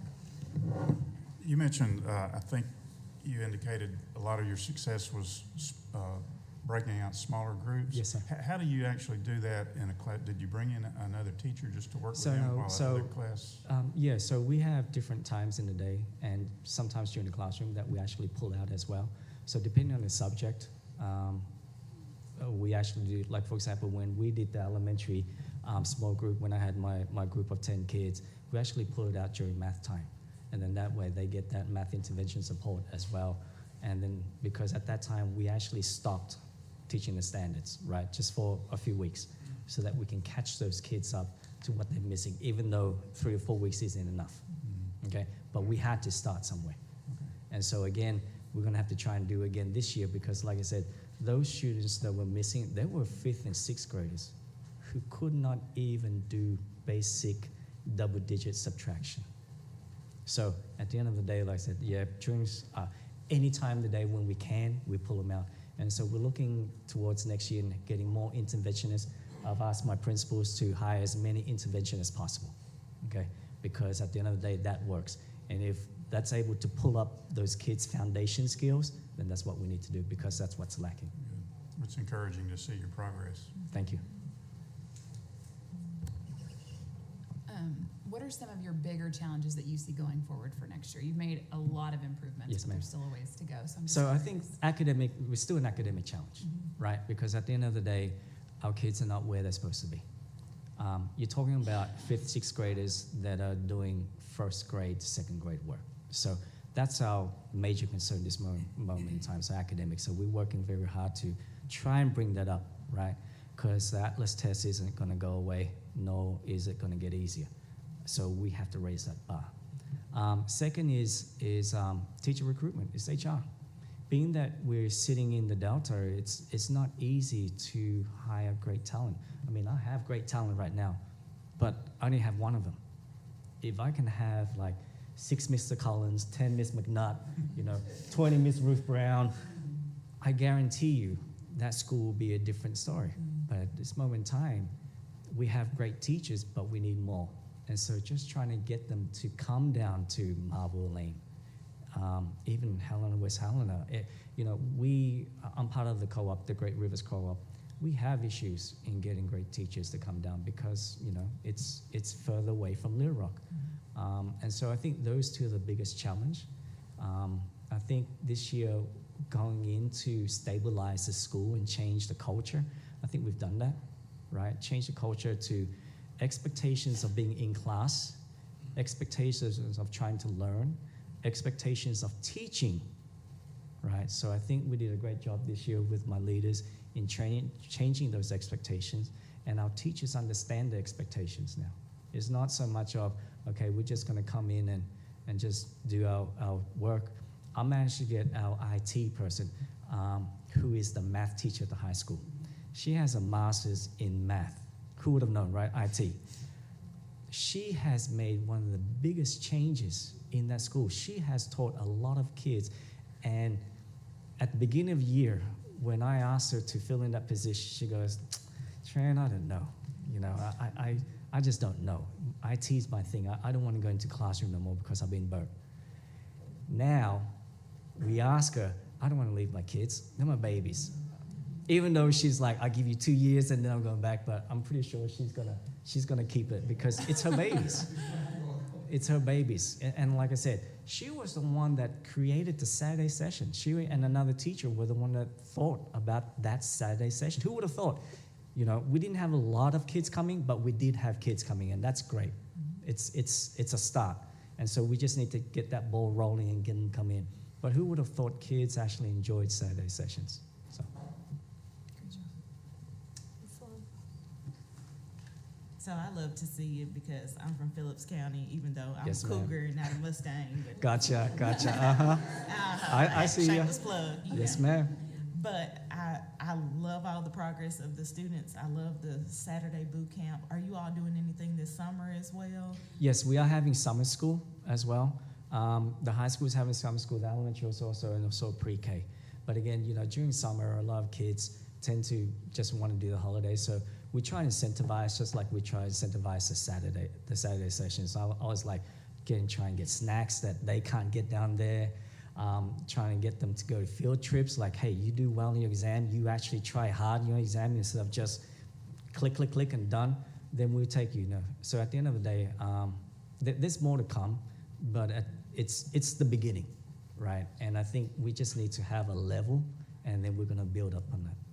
Love that. Thank you. You know, I want to compliment you, Dr. Trans, the staff and community on your accomplishments. I remember, it seemed like it just wasn't that long ago, Yes, we were sir. in Marville voting to keep the school open. So, you know, I'm really excited to hear this, you know, especially when I read 72% of parents like the school. That's the first step. Mhm. If you got the parents, more than 2/3, you got the students. And 28% neutral, they're sitters, quitters, and getters. The getters, you're getters. Sitters are the 28%. Those numbers don't represent none of the quitters. So again, great job. Thank you. Thank you. Ms. Rollins? Well, thank you very much to you and your team and all the community for coming today. We want to continue to support you all in the best way we can. And just thinking back through the past year, you know, this couldn't have happened a few years ago without the legislative changes through LEARNS that allowed this to happen. And seeing that progress and seeing sort of where the community can go from here is exciting. And I just want to give a shout out to ADE.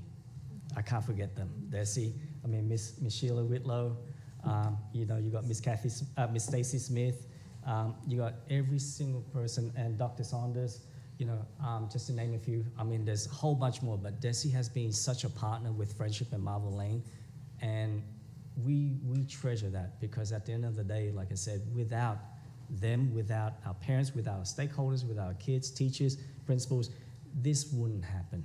So again, thank you to you all because at the end of the day, you made it happen. Thank you. Thank you.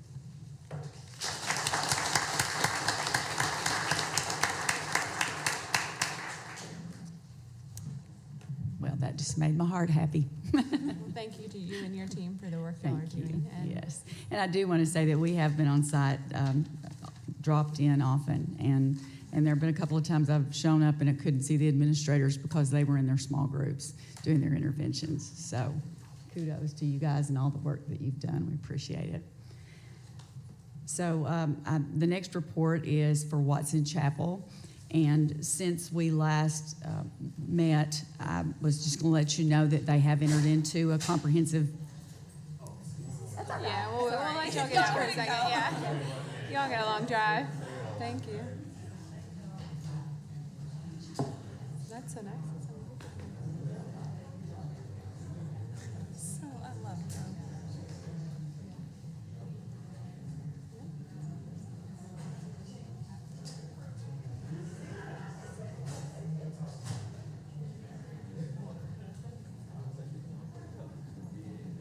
That's mine for my drive home. I gotta have something for the drive. Yeah, I know. It's my sparkling energy.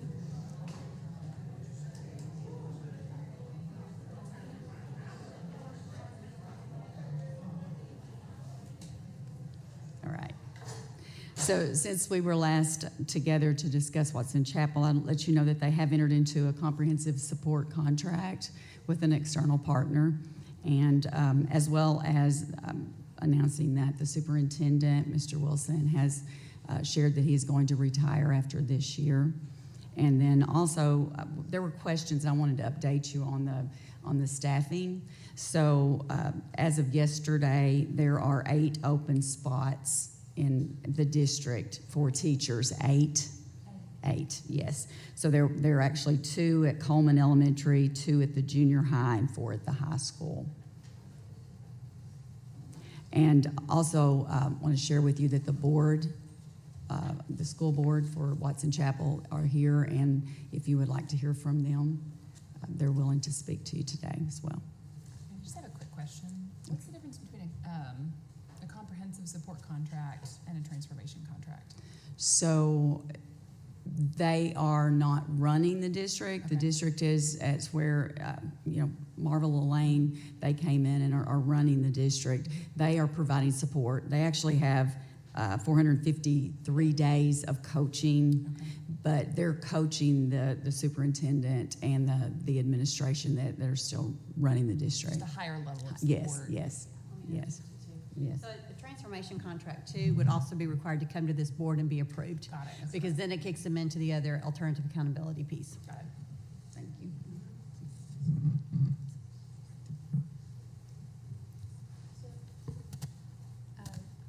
This contract, is it underway? Has the work Yes, started? yes, they started, and they actually added some days for the month of June. So they had added 15 days, and they're working with the district level staff that are on site right now and in the business office. Okay. Ms. Lowe, so I know that I had read the newspaper article about the superintendent. Yes. I believe I had read another article about a new building principal at the high school. Yes. Has that been hired? That Yes, position been building hired? principal has been hired, and the board will have to share more about that because I'm not familiar with the person that they've hired, but they have hired a new principal. And I know there's some movement with the school, or there was movement because of the construction going on. Now that they have an external operator in that sense, what will your team's role be? And what does that look like in the next year? So what we have been doing, first of all, this past month, we stepped back and allowed them to begin their work, not get in their way. But we will be checking in. And I think maybe Ms. Smith might want to talk about that a little bit more. So again, the way the transformation contract or comprehensive contract, however we're calling it, is they allow the school district the opportunity to get things correct without the state stepping in and directing every move. So at this point, we'll step back and do more of a monitoring. If they need us or need support for a specific thing, we will push in. We'll be definitely doing monthly monitoring checks and frequently on campus. But as far as us being the direct ones there, directly coaching the principals, directly coaching teachers, directly coaching the superintendents, we're going to step back and allow the district and their contract to be able to provide those services. Do you feel, you all feel confident in that work? Yes. That Yes. it can be done in that sense? Yes, and we have worked with the coaches, this past year, some of the coaches from this group that have been working with the district and have seen some positive impact from that coaching. And so with 453 days of coaching on site, supporting not only the building level, but also the district level leadership, yes, we do. I think I'm asking these questions because we, for this past year, we have considered whether we need to take more action with the Right. district. I would argue that we've seen districts in similar positions in the past. Everyone's unique, but Mhm. that rose to the level of a state intervention. Right. I think our sort of posture now is to try to support and Right. provide as much resources to the district such that the state intervention doesn't need to happen. Mhm. But at the same time, we don't want to push things down the road and allow students to not be in class or Right. fail and not learn. Mhm. So it's good to hear that y'all feel confident in what that work looks like, though I know so much of everything rests on leadership. Right. And I guess we'll hear from the board Right. on what they think that leadership looks like and how they're going to hopefully be able to find strong leadership to move Yes. forward with that work. I think also, secondly, we've talked, but there's a lot of state money going into this district for facilities. And it's very exciting to build a new high school. It's very exciting that Pine Bluff is building a new high school Right. at the same time, 3 miles apart.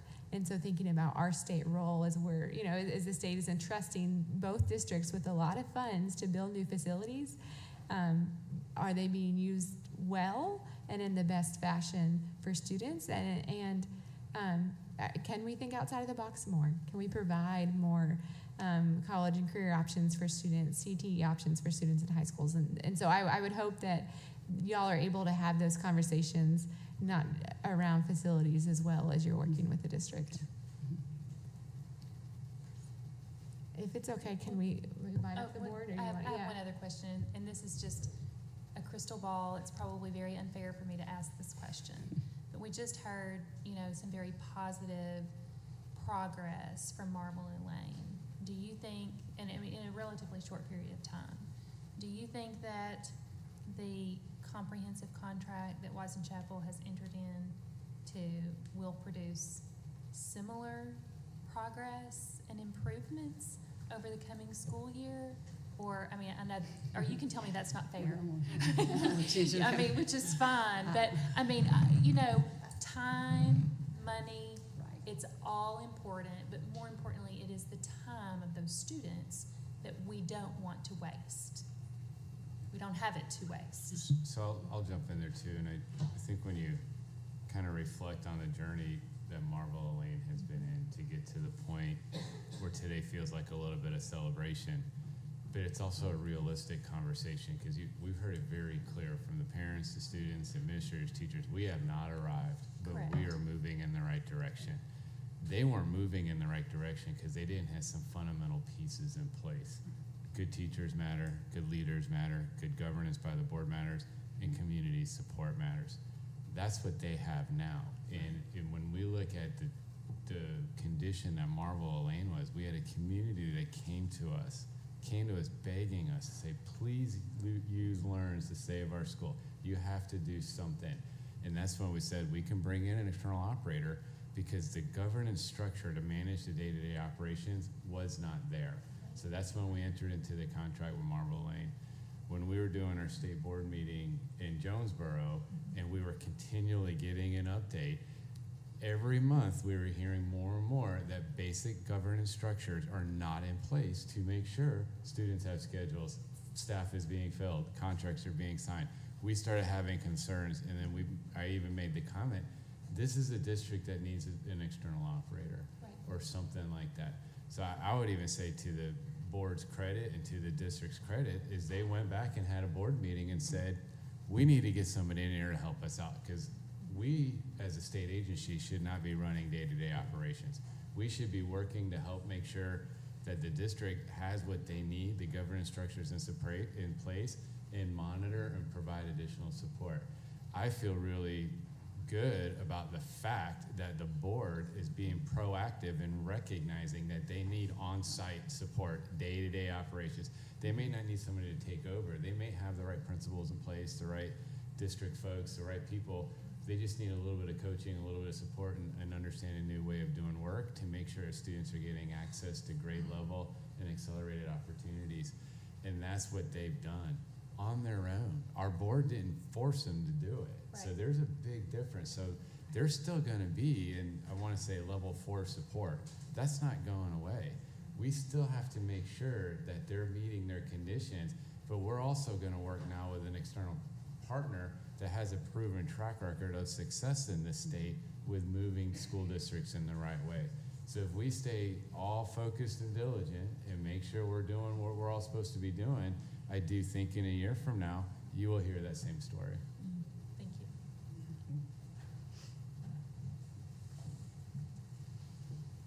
Did we want to invite up if any members of the school board wanted to speak? Thank you all for coming here today, and thank you for your patience as we've had a long day. If it's okay, I'd like to approach. I've just got a short handout to pass down.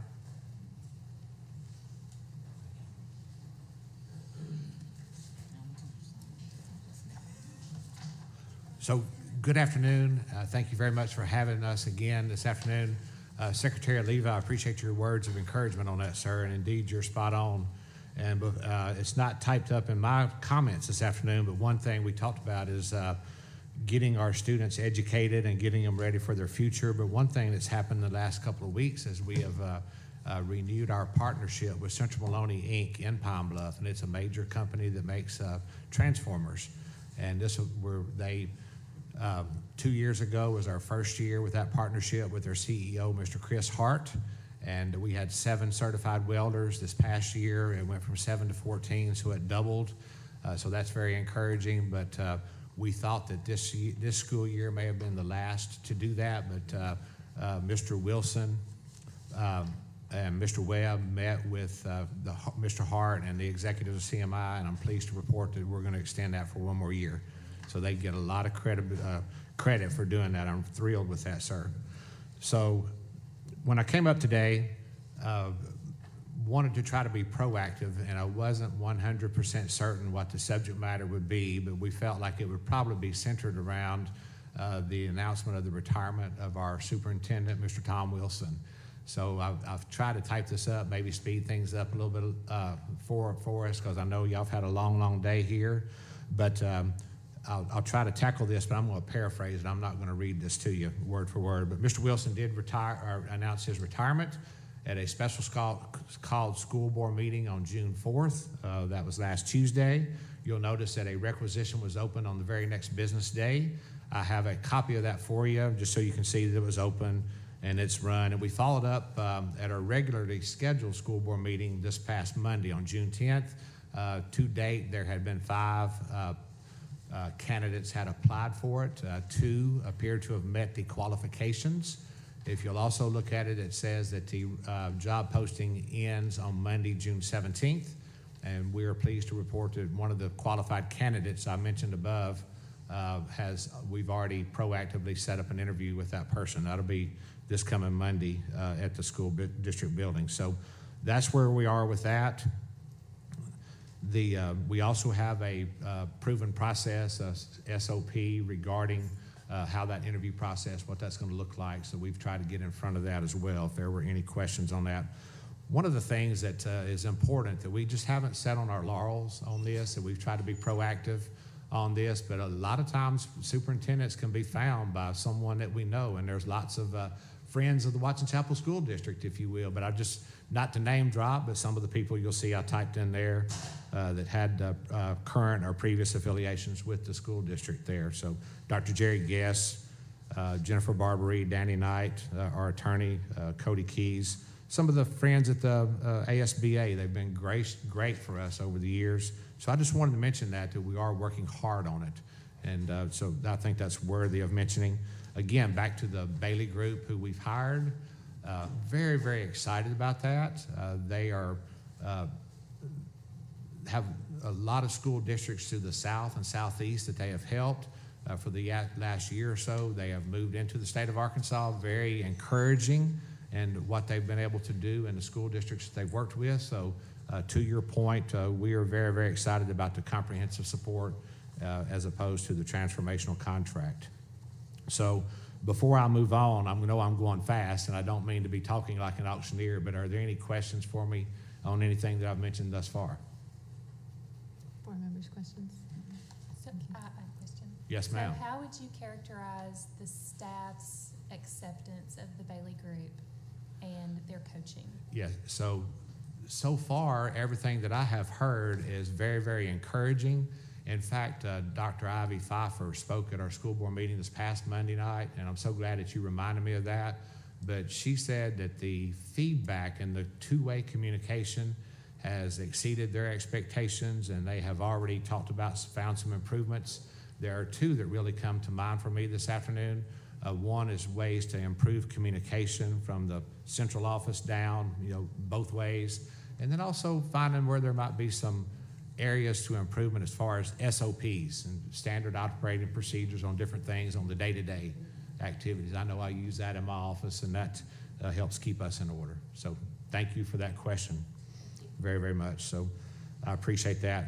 I jumped up here and started talking, but I failed to mention my fellow school board members who were with me today. So if y'all would either stand or raise your hands. Goldie Whitaker, Kevin Moore, Mac Milner, Rosemary White, and then there were two, Mr. Hartsfield and Ms. Compton, they were here last month when we were here, but they were not able to be here today. They send their regrets, but they've been very engaged with us on this process, on this journey. So some more on the second page there, just speaking about some of the things with the Bailey Group. We also felt like you may have some questions about what's going on with the construction and what that's going to look like going forward. But we're pleased to report that we did the official groundbreaking back on Tuesday, May 21st. The contractors are telling us that they're got a little bit behind due to some of the rainfall, but they're back on track, on schedule with some of the favorable weather that we've had. Can I ask, how far out are they projecting to be done? The target is to be in that school and the new building in the spring semester of 2026. Okay. Yep, so that's gonna be quick. They won't have much time to get behind, so hopefully the weather will be favorable for us. But great questions, thank you. Is there anything that I forgot? So also wanted to mention that Mr. Cody Keys is with us today, and he's been a great service and just a great advisor and legal service for him, and we're very much appreciative of him. Okay. Yes, ma'am. Thank you very much to you and your board members. You have an important public service job, and I know you don't get paid to be here today or to do the work you do. And I know that when you're doing a building superintendent search, all of the things, it's very hard. So we appreciate your time and dedication to the district. Well, and vice versa, thank you for you and all of your service there. We consider it to be a partnership, and we're working very, very hard. We have a fantastic school board, and everybody, has different ideas. And when we're in an executive session, there might be some debate and discussion, but when we all come out of there, we get those taken care of. And that's just how everything should not be rubber stamped. We should, everybody listens to other people's ideas, and that's what makes a school board function. So, I have one more question. And if this steps over I'm sorry, if this steps over the boundaries or whatever, and you can't talk about this, but with respect to the superintendent search. Yes. So on here so basically the job's being posted for 12 days, and then it's going to close that. And then I've read in the local paper, since I'm part of your community, that you hope to have it filled by the end of the month. So I guess my question is, why the rush? Especially whenever we know that the leadership position is so vital to just the whole plan. Was there any thought to naming an interim and taking a little longer time, a broader search? That's a very fair question, and it's a good question, so I'm so glad that you mentioned that. So Mr. Wilson is going to be with us through June 30th, and if the right person applied and the interview went well and it was the game breaker type that we are looking for to take our school district forward into the future in a positive way, then that would be a target, but I don't think that's hard set in concrete. And in fact, it would be better to be patient and hire the right one than to try to rush to have it filled by a certain date. But we would hope that in a transitional period that Mr. Wilson would be able to spend some time with the new superintendent. And that would be the methodology behind that target date. I see. Thank you. Are any of your two candidates that were qualified recommendations from any of the friends of Watson Chapel that you mentioned? Yes, I Okay. think the short answer to that, I think, would be yes, but I'm not going to divulge any names at No, this time. I'm not 'cause that asking would- you to. Yeah, I I know, just, I did know. these come out of I know. nowhere, Stay or were they tuned. recommended? But we are working hard on that. Okay. It's something we take very seriously. Again, it's a pleasure. Thank y'all for allowing us to come and speak this afternoon. Thank you. Ms. Whitlow, did your team have anything else? Okay, thank you. And we will keep going. Board reports, any board members have any reports? I went to, I think I've talked to y'all about that there is a dyslexia center opening up in Fayetteville. And so I went and had a visit with them last week before, and they are going to be doing some really exciting stuff and trying to partner with schools in Washington and hopefully Benton County and beyond. They have a Dyslexia 101 seminar next week.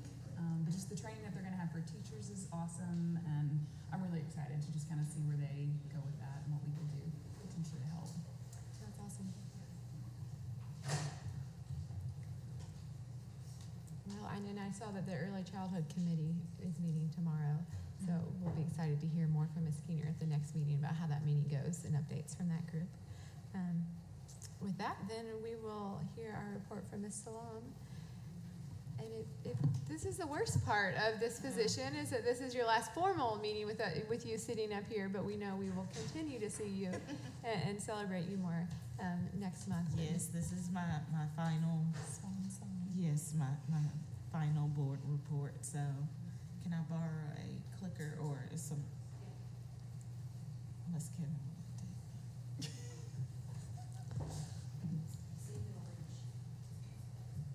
okay.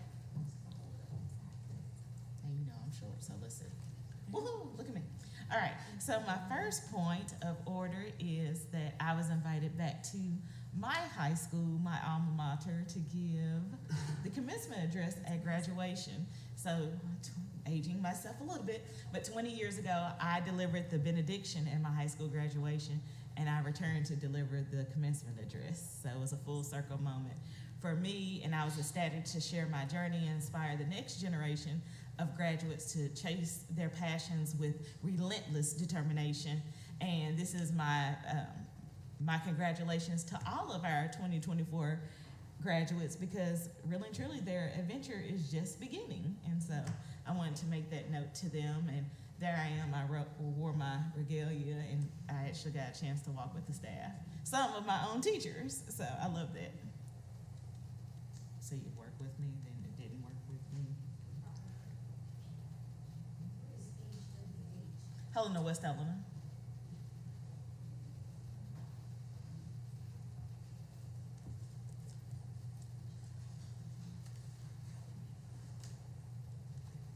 I think it's just me being so short. It's okay. No. There we go. Thank you. The next thing is I was actually awarded a graduate award from Arkansas Tech University, which is where I got my Master of Arts in Teaching. So this is the Jim E. McGee Award, and I was selected as the 2024 recipient, which is presented annually to the most outstanding graduate student. So it's supposed to be someone who is in the top of their field. And so me being the Arkansas Teacher of the Year, I was awarded there on stage in front of everyone. And when they announced that I was the Arkansas Teacher of the Year, I could hear the crowd go, ooh.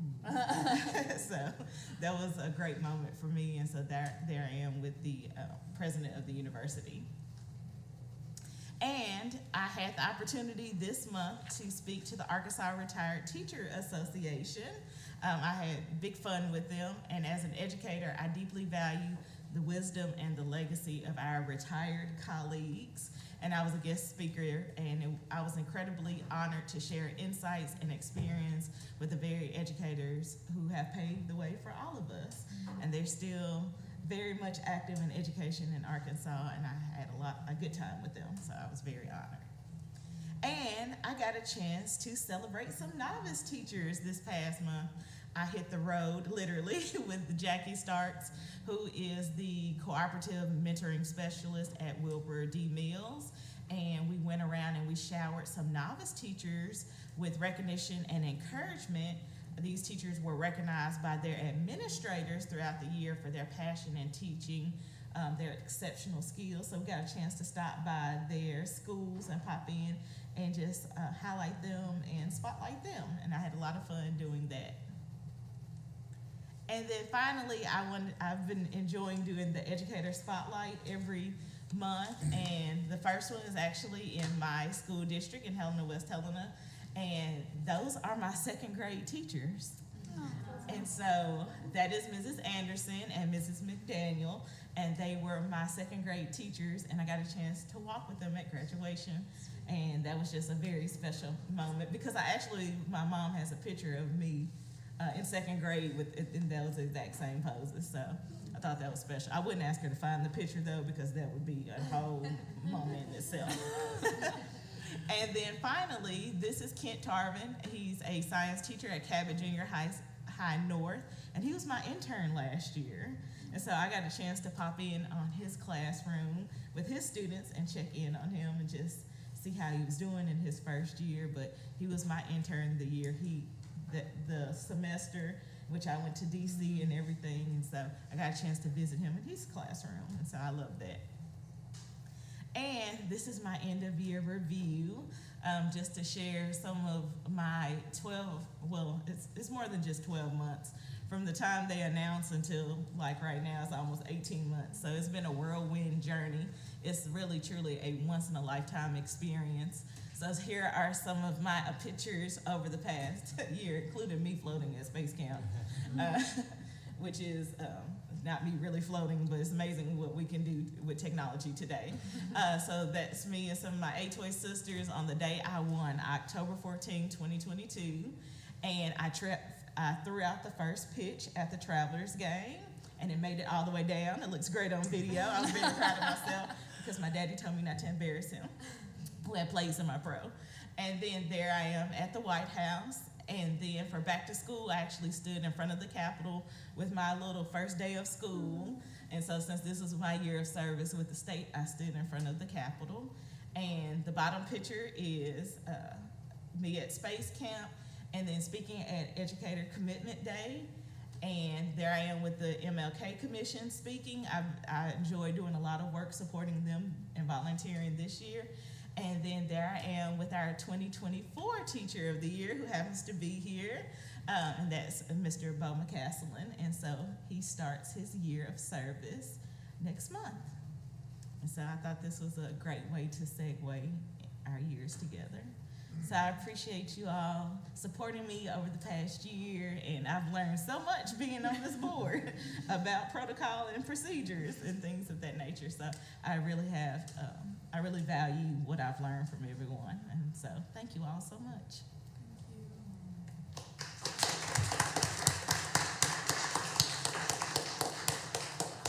Thank you so much. It's amazing seeing just those pictures side by side of those teachers that impacted you and then you with the teacher that you impacted, and thinking about all the other teachers you've impacted in your career before now and then this year, and most importantly to all the students that you've impacted through that. Yes, you know, can't really show pictures of children Yeah. when I releases, so. But yes, I've certainly enjoyed meeting students from all over. A couple of months ago, I got a chance to go down to Sheridan to do the Atlas video, and I got a chance to cheer with the girls, and they gave me their pom-poms, and I was like, I so miss being around just students. But every day I meet students from everywhere, and they automatically tell me things about themselves. Apparently I'm the teenage whisperer, so they automatically tell me things, and so I love that. That's amazing.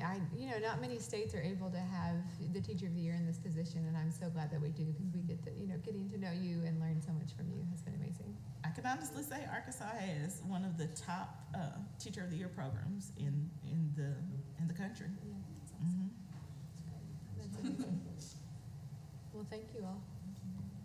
And you'll be back next month. It's not goodbye forever. And be back as you're welcome. Bo, welcome on the board with us. Yes. Awesome. Well, thank you. With that, Commissioners report? I'll be brief. Just want to thank the board for all the work that we've been asking for you above and beyond with all the extra briefings and workshops and extra meetings in between meetings to help continue the great work that we're doing, especially with LEARN's implementation. And to let you know that we're hoping to have another meeting in a couple weeks before the July meeting. So props to Mary for all of we're her not going to organization. slow down. We're going to keep the good work going. So we got a wonderful team, and just take a quick minute to thank Capri for her service this last year. You know, we get to meet teachers in many different fashions in our lives, sometimes as students, peers, colleagues, and even in this capacity. And I can tell you that you are the type of educator that every educator should aspire to be. And you have been a joy to work with. And so I know we'll formally recognize you next month, but just so the folks here know it, sometimes I might have a crazy idea here and there, and every time I've called Capri and said, hey, you want to help go do something fun? She's never said no. So we like people with that get it done attitude. So I say that to also welcome Bo and let Bo know that Capri set a high bar, and we already know you'll disappoint us. I'm just kidding. I'm kidding, but you'll do a great job. And we look forward to passing that baton at the next board meeting. Awesome. We do have public comment unless you had any more. Okay, thank you. We do have public comment. We appreciate you all sticking with us through a long day. You know, we used to have longer meetings like this, and my stamina has gotten down a little bit from sitting all day. But we've heard a lot hard things, but a lot of great things today. So we have first up Gary Newton signed up to speak, and then we'll have Mr. Julius Wright and Ms. Charlene Wright. Thank you very much, Mr. Secretary, members of the board, Madam Chairman. I'm Gary Newton with Arkansas Learns. Because I believe you have been misled by opinion, what follows are documented facts. On September 15th, 2023, you were presented with a proposal by the Arkansas Department of Education staff regarding the return of the Pine Bluff School District to local control. In the staff's presentation, it was revealed that the proposal was crafted with counsel from the Arkansas School Boards Association, a non-governmental, private 501c4 advocacy organization. The ASBA has a well-documented history of opposing holding school board elections when most Arkansans vote. Without law, rule, or precedent, the staff's and ASBA's recommended proposal prescribed the staggering of elections in Pine Bluff, with one member elected in 2024, one in 2025, one in 2026, two in 2027, and two in 2028. And yet, the law clearly states that full local control requires that a board be elected in a school election, not over 5 school elections. Yes, the law requires terms to be staggered, but only after new elections have been held, most commonly following rezoning based on the decennial census and upon return of state-controlled districts to local control. For recent example, when the West Helena School District was returned to local control, all new elections were held in November of 2016. When the Pulaski County Special School District was returned to local control, all new elections were held in November 2016. When the Little Rock School District was returned to local control, all new elections were held in November of 2020. For those of you on the board at that time, imagine the rightful outcry had you imposed Pine Bluff's plan on Little Rock. Though the 2 attorneys on your board challenged the basis of the staff's recommendation, the board ultimately voted to approve the plan. On October 17th, 2023, 32 days after your vote, Secretary Oliva requested that the State Board of Education, that the State Board of Election Commissioners issue a declaratory order regarding a decision which you had already made. Rather than an open-ended question, the request was a 4-page legal argument justifying the state board's decision. Because the request was not public, there was no opportunity for a counter-argument. On October 25th, 2023, 40 days after your vote, the State Board of Election Commissioners ruled that a state school district that shifts from state to local may hold elections for its new school board members in multiple years rather than all at once. The State Board of Election Commissioners' 6-page declaratory order also restated much of the legal argument made in the Secretary's request. For your record, I have copies of both the request and the order. Members of the board, the legislature and governor determine the manner in which school districts elect their boards, not a division of the Secretary of State's office. Just 13 days after the declaratory order was issued, the director of the State Board of Election Commissioners, who was CC'd on the original request to Secretary of State Thurston, accepted a new position as counsel for the Arkansas Department of Education.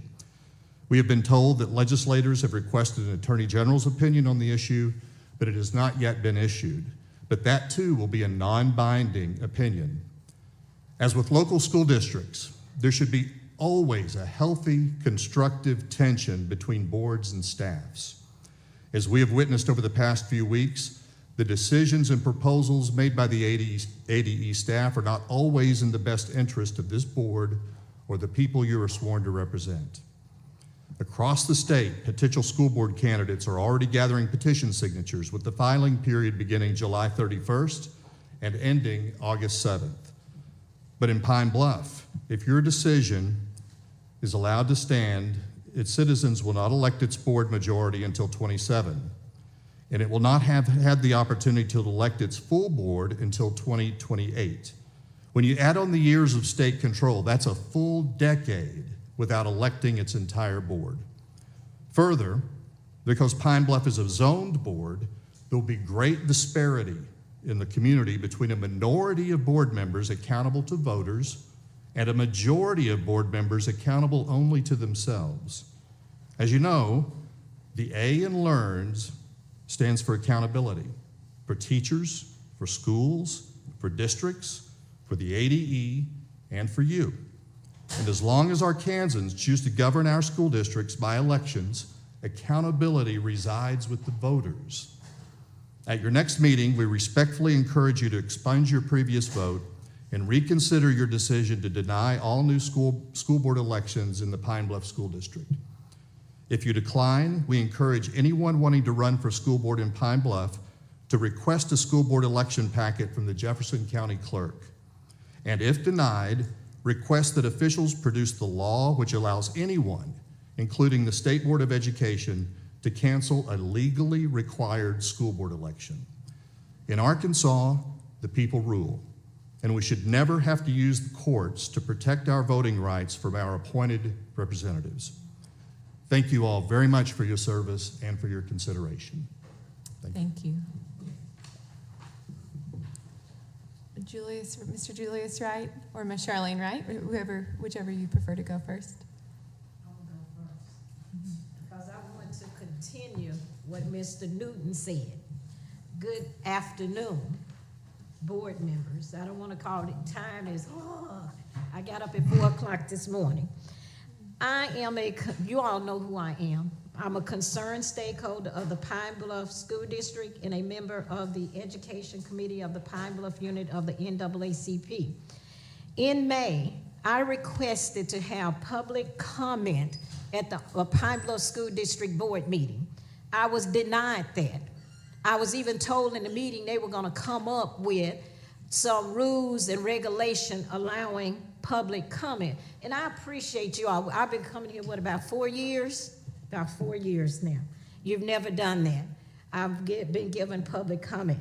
But I had to resort to the commercial because I knew that Superintendent Barbaree had been given a heads up that we were, as Mr. Newton stated, we were circulating a vote of no confidence in her. And in an attempt to give that or to disseminate that, I was denied.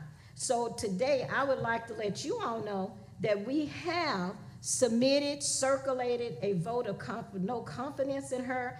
She promoted the school millage doing state authority without being transparent with the community.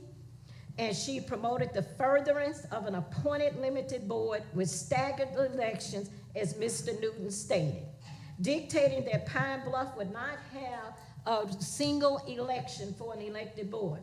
She was hired without being interviewed. It wasn't advertised.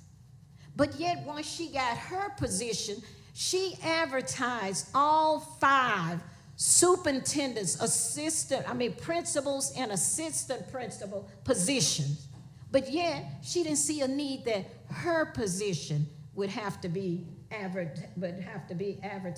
She failed to make sound decisions. She puts before the board without 3 bids things that should have 3 bids. I even said at the last board meeting on the front row, one person asked her, did you get 3 bids? Then she came again with something that she had to say, let's table this. She allowed our liability insurance to expire. Did she get a bid? Or she just accepted the higher service? She failed to address the academic decline of the district by placing inexperienced leadership in our buildings. We did not have the Atlas Test Bank operational, and I'm just listening even to Friendship with the Marble Elaine. They're saying these other tests that they use. We were promised in 2023 the Atlas Test Bank to make our formative assessment. That has not been done. That has not been done. All I'm seeing is a rerun of the ACT expire. We were not given release items. We were told if we looked at the test, we would lose our teaching. Like, yes, I was an instructional facilitator in Watson Chapel and the Pine Bluff School District, so I know. The only ones that were privileged to release items were privileged teachers invited to summer assessment alignment studies, and they were given forms of the test. So therefore, everybody didn't have the same opportunity. And I'm saying this is a rerun now of this. And then I wanted to say something else. I was really listening to Watson Chapel. I wanted to cry because the Pine Bluff School District was not given the same opportunity as them. Are they, and I like what you asked. You said, what's the rush? Didn't you? You said, why the rush? I was out there charging my phone, but I was looking. Why the rush? Are they avoiding a stakeover like Pine Bluff School District was forced upon? They had accredited status. What, less than 6, 9 months? And again, Mr. Wood said, shouldn't they be in a level intensive support? Are you turning a deaf ear? Are there double standards, as Mr. Wood stated? Pine Bluff, we were forced. And then when I asked, why are we still under fiscal distress when we have corrected this? Barbara Warren didn't give me an answer. Barbara Reed didn't give me an answer. And then when I heard last year from you, you asked that question. I didn't attend the state board, but I was listening at home. Ms. Wright, I appreciate it. You are double time. Keep going for a minute. Just close up if you don't mind. Okay, we I'm do going stick to to our close up. And you procedures. asked, was Pine Bluff on level 5 due to academic standards? And it was stated no. You ask again. I said, why is he asking it? Then it was answered because the superintendent asked that we be placed on level 5. I listen and I keep it, but like he said, there's double standards. All we're asking is the law be applied to Pine Bluff. You need to withdraw where you told us we had to have staggered elections. Barbara Reed should have left the district June 30th when her contract ended.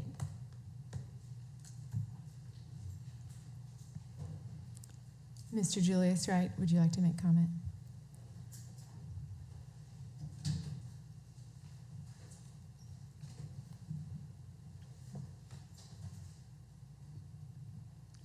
Good afternoon.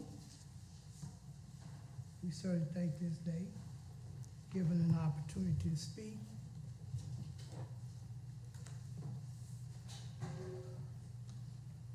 To the State Board, Secretary Olivia and Chairperson Dr. Moore, and all others present. I am Julius Wright, a concerned Pine Bluff District stakeholder, a member of Educational Committee of the Pine Bluff unit of NAACP. Thank you for allowing me to make comments. I applaud you looking at and revising the manner in which our school would receive ESSA report grades. Since 2015, not all students and teachers were privileged to the release items from the ACTS by assessment. There were a select group of teachers that were privileged to forms of the assessment by attending by invitation to summative alignment studies. The school was rated on the best ACT invitation to summative alignment studies. The school was rated on the best ACT assessment in 3 years when it was only given in the 11th grade. If this is to stay the same, please give us the ACT assessment to the 9th through the 11th grade students. The Arkansas Department of Education administered the ACT Aspire assessment, knowing that Arkansas was the only state in the United States to administer the assessment for the past 7 years. The ACT Aspire writing tests were never graded. Teachers were told if they looked at the ACT Aspire assessment, they would lose their license. We were told by the Arkansas Department of Education that the Atlas Test Bank would be accessible to all teachers to make formative assessment to prepare their students for summative assessment this past spring, and that did not occur. In hopes that all schools would be equally assessed, these test scores should be an indicator whether the state distributed the Atlas Test Bank equally to ensure that all students, teachers, and districts had equal access to the manner in which they will be assessed, and not the actual ESSA report grade for the schools this past school year. In closing, we support the ESSA report grades and the new Atlas assessment, but we would like for you to achieve equity, political rights, and social inclusion by advancing policies and practice that expand human and civil rights, to eliminate discrimination and accelerate well-being education, economic security of Black people, and all persons of color. Thank you for allowing me to have comments as a Pine Bluff School District stakeholder and a member of the Education Committee of the Pine Bluff Unit of the NAACP. Thank you. Thank you, Mr. Wright. Okay, no one else has signed up for public comment. That will be the close of our meeting. Thank you all for being here today. Thank you for staff for the work you do to make our meetings run smoothly. And sounds like we might see each other before our next scheduled meeting in July, but you'll be in touch with us. So with that, the meeting is adjourned. Thank you.